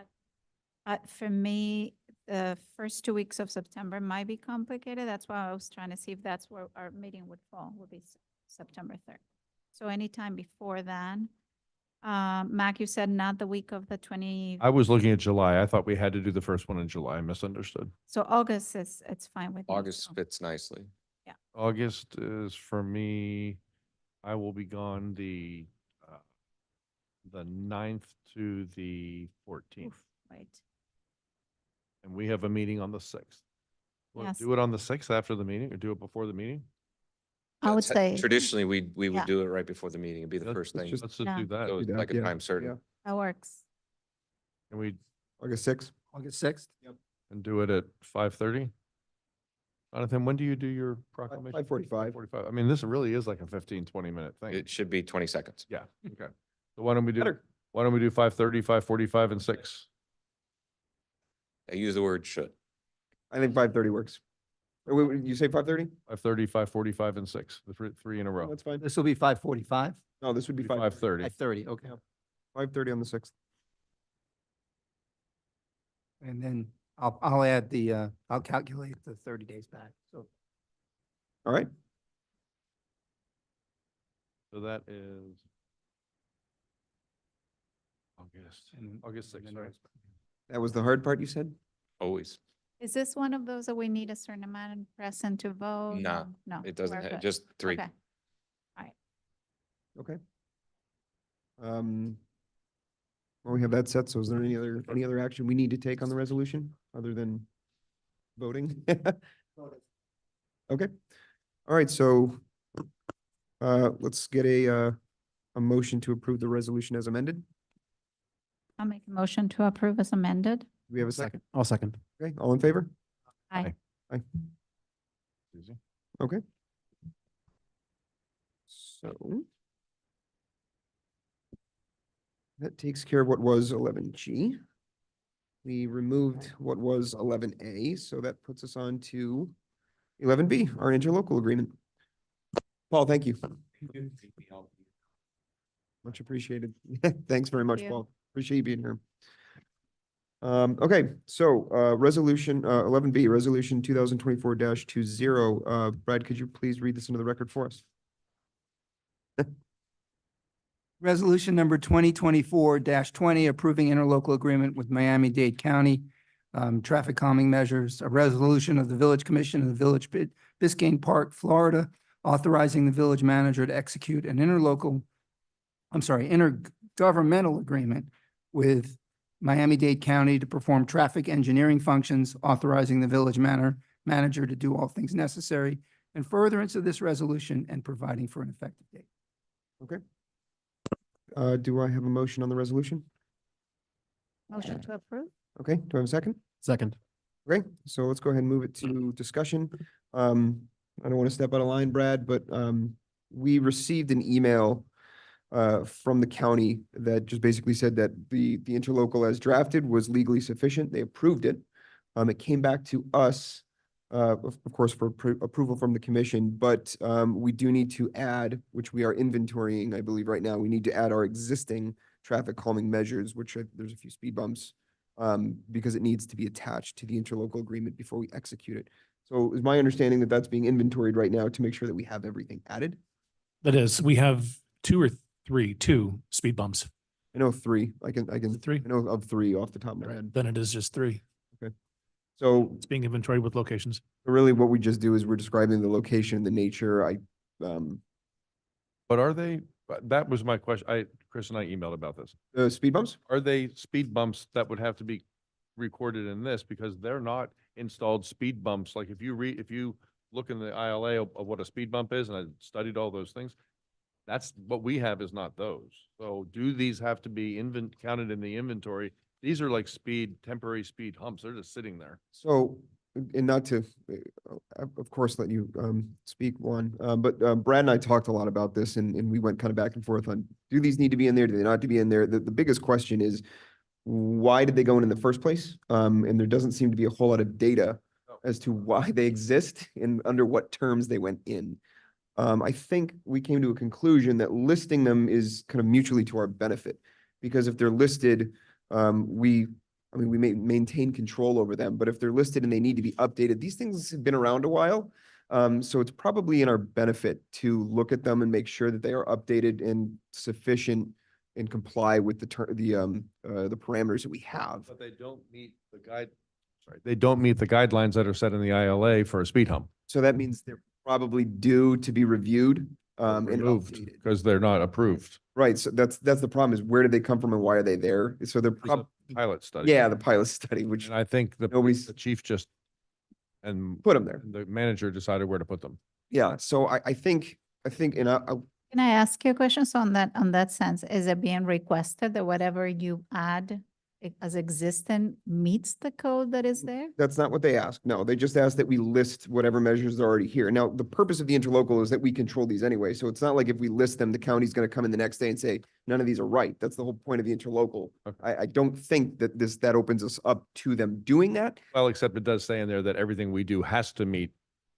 Right. Moving I think forward. from a liability perspective that we discussed to make sure that these things don't meet any criteria. They're just there. Yes. So it benefits us to add them and make sure they're updated to comply with the standards so we don't have any issues with liabilities. I agree. Brad, I don't want to, go ahead. I'm sorry, I know you've been. No, I think, look, whatever it is that's installed, whether you want to call it a speed bump, a speed hump, a temporary, whatever it is a traffic calming device. Correct. And they have specifically asked us in their communications with us and clearly delineated it in the ILA that we are to identify any traffic calming devices that have been previously installed by the village.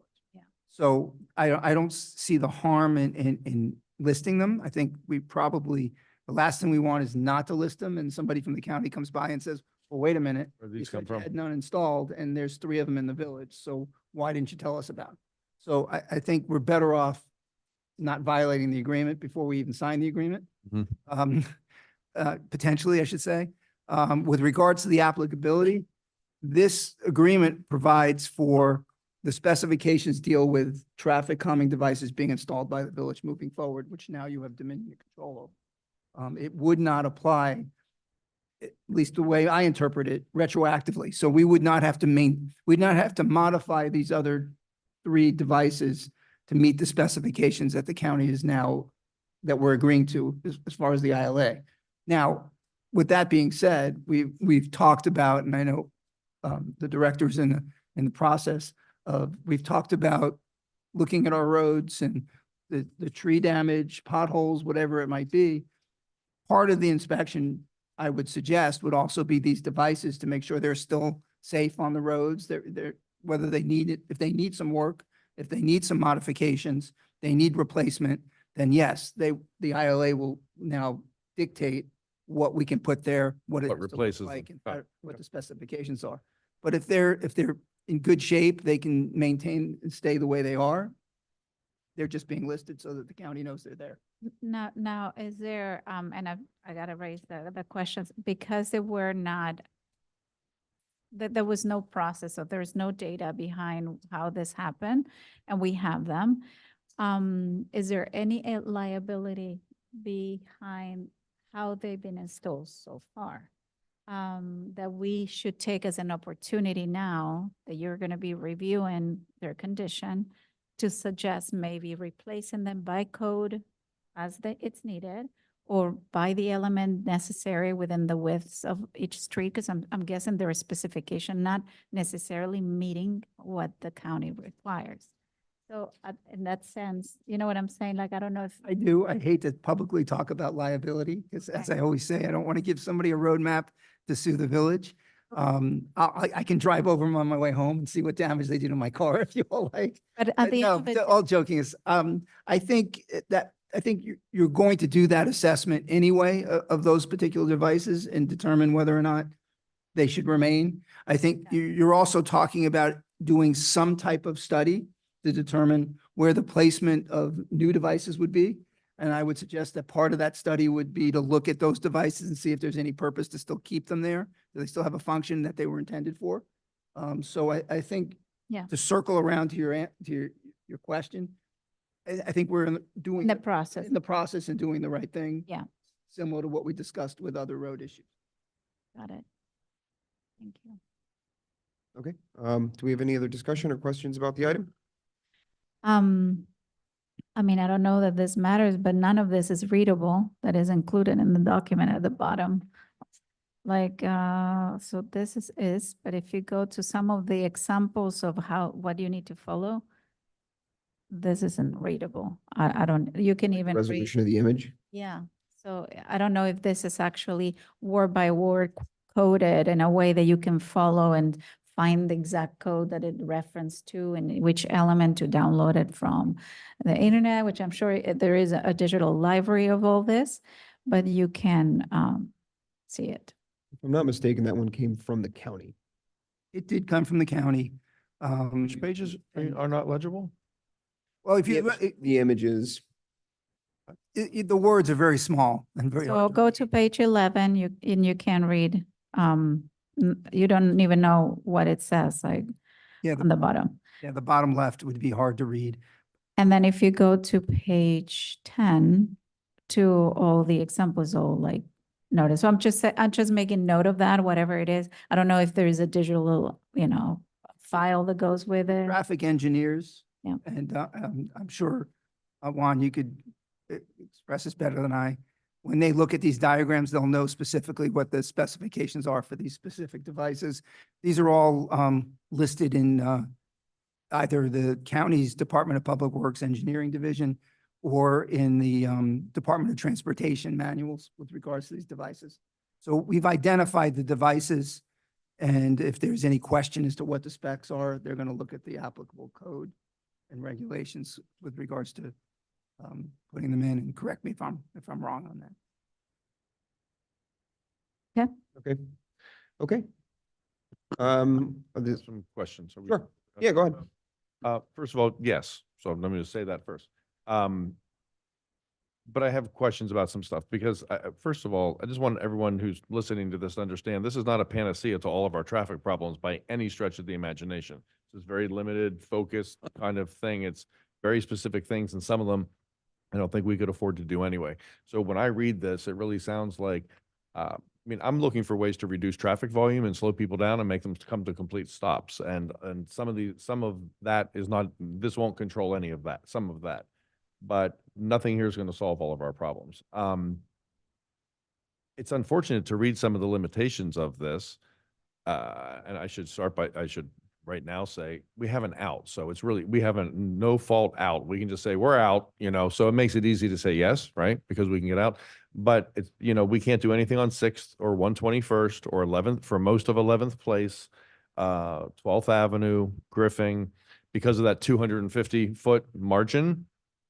Well, from the edge of the village, that covers 11th Place. So 11th Place, which is one of our most serious streets, where we have a speed bump right now. I think we have two, don't we?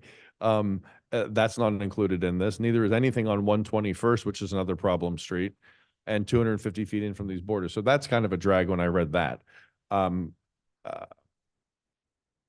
But we have to do a traffic study first. So here's kind of where I get stuck on this. I'm going to say yes to this. So let's get that out of the way. But here's where I get stuck. We have to do a traffic study anyway. So Brad, if we do this, are we still allowed to use our traffic study to go through the normal steps with the county to get them to do other things that are not included in the ILA? There's nothing that I read in this agreement that would prevent us from asking the county. So something that's not included on here, like closing streets, for example. We wanted to do that and it was justified somehow. Can we still go to the county and say, do that? And if they said yes, they would do that for us. Well, they didn't say they would do it for us, but I'm saying if we went through this the step, reason why. So for instance, closing streets is not considered, we couldn't do that under this ILA even if we wanted to. That's not considered. so things that we cannot do with this, do we still have the ability to go to the county, show them justification and ask them to do those things in addition to what we're doing ourselves? Yeah, I don't see anything in this agreement and there's been no mention in our discussions. And Mr. Mayor, you can correct me, or Mr. Manager, if I'm wrong, that this somehow is a substitute for any other, it's an So exclusive. it doesn't remedy. preclude all these other things that we could still hopefully get from them if we needed it. Don't believe this is an exclusive remedy. This is just giving us the authority on these limited basis Okay. to not have to go through the county's processes in order to install these specific traffic calming But devices. if we ran out of money and we wanted to do more of these things, these 4 things that we are allowed to do, we could not go to the county and say, hey, we ran out of money and we'd like some more of these, and we can show justification and ask the county to do it. We're taking on all of this. I think we can ask, the county may say you have an ILA and you should do those on your own. But then again, we can always terminate the agreement and then go through the process. If we Right. have to. So we could terminate the agreement and then it's all back on them. I mean, we have to go through a lot of steps to make it happen. That was my big thing. I just want to make sure that we still have the ability to go after other things, like, because we can't put stop signs in here with this and we can't do the bigger stuff. And I have no idea what a roundabout costs, but it sounds like it's something that I can only imagine it's outside of our budget. But I mean, speed bumps are one thing, but some of these other things, And I'm not even sure your roads are wide enough to have a roundabout. oh, so we have some avenues that are actually. Okay. Okay, but we still have to do a traffic study. I mean, we can't do anything without a traffic study. So whether we didn't have this or did have this, we can't do anything with the county or on our own until a traffic study is done. And that traffic study has to be specific to the areas where we want to do something, right? So if the traffic study would say, 10th Avenue is the problem, put some speed bump, and the traffic study would say, and speed bumps are the solution. Is that what a traffic study does? It doesn't just say 10th Avenue is a problem. It says, and the solution could be a speed bump. They provide alternatives to solutions. Right. I mean, I know it wouldn't be a specific thing, but they would say, and here are the solutions. So the Correct. traffic study doesn't just say data speeding cars. It says solutions to that Correct, in that location. correct. So we have to have a traffic study regardless. So it's not like we can go start dropping speed humps all over the village tomorrow. Correct? I'm going to jump in on this conversation if I could. Yes and no. We still have to do some sort of data gathering to determine why a particular device is being installed in a particular location. Having the ILA means we don't have to do what is normally required of a traffic study. We don't have to bring in the engineers. We don't have to bring in the traffic counts. We don't have to bring in all that stuff. We can do, as long as we can articulate why we chose that measure in that location, we can go ahead and install something. So if there's a huge speeding issue on 10th based on the observation of the police department, we can use that data to say, this is a location in which we need a speed bump because of the data observed by the police department. Then I'm But because misunderstanding what it's- I'm reading because it says, Yeah. I'm sorry, section 3 installation. Any such traffic calming devices may be installed on local municipal streets only after an appropriate traffic engineering study has been performed and signed and sealed by a Florida licensed professional engineer and received and written approval, So it says you need a traffic study. Mhm. That's a change, Brad, from what we had discussed. No, we said this at the last meeting when we first discussed it. That was clear to me back then. The full traffic study. Didn't define what a traffic study is, but this is the language they required. So I thought in our Traffic engineering conversations, study. because it wasn't defined, we could have an engineer recommend the solution based on the police department's data. That's not correct? If a Florida licensed professional engineer performs, if that's sufficient for the engineer, Okay. come up with the conclusions and is willing to sign and seal Requirement is. that approval, then yes. Okay. Right. Can the clarification be done with the county as to what entails a traffic engineering study? I'd like to know that. That seemed, Because- that was the big thing to me. That is, one thing that was brought to us when Mario was here was the difference between the data collection and the cost of it being around $18,000. And he can make it mentioning the difference. And the difference was with the traffic study, which is village-wide, sort of delivering a report like the one we have from, I don't know, 2008. So, or 2014. So I think the question is, how big is this traffic engineer study? Is it as far as just the data, meaning data collection study that we were once in the midst of approving and kind of discussing? Or is it the big document that explores the entire village, brings all the recommendations to the different areas we highlight? And that seemed to be a second phase. And that's how, as far as we got. And that was, and you understood, Vero, that was the bigger ticket item. Correct. Yes, that's what I understood too. That's why, and we talked about this, Jonathan. I asked you and I think you said it at the last conversation we had in this room about that. And that's why I went straight to this because it doesn't make it sound like it's specific to a location. It says they may be installed on local municipal streets after an appropriate traffic engineering study has been performed. It makes it sound like the whole thing has to be done. So I would like to understand that. I mean, look, we have an out. If we said yes today and found out tomorrow that this doesn't make sense for us, we could cancel it. So I understand that, but I still would like to know what that means. So my assumption is that it has to be appropriate. So it depends on what it is you're trying to accomplish. And But if it is and I'm sorry to interrupt, but just on the same note, if it is just 3 speed bumps, right, that we have, and we want to go ahead and do a traffic study, as it says here, but for us, we interpret the study as bringing an engineer that is able to collect the data and show that there is, in fact, a speeding, over the speeding limit, a need for it, and signs of it, would that be enough? Or are we saying that a traffic study is village-wide? And I guess it makes sense both ways, right? Because to your point, if you just want to do those 3 speed bumps, you just do that. or 3 streets. Oh, So if 3 you say, look, our If I- major, if I I was may- going to defer to the director as to what a If I may. traffic engineering study is, but You always want to do a citywide traffic study. When you do 3 streets, Yeah. you may solve that issue, but you're Correct. throwing it somewhere else. Yes, but we are doing a traffic with the Safer Streets for All grant. We're doing that, but with the ILA, our ultimate goal is to implement traffic calming measures faster because the Safer Correct. Streets for All grant is going to But take a you long time. still need a traffic study to start. Yes. But if you research the ILAs, they are using smaller, just 3 streets to give them traffic calming measures while we ultimately work towards that larger goal. in my Understood. research that you have been able to do just a individual locations using in the ILA wording says you can adopt whatever processes you adopt, your municipality adopts to justify where you put it. Police identifying 10th Avenue as a problem as well, bringing in, and that brings in the engineer to study just that location. You're correct, and I think he's correct too. I'm sorry, because I was in that meeting with the Kimberly Horn, I guess it was, and they explained that, to his point, if you do it piecemeal, you're moving a problem around, and if you need to solve the problem for the municipality, you need to know what's going on, so your solutions all come together for an ultimate solution, as opposed to, well, my street's fine.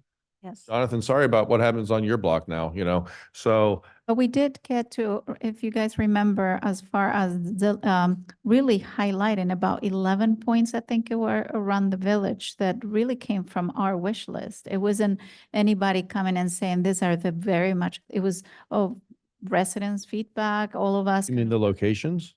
Remember that we had like specific corners and location. I and thought they streets. came from the other study, and then the police department looked at that, and they may have tweaked it a little bit, but I thought most of that came from the study. At any rate, back to my original point was, we have to have a traffic study before we do anything. We can say yes to this and cancel it tomorrow, so we're kind of safe here, but we can't do anything until we have a traffic engineering study. I'd like to know what that language means in there, because I Yeah. don't think we know. I mean, I know we don't. Clearly, we don't know. But I do remember Mario telling us data collection, Vero was one thing, and a traffic engineer. Because remember, I kept saying traffic study, and every time he would correct me, he's like, Mac, it's a traffic engineering study. It's different than data collection. So to that point, I think, I think there's no stopping us getting that study, the village-wide one. We're doing that. That has no effect on this because we're doing that regardless. To the vice mayor's point, in our conversations with the county, they comport with what you stated, that there are still ways to do certain things without a village-wide study. So it still does enable us to do that. But even more importantly, this also removes kind of some impediments to putting these things in when we have the village-wide study too. We can act a little faster. We can move a little more. And that I understand. Yeah. But the study may also say you need other things that are not on this list that we'll use, and we'll use that to go to the county. That's why I wanted to make sure we can still go to the county. But roundabouts are on our list. So if they call them, I mean, they say traffic circle, that's a roundabout. I call it a roundabout. But if we say we can't afford a roundabout, now roundabouts are off the list for us when we have this. If the traffic study says the solution for that intersection is a roundabout, that's your best solution, it's on us to do it now because it's in the ILA. That's why I'd like to know, can we even go to the county and say, well, look, the traffic study says we need a roundabout there. We can't afford it.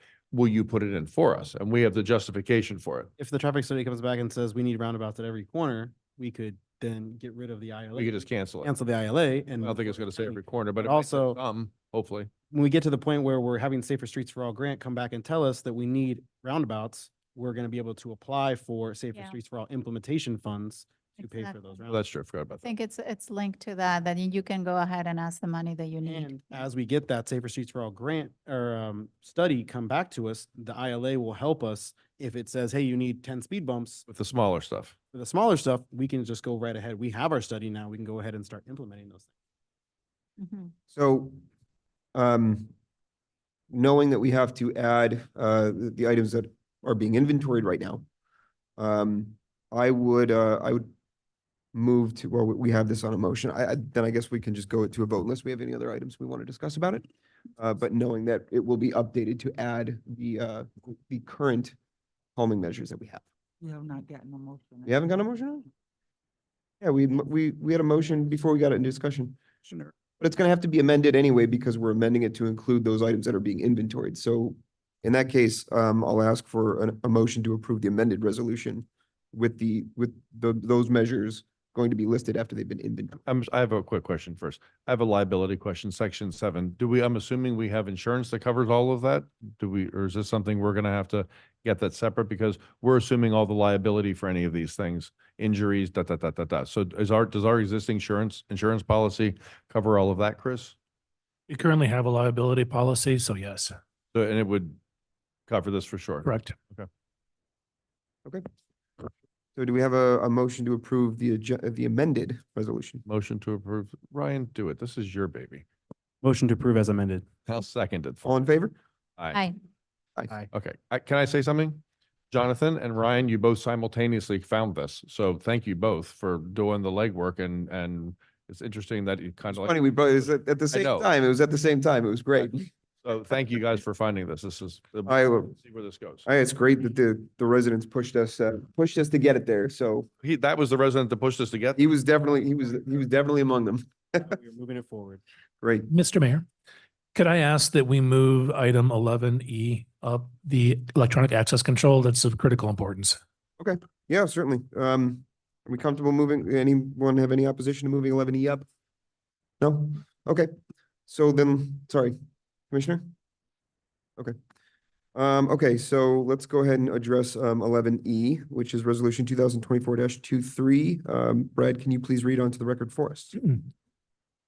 Resolution number 2024-23, AT&I Systems Agreement Access Control. A resolution of the Village Commission, the Village of Biscayne Park, Florida, approving an agreement with AT&I Systems for the installation of an access control system, software license, and cloud storage in an amount not to exceed $33,551.70, authorizing the village manager to execute said agreement and to do all things necessary to effectuate this resolution, providing for an effective date. Thank you, Brad. Do we have a motion on this resolution? Motion to approve. And a second? Second. Okay. Mr. Manager, do you want to give us any update on this before we move to discussion? Just a brief recap of what this is. Access control, being able to audit access is a huge issue when it comes to accreditation, as well as just general public's or safety of public information at Village Hall. So what this proposal did, and what I asked for, was actually two separate proposals. One to provide electronic access only at the police department. There is perhaps an opportunity for grant or DAG funding for that. This includes electronic access at every door, meaning the user has to present their magnetic ID card to provide access. It logs that. This also includes biometric information at the two evidence room doors. So not just providing access, but we can say for certain which staff member is accessing that evidence door. The second part of that is access at Village Hall. That's not required for accreditation. However, the police department and Village Hall are connected and the police frequently use the Village Hall. That's the only available break room, for example. So this proposal asks for those two separated out, but the total of 33,000 is to do all of Village Hall, which then sets us up to be able to do that accreditation and modernize our systems. This is required in the accreditation. Is it, Chief, do you want to respond? It's having a secured network, security is required, the access itself isn't, but with some of the factors that occurred, this is a solution that I addressed with the public corruption side of the state attorney's office as a resolution that would help us mitigate some of the issues that we had gone. So it kind of helps with both the accreditation and answering some of our accountability issues with FDLE and the state attorney's office. And it generally tightens the place up for you guys. Correct. You know who's coming and going. So the cards don't say who it is, but there's cameras in there too. So The cards are actually going to double as Village Hall or Village employee identification cards. The card number that's read specifies exactly who that is. So using this, for example, we can have a reserve officer access the police department, but none of the evidence rooms, offices, or supply room. But you don't know it's that person. You know it's a person holding that card in their hand. But then the biometrics for the other places, that Correct. tells you who it is. And this also gives us the ability to, when we have staffing changes, immediately turn off that access. Do you have cameras? I know there are cameras on the entryway. Are they inside Village Hall? We do have cameras, yes. So then you know who's coming and going away. And then the evidence room, are there any other areas over there you should be locking up? I mean, are there a records room or anything that this should be on as well? We have a server room that also stores all the firearms and critical stuff. We're in the process, I discussed with the manager today, to move over some of the critical records in there also to have it a little bit more secured. So that would be in one of these secured areas that you're already getting in this agreement, or this is something you come back for? No, that's included in this. Okay, so all of that stuff is under lock, is under. Correct. Okay. Yes, sir. So very quickly, Mr. Manager, this was part of the capital improvements that we had approved already, correct? Correct. This We- line item, sorry, it's this line item. Exactly. Correct. Sorry, you were gonna say? No, the original dollar amount we put in the capital improvement plan was 35,000. That was my initial guess. After some additional conversations, I pared that down to 28,000 and now it came in at 33,000. So dollar amount is about the same, but it is enumerated. This, the move to this system is kind of a critical point in updating the police department's procedures based on, Yes, sir. This is going to answer a lot of the accountability on certain aspects in the records and the evidence. Without this right now, it's going to be kind of hard to mitigate any changes with it. This is going to be, especially the evidence, with the Benny Lee issue. This is going to be a major factor in that. understood? It's just a quick question. I know that, that we budgeted for this, but because this, well, at least half of it is police related, is this something that we can refund the city from the monies that we're collecting from the feds or whatever? That's a great question. I don't have an answer to at this point. I don't know if you know off the top of your head. Can we, when we get the DAG orders in the seized funds, can we reimburse for this expense? Yeah, Your mic, Fred. that's regardless if we have the information now or answer now or not, that's definitely something we're looking into to see if we can find a way to do that. Regarding the evidence, I thought that was already secured after the issue with evidence.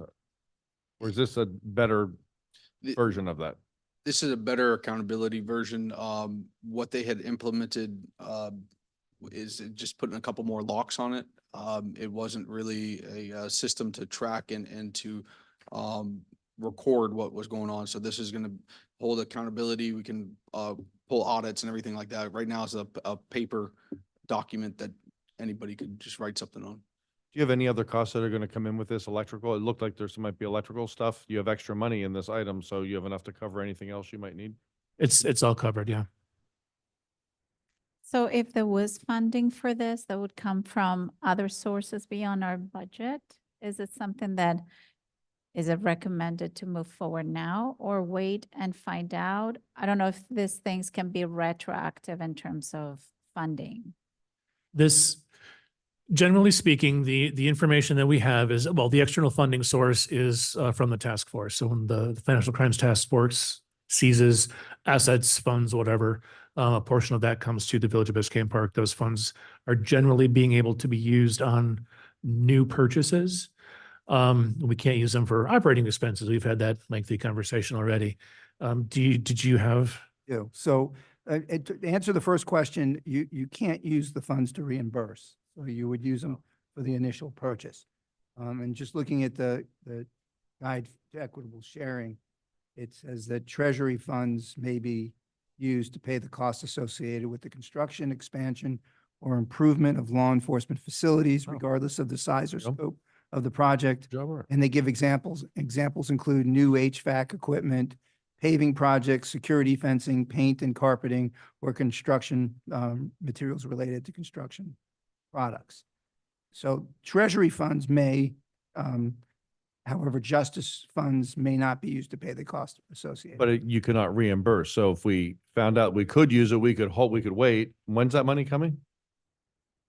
We're not certain. At some no. point before the end of the year is our best guess. Does it say anything on there, Brad, about fixing concrete slabs under the police station? Well,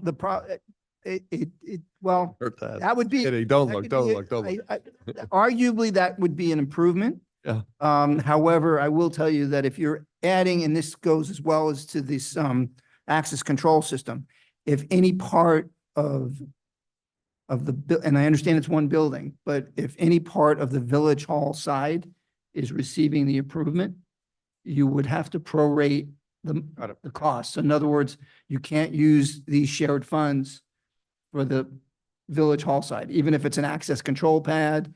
If you're doing, only half the foundation, I mean, so you would have to get approval from the treasury to do that. Because generally what happens is they split the cost and the village would have to pay that share that is not law enforcement related. All right, makes sense. Well, maybe. The question Maybe. is, this is something that could wait for us to sort of try to get funding for, or do we need to rush and sort of? Th- If we had this system in place, we would not have had as big of a Benny Lee issue. So what the chief alluded to is part of the ramifications of what happened with Benny Lee. We have to show that we are taking extraordinary measures to prevent something like that from happening again. And that essentially, it helps ensure that our systems are up to date and current and keeps us out of potential legal trouble. So to answer your question, this is something that needs to be done now and we really can't wait. I didn't know we were saying Benny Lee out loud and naming things after the man, so I'm kind of surprised to hear that. I'm surprised Brad didn't chop everyone's knees off. No, okay. Okay, There's a blank in here, number 4 term. There's a blank number of days has to be filled in on this. The initial installation of services shall be completed by the contractor within blank days. We have to fill that in. The manager can You can do that? give me that number. Yeah, that depends on when this actually passes. I also need the federal ID number for the contractor because I was unable to find them in Sunbiz. okay. Okay, do we have any other discussion items or points to make on this one? No, we have a motion already. I don't think it's being amended other than those 2 items, so, And you'd be approving this agreement in substantially the same form. okay, great. So all in favor of approving the resolution? Aye. Aye. Aye. Aye. Okay. Very good. So, before we move forward, we have 8 items remaining on the agenda. By my count, it's just after 9:30. I'd just like to ask at this point, is there anything that's specifically time sensitive that we need to address right now? Otherwise, we'll just kind of go in order. Any of the resolutions particularly time sensitive with respect to a contract date? The assignment, do we need to get to the assignment, or can that wait? I'm just curious. Yeah, there's nothing time sensitive from that perspective. From an operational perspective, 11D, the assignment will enable us to start work on the website. Okay. Does anyone have any objection to taking 11D before we go to 11C? Oh, okay. All right, so let's go to 11D, which is our resolution 2024-22. Brad, can you please read this under the record for us? Yes. Resolution number 2024-22, approving an assignment of a contract and renewal for Gov Office / Catalyst. A resolution of the Village Commission of the Village of Biscayne Park, Florida, approving an assignment of the agreement between the village and Go Office LLC to Catalyst Public Works and Citizen Engagement LLC, and authorizing the village manager to execute an order form providing for a 3-year renewal of said agreement in the amount not to exceed $15,789 for said renewal term, providing for authorization, providing for an effective date. Thank you, Brad. Do I have a motion on the resolution? Motion to approve. Do I have a second? Second. Okay, thank you. Mr. Manager, is there anything you'd like to address before we move to discussion? Yeah, this is not a new contract. We're not signing a new agreement. This is an extension of the existing agreement. What happened is the company that we contracted to do this was Gov Office. And they've either merged with or been bought out by Catalyst. I'm not certain what that situation is. So this is just assigning it to the new company, keeping the existing terms. Okay, thank you, Mr. Manager. Do we have any discussion points for the resolution item? I have a couple of things. Okay. Chris, are you happy with this company? Because I was under the impression you weren't completely happy with them regardless. Or was it that just simply related to this transition and they wouldn't respond to you because of the transition and you were trying to get them to apply contract terms that they didn't want to honor? That is correct. We've had several conversations with them. Their initial request was to create a new agreement, and we pushed to honor the existing agreement. Okay, so you're happy with them other than that? So with the work they do, you're happy? The software that we use does an adequate job. Okay. And there's no pay. This is the same amount we paid last time, correct? Yeah, there's no additional funding as was already agreed to in the original agreement. Okay, so what did we find out about there's some hours built in here. There's design refresh. You get 30 hours of design refresh, but I thought we didn't use our time on the I don't know when this expired, if it did expire. I thought there were hours we didn't use because that wasn't included in something and you were trying to get them to honor it. That's what we're doing now with the renewal, that I think we're actually late on taking place. That includes the refresh of the site. Okay, so because you're just renewing and not getting a new contract with them, those design can you capture any of the design hours you lost that we didn't use in the last contract year? It's my understanding, this is the first renewal of Catalyst But I thought there were design hours in the old contract that we didn't. for the initial. I'm not aware of anything that we didn't use, but the answer is no. What the agreement covers is a refresh at renewal, which is what we're doing Trying now. to capture more hours for you. So what's up with the communication package? I went back and listened to the initial, the meeting where we approved this and we approved Mario for extra money to get the communications package. And I emailed you the stuff that I heard in that meeting. Is that included in here or no? The existing communications package, based on the research that I've done, is that email component. And that was the clunky component that we could not import into. Individuals had to sign up for. So that is now replaced by the app and the new app's notification and email system. So the app can do emails for you. You Correct. don't need this to do emails. Because I listened to what Mario said and he said it was text blast, newsletter, email blast, and a lot more components in communication. So are there anything else in there that makes your life easier? Nothing else that I found. Okay. Okay, so this is in the current budget. We're just rolling it over. This is just assigning it to a new company. Any other discussion items for this one? So I have a question. So the 30 so that's 30 hours of design refresh, up to 300 pages of content transfer. Does it mean that in 2 months, if you have changes or within those 30 hours? Because once I design the page sort of stays, or the entire map of the website stays that way, or you can go and say, I need content refresh as well. So they take care of that for you. So the way this is going to work is the initial 30 hours that are available, they're going to take a look at what we currently have. We as staff have done a lot of changes, trying to freshen up the site ourselves, add additional information. They're going to be looking at this in the big picture. Does the navigation work? Do we need to change how that looks? As far as once our 30 hours are up, they're up. If that only takes them 10 hours, then yeah, we have an additional 20 that we can use to do some of the other things. So they'll come back with a suggestion as to how the design will look, because they're going to look into the different areas you have and look at the user sort of interface, and they're going to say, oh, we recommend that this site this page is actually before and later, and they make the suggestion. My question is, after they're done, because that will take 30 hours, that are they, with this budget, able to come and change? Say in the future, there is some information you want to add, and are you responsible for making those changes, or they touch back into the content and make the changes themselves? Anything over the 30 hours, we would either have to create an agreement with them to provide that additional work at an extra cost, I would assume, or we would make the changes. So it's pretty much design in, making sure that all the content you provide fits right in place to their design, and that's pretty much it. Correct. They're going to rebuild the framework that needs to be rebuilt, and then we fill in the drywall.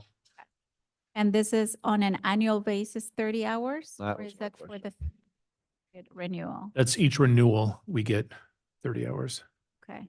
This is the 3-year renewal. So it's not a lot. That's what I'm saying. So it's when you start working with them, 30 hours will go by pretty quickly. And then once you define the design, you're going to have the same website for the next 3 years.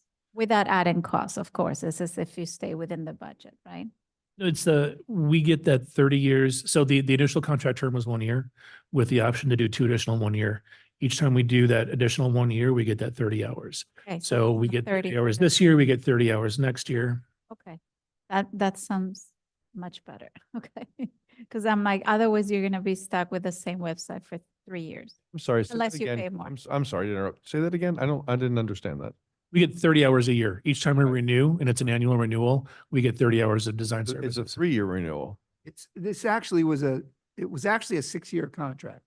So if you look at the original agreement with Gov Office, I'm just looking at the terms. There was a first year, and then there was a year 2 and 3. Yep. So it was a 3-year agreement. Mhm. And then after, which Now we're renewing for 3 more. 2021, and then there's a provision which allows the village to renew for an additional 3-year Right. period at a This set isn't, annual rate. this is not So I- $15,000 for 15,789 for 1 year. It's 15,789 for 3 years. 3 years, right. The 1 year, so on the 4th year, Yep. Got it. you're paying 5263, Got it. and you're going to be paying that for 3 years. Got it. But Chris said it was for 1 year. So this is for 3 years. This is a 3-year renewal. Yeah, I So is- misspoke. So is it 30 hours for this 3-year renewal or 30 hours Correct. annually? That Looking was the back at question. it, Nearly, that's what I was That's asking. our So question, this is per year. So you have, But is it 30 hours per year? So I'm thinking the answer might be changing now. Is it 30 hours per year or 30 hours for this 3-year renewal? I think it's a 3-year renewal. 30 hours per renewal. They honor the original terms. for the 30 hours across 3 years, not a year. oh, so that's different. Yep, that's different than what I just said, looking back into this. So in the original contract, did you get 30 hours a year or did you get, how many hours a year did you get? We got just, the original contract included just the original design. And there was how many hours? That information I don't have. I don't know how long that process took. I thought it included hours as well. We should have the first contract that It's on here. But it's an attachment. It's on here. It's an attachment. So, but it doesn't specify the amount of hours we signed for. It does. I'm pulling it up right now. It's in here. Because then that's what would happen. I think that it could be an opportunity to renegotiate the fact that 3 years, 30 hours you'll consume that on the first design for sure.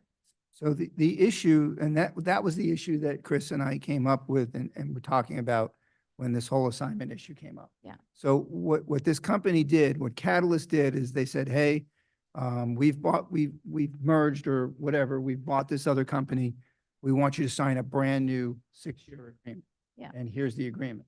In order to do that under your village procurement code, we would have to put it back out to bid. Yeah. And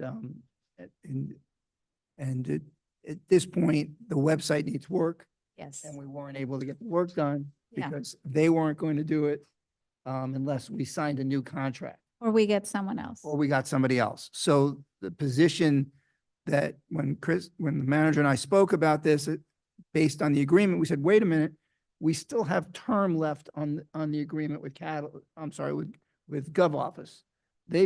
All they've done by the assignment, when they took the company, they took on all the responsibilities of all existing contracts. So let's just give them an assignment and let's move forward with the contract so we have a vendor in place as opposed to having that downtime for the bidding process. Or- So with that being said, as a stopgap, if that's what you all chose to do, you could have it for the 1 year and just not renew. Yeah. Terminate if you Yeah. wanted to put it out. I just think that first off, my question is whether on the sign, when it was done, it took 30 hours just for 1 year. Because if they're extending 30 hours for 3 years, then we are sort of going to use that very quickly. And then we're going to pay on an annual basis, whatever is left for no hours or no work to be done. But just from a point of a design contract, this is a design refresh. These are hours allocated for a very specific type of service. So a design refresh isn't building a whole brand new website. It's taking some, color palettes, it's taking some design elements, it's refreshing those things. Yeah, but if you We're not look at going to the run- bottom over here, they talk about a lot of the responsive design. They look into literally redesigning what currently exists. They have to look at, and it could be a completely different website. I mean, from the perspective of there was so many hands going into since that happened too, that they might come back and say, no, I mean, your traffic comes from here to here, so we need to switch the entire design to say A, B, and C. And quickly, I mean, that is very useful information. Might be that it's a quick refresh. I don't think it's going to happen. Whatever that needs to happen, needs to happen. What I'm saying is, if we contracted for 30 hours in the past for 1 year, that's what I'm not clear now. I'm looking through the. And we're looking to contract for 30 hours for 3 years. Why are we doing that? Why not just 30 hours a year, extend another year, do what you need to do? And if we feel we're happy with the work, we'll renew another year after. Otherwise, all of it is going to be done the first year and then we're tied to a vendor for another 2. So I think from the perspective, what you're talking about, we're talking about changing the material terms of the agreement. So we wouldn't be talking about signing, we'd be talking about renegotiating the terms to say, 1 year instead of 3 with all this included. If that's what we had in the past. So I'm Right. not clear if in the past we got the same value that we're getting now. That's Right. I understand, sorry. First time it was that- also 3 years. So. The initial And term. it was 3 years initial design. I'm reading it right now. I It have doesn't it say pulled up. hours. But they don't have any, I thought there were additional design hours in here. It was the it was the initial design, and then I'm looking at lots of like fixing things and but they're in. Yeah. Yeah. But they don't have a specific amount of hours. What will happen if you do consume, that I it, you see. do suggest that, and they log 25 hours on the first year, then you only have 5. Again, I think it's very little. You have 1 hour remote training after the graduation per year. I mean, that's also like very little. Someone needs to be trained. You got only 1 hour, the rest they're charging you for. I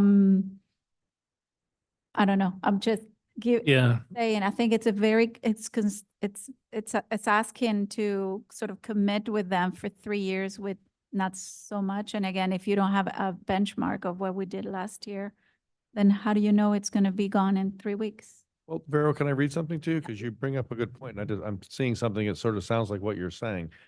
I'm looking at the original agreement, page 2, and at number 8 says, in the event that neither party gives 60 days notice prior to the end of the initial or any subsequent term, this agreement will automatically renew for an additional contract term. So if it's automatically renewing, why are we signing a new one? It says they agree to provide one renewal, that would be this renewal, with the same level of services and the same contract terms of 3 years as this agreement, including a repeat of services at the same or comparable level. Sorry. Exactly. See that? I see. And so with that in mind, then why not just sign for 1 year? Well, that's not what this says. This says if we don't renew it, it automatically renews for 3 years at this same level of service. And this level of service, from what I understand, was like creating a website. Well, you have Yeah. to look at Exhibit A. So there's project deliverables, which is hosting, maintenance, support, and security. It's on page 6 Page 6. of the attachment. Got it. So license of GoGov, content management system, software, unlimited bandwidth and hosting up to unlimited gigabytes of file uploads, unlimited toll-free technical support. So you're getting more than just a website build. You want me to turn this? No, I just. Talks about sliders. It's the one with the resolution. It said Reso, it's the attachment says Reso 2021-19. Yeah. And I don't want to speak on behalf of the contractor here, but from a design perspectives, an initial term when you're building a website, the renewal in continuing service is going to be inherently different. I'm not going to agree to. That's why I'm looking at Appendix A and seeing what's listed there. I think part of what you said, Brad, was kind of building out the initial site. What's the termination term? 30 days? It was 30 days, we'd have to, from March 2021. Well, I think it's a 30-day termination, right? So 30-day, we provide notice at any time that we terminate, and 30 days later, the contract terminated. Right? Let me just find it. So, I mean, like if you look under content, I'm looking at Exhibit A, what would be included in the original agreement that would be picked up in this. And it says, content professionals will analyze the entire site navigation menu and then organize and label up to 200 pages. I mean, it's the initial thing is going to get, it sounds like it's all getting picked up again. So we could use all of that. Am I not understanding this? Yeah, no, I think it is up to 300 page. I mean, it's a lot. I just don't know that 30 hours was within the 3 years. That's what I'm saying. 30 hours could mean, it could be them sitting around talking about what to do That's what I'm before saying. they do any of it. That's what I'm, and this, I don't know, Brad, this sounds too good to be true when I look at this. What's the deal here? Reading. Okay.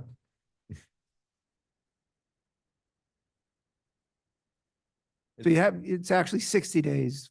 First is either party may terminate the agreement at the end of the contract term by providing the other party with 60 days written notice prior to the contract renewal. But if you don't, then this automatically kicks in. It's Right, right. See, it's, Then- from my perspective, it's already automatically renewed, but we're approving the assignment to the new That's all we new were. service provider. That's all right, we were but doing. the assignment also includes other things like these 30 design hours and blah, blah, blah, where this renewal, if it's this renewal just assigned to a new name, a company name, then all of this stuff comes along for the ride. It says they'll propose a navigation restructure mock-up, the client, I mean, it's like homepage setup. It's all of it, like from scratch again. It says it picks it up because it references that in number 8. So it specifies Exhibit A. Right. You're talking about the original They agreement? starts on Looking through Exhibit A, The original agreement or like the assignment? It's from scratch building of a website.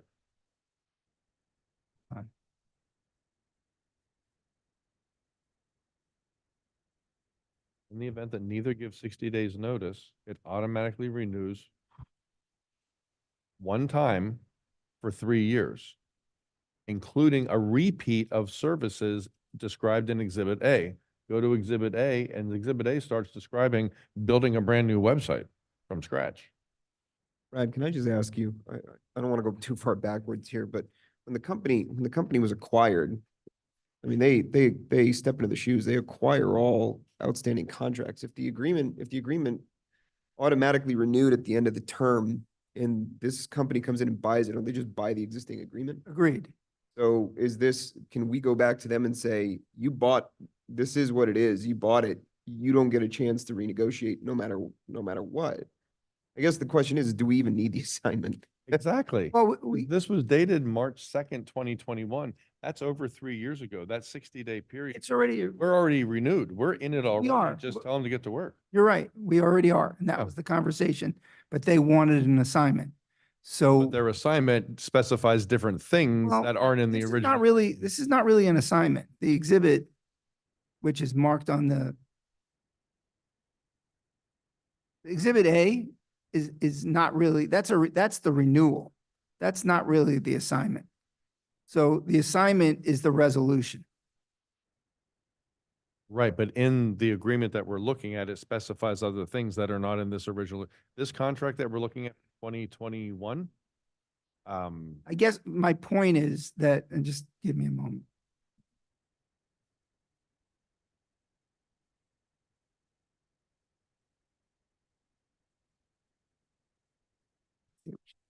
Okay. Exhibit A should be the resolution 2021-19 Gov Office Agreement, not the Exhibit A that's attached to the agenda. Tonight's agenda? So, right, so what I would suggest is what we'll do, and you can approve it that way on the resolution. We're gonna provide the business with the resolution agreeing to the assignment. And Exhibit A is what is titled on the agenda as 2021-19, which is what the agreement that they're accepting the assignment of and the terms thereof. You're talking about striking the order form, removing the order form from the resolution and saying, we approve the agreement that we entered into with GoGov and we're continuing that for the 3-year period that's automatically renewed. We Yeah, don't because have an this- additional order form. Right, because this deals with something completely different. This was when they were asking us to do a new agreement. Yeah, I get that. So we can give it a shot and go back to them and say, look, you agreed and it was renewed and you step into their shoes and then see how they react. I get Okay, it. so what you're saying is on tonight's agenda, there is an assignment of a new name for this company. And the Exhibit A is the order form from this new company, but Exhibit A, that should be removed and Exhibit A should be replaced with the contract that we signed in 2019 that says this is a 3-year renewal. And the Exhibit A, gets confusing. is The what the Exhibit A in that one specifies all that stuff that Chris gives you a whole lot more ability to get more done. Correct. That's what they're doing. So we're right. Essentially, again, we're striking the order form from Catalyst, saying we're not adopting that. We're just extending the GoGov contract that we entered that's already automatically renewed and you've you purchased. Because if you read tonight's resolution, it says there was a resolution in 2021. We waived competitive bidding. It was a 3-year. Then it was a 3-year term for an optional 3-year renewal at this rate. GoGov has rebranded itself. We're happy with them, so we're going to renew it. And Exhibit A, take out their order form, this thing they gave us, and just replace it with the 2019 contract. That's our Exhibit A. Approve it. Done deal. You're honoring, and we're already in that. We've already renewed. I think the argument is that, I'm trying not to speak too much from a legal perspective, but I think the argument is that it's already renewed. It's already renewed. Kind of. We're already in it. Saying you don't have a choice. Yeah. You got to take this. We're just saying it's a new name. The only question I would have is that Right. what we got as a renewal, is it getting you the services that you are looking for, that you've been discussing with them? I'm guessing it does, but because we have already used them for this, they did our website from scratch. So in essence, you could, based on the agreement, since it's being renewed, do the exact same now. They take your existing website that you did for us and redo it. And there is no cap on hours, or at least not presented to us from the previous contract. What I'm seeing is in Exhibit A, project deliverables, in the original agreement. Digging deeper into this, there actually is no refresh. It is just providing these standard services, maintenance of web servers, daily backups, tech support when needed. List some of the elements that we use in the website, the fly-ins and whatnot. It doesn't actually include. Where are you looking at? So I am in, back out. Exhibit A to the original agreement, the GoGo. Yeah, I'm in the original agreement. So Page on 4 the, of 19. yeah. So If you click into 2021-19, the second link on the agenda item, this one. Got it. and then jump down to Exhibit A for that, No, which is PDF page 6. page 6. Yeah. Gotta be a bug. And that's all the basic stuff there. But Chris, jump to page 8 because it's still part of Appendix A. Or Exhibit A, whatever it's called. Jump to page 8 and it says process of premium level responsive website design package. This project will be a 2-draft, 3 revision process whereby the design team will create up to 2 drafts, Client reviews. 3 more rounds of revisions before final approval. Official logo, custom font treatment, custom color, social media icons, Save icon, advanced footer, secondary navigation, choice of one homepage column, That's the thing, you have advanced image slider. so many other services in here that include like a premium level responsive web, just like all that. And you don't have a cap in hours. So to Jonathan's point, I think they're against the gun with the switch of company. They're trying to be more effective and telling you they're gonna do this just on a certain amount of hours. And here you had unlimited tech support. I think it So from a, not even asking, I think you have the yeah, so authority to kind of Do it. ask for I don't mean to interrupt, but in the interest of time, it's 9:58. So I think I'd like to go with Brad's recommendation that what we do is we approve the resolution as amended. We remove that order form from the new company. We go back with the resolution to say that this is the original agreement. It would already renewed. We don't need to enter any additional agreements. This is renewed for 3 years, and through assignment, they've stepped into the shoes. They have to take the contract. And if they push back, they push back. But I think that's where we should start. And that's what I would propose. Well, that's what this says. This tonight's resolution says they've rebranded, we're satisfied, and we're renewing. Yeah. So I think the language in the original contract says, don't renew it, just ignore it, and it happens. Right, it's already happened. So Yeah. can we get it? Do we need this at all? they wanted something that would indicate that we agreed to the assignment. With Well, then could that just be a letter that someone signs and says, we agree to the signing it? By resolution that Yeah. we agree to the assignment, you're bound by the Yeah. original contract. So then I would reaffirm that we go forward and move the resolution forward. like Just that. scrap this resolution altogether and do a verbal resolution now to accept their new name. Do as we've outlined here. So what I would do is on the, if you go to the resolution, you look at, The name's going to be wrong, isn't it? Yeah, that's why I think they Where? wanted a legal It doc. says, because the name says authorizing the village manager to execute an order form, that they have that thing called an order form. The name of this resolution doesn't work. I'll have to redraft. Jonathan, can I make a motion to extend the meeting 15 minutes so we can finish this? I don't know that we're gonna have time to wrap up any other items other than this one, so. Yeah. Sure, a second. I'll have to redraft it. Okay, so the idea is then that Brad is gonna redraft this based on the discussion that we've had here this evening, with the understanding that we're going to scrap that order form from Catalyst, because at least sounds like we've come to an agreement that we believe that the assignment is already, the renewal has already taken place and they're bound by the agreement. Just accept the rebranding of that company. That's it. Yeah. Can we just consensus on that? You can. Okay. Does that have to be a resolution? Can that just be a letter to them saying we accept the rebranding of your company? Brad, what do you think? Or do they want something from the commission? I'd have to defer to the manager because I didn't have conversations with the company. Something they wanted from us? I'll have to get clarification on that. Because if they will accept just something from you, Chris, saying you accept it, we're saying we accept it, so you could just sign a letter to them saying we accept the rebranding of your company and our contract has already renewed and let's get to work. That's the direction you're giving the manager to be able to accept the assignment, and we can reach out to the vendor and see if that's acceptable. If that's acceptable, we'll move forward that way. That's the Fantastic. thing, you don't need us. All right. Very good. Okay, so I think that concludes that item. I think we have consensus on it and we have a direction.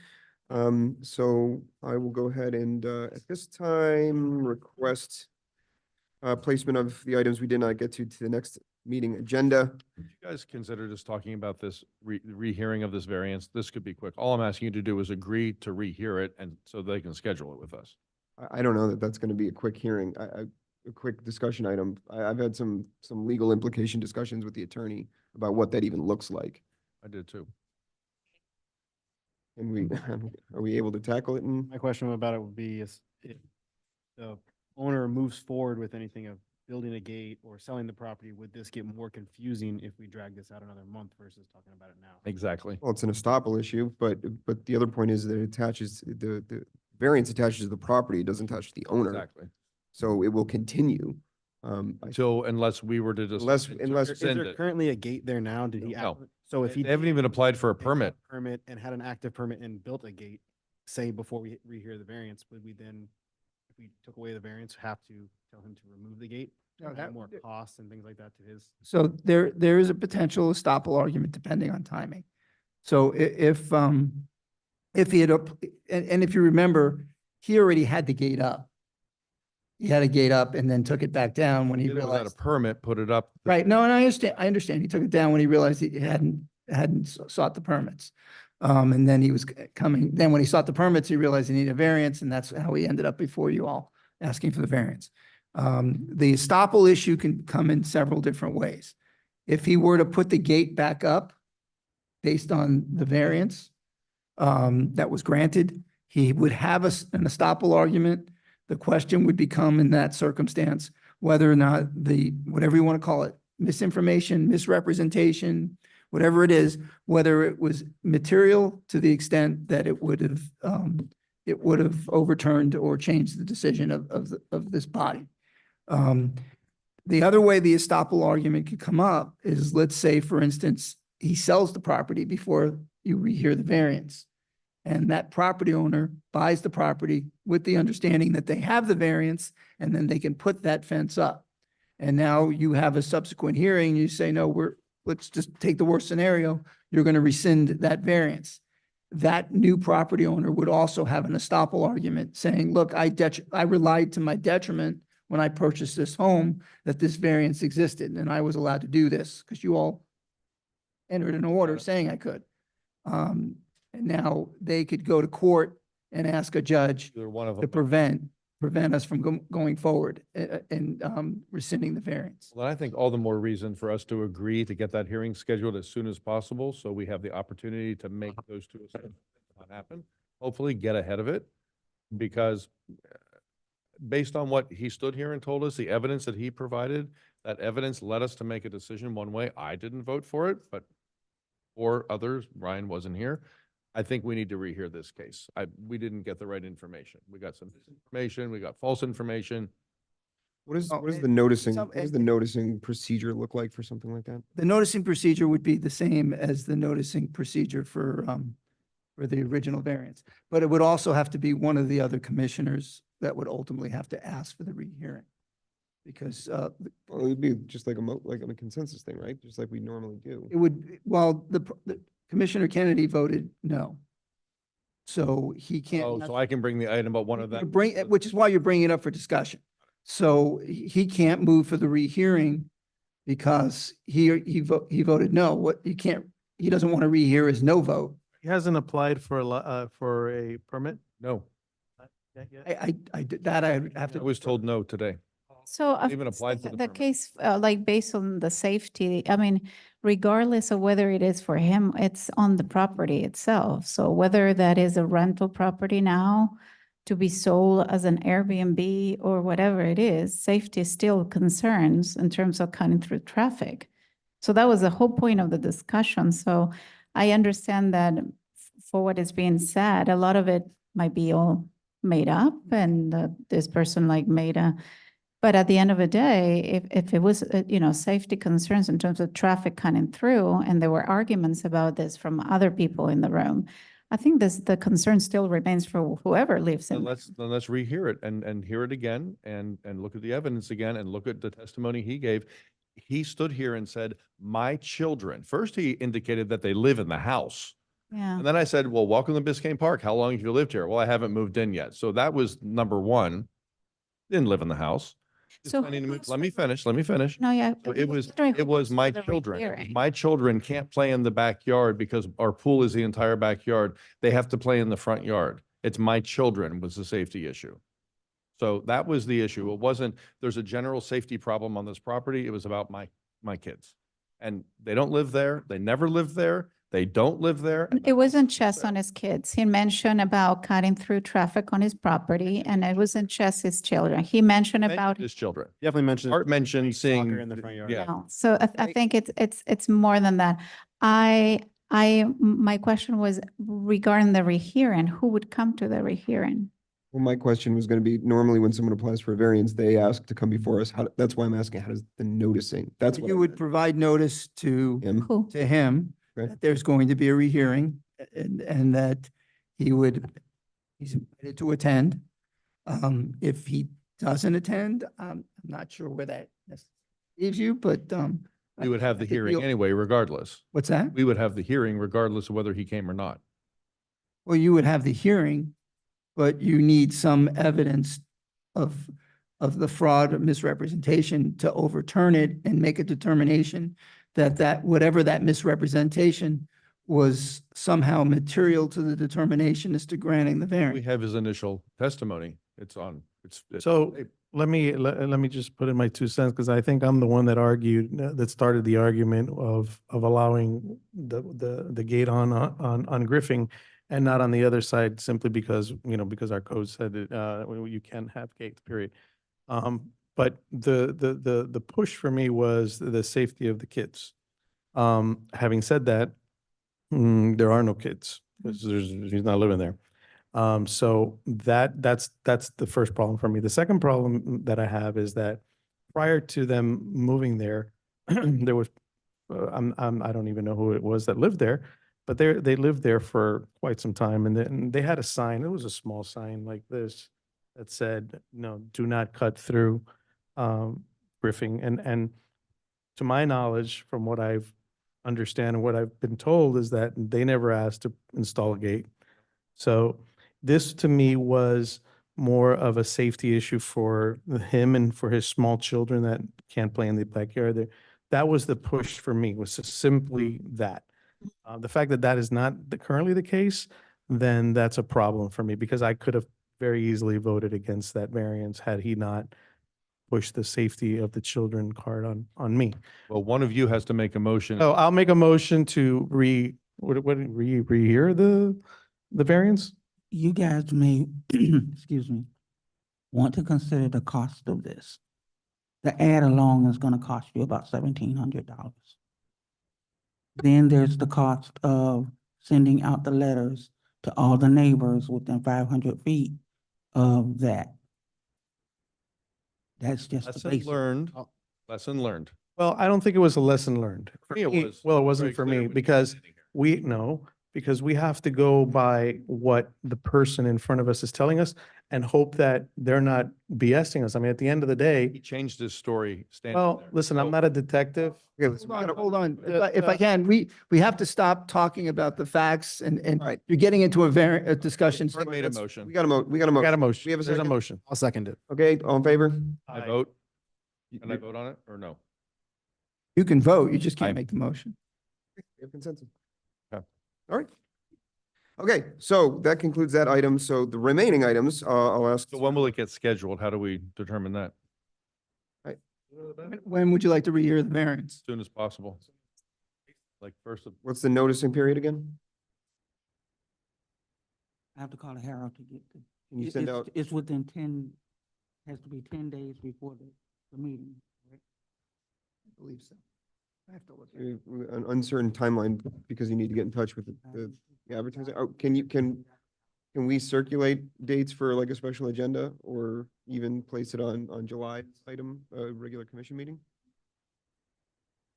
What happens if it doesn't show up? If I the, think Brad will find out. well, you're gonna have to base your decision based on the information that you have. So you're pretty much where you were at the last meeting. Mhm. So then, Madam Clerk, would you be able to get in touch with the Herald and provide some dates for us to choose from? Okay, can she coordinate that with us via email or? that's good. We can do that? That's Send not an email. Polling or, okay. She's not polling you. She's. She can all you have propose to a do date. When you're available. Here's the dates. Are you available on these dates to meet? Obviously, nobody will reply all and replies will be singular, but yes, you can do that. Pamela, I'm gone July 21st to the 20th. And I would like to be here in person for this if possible. 21st to the 28th, I'm out of town. Okay, thank you, Madam Clerk. All right, so that concludes that item. So request to place the other items we didn't get to for the next meeting and a motion to adjourn. We have a second? All in favor?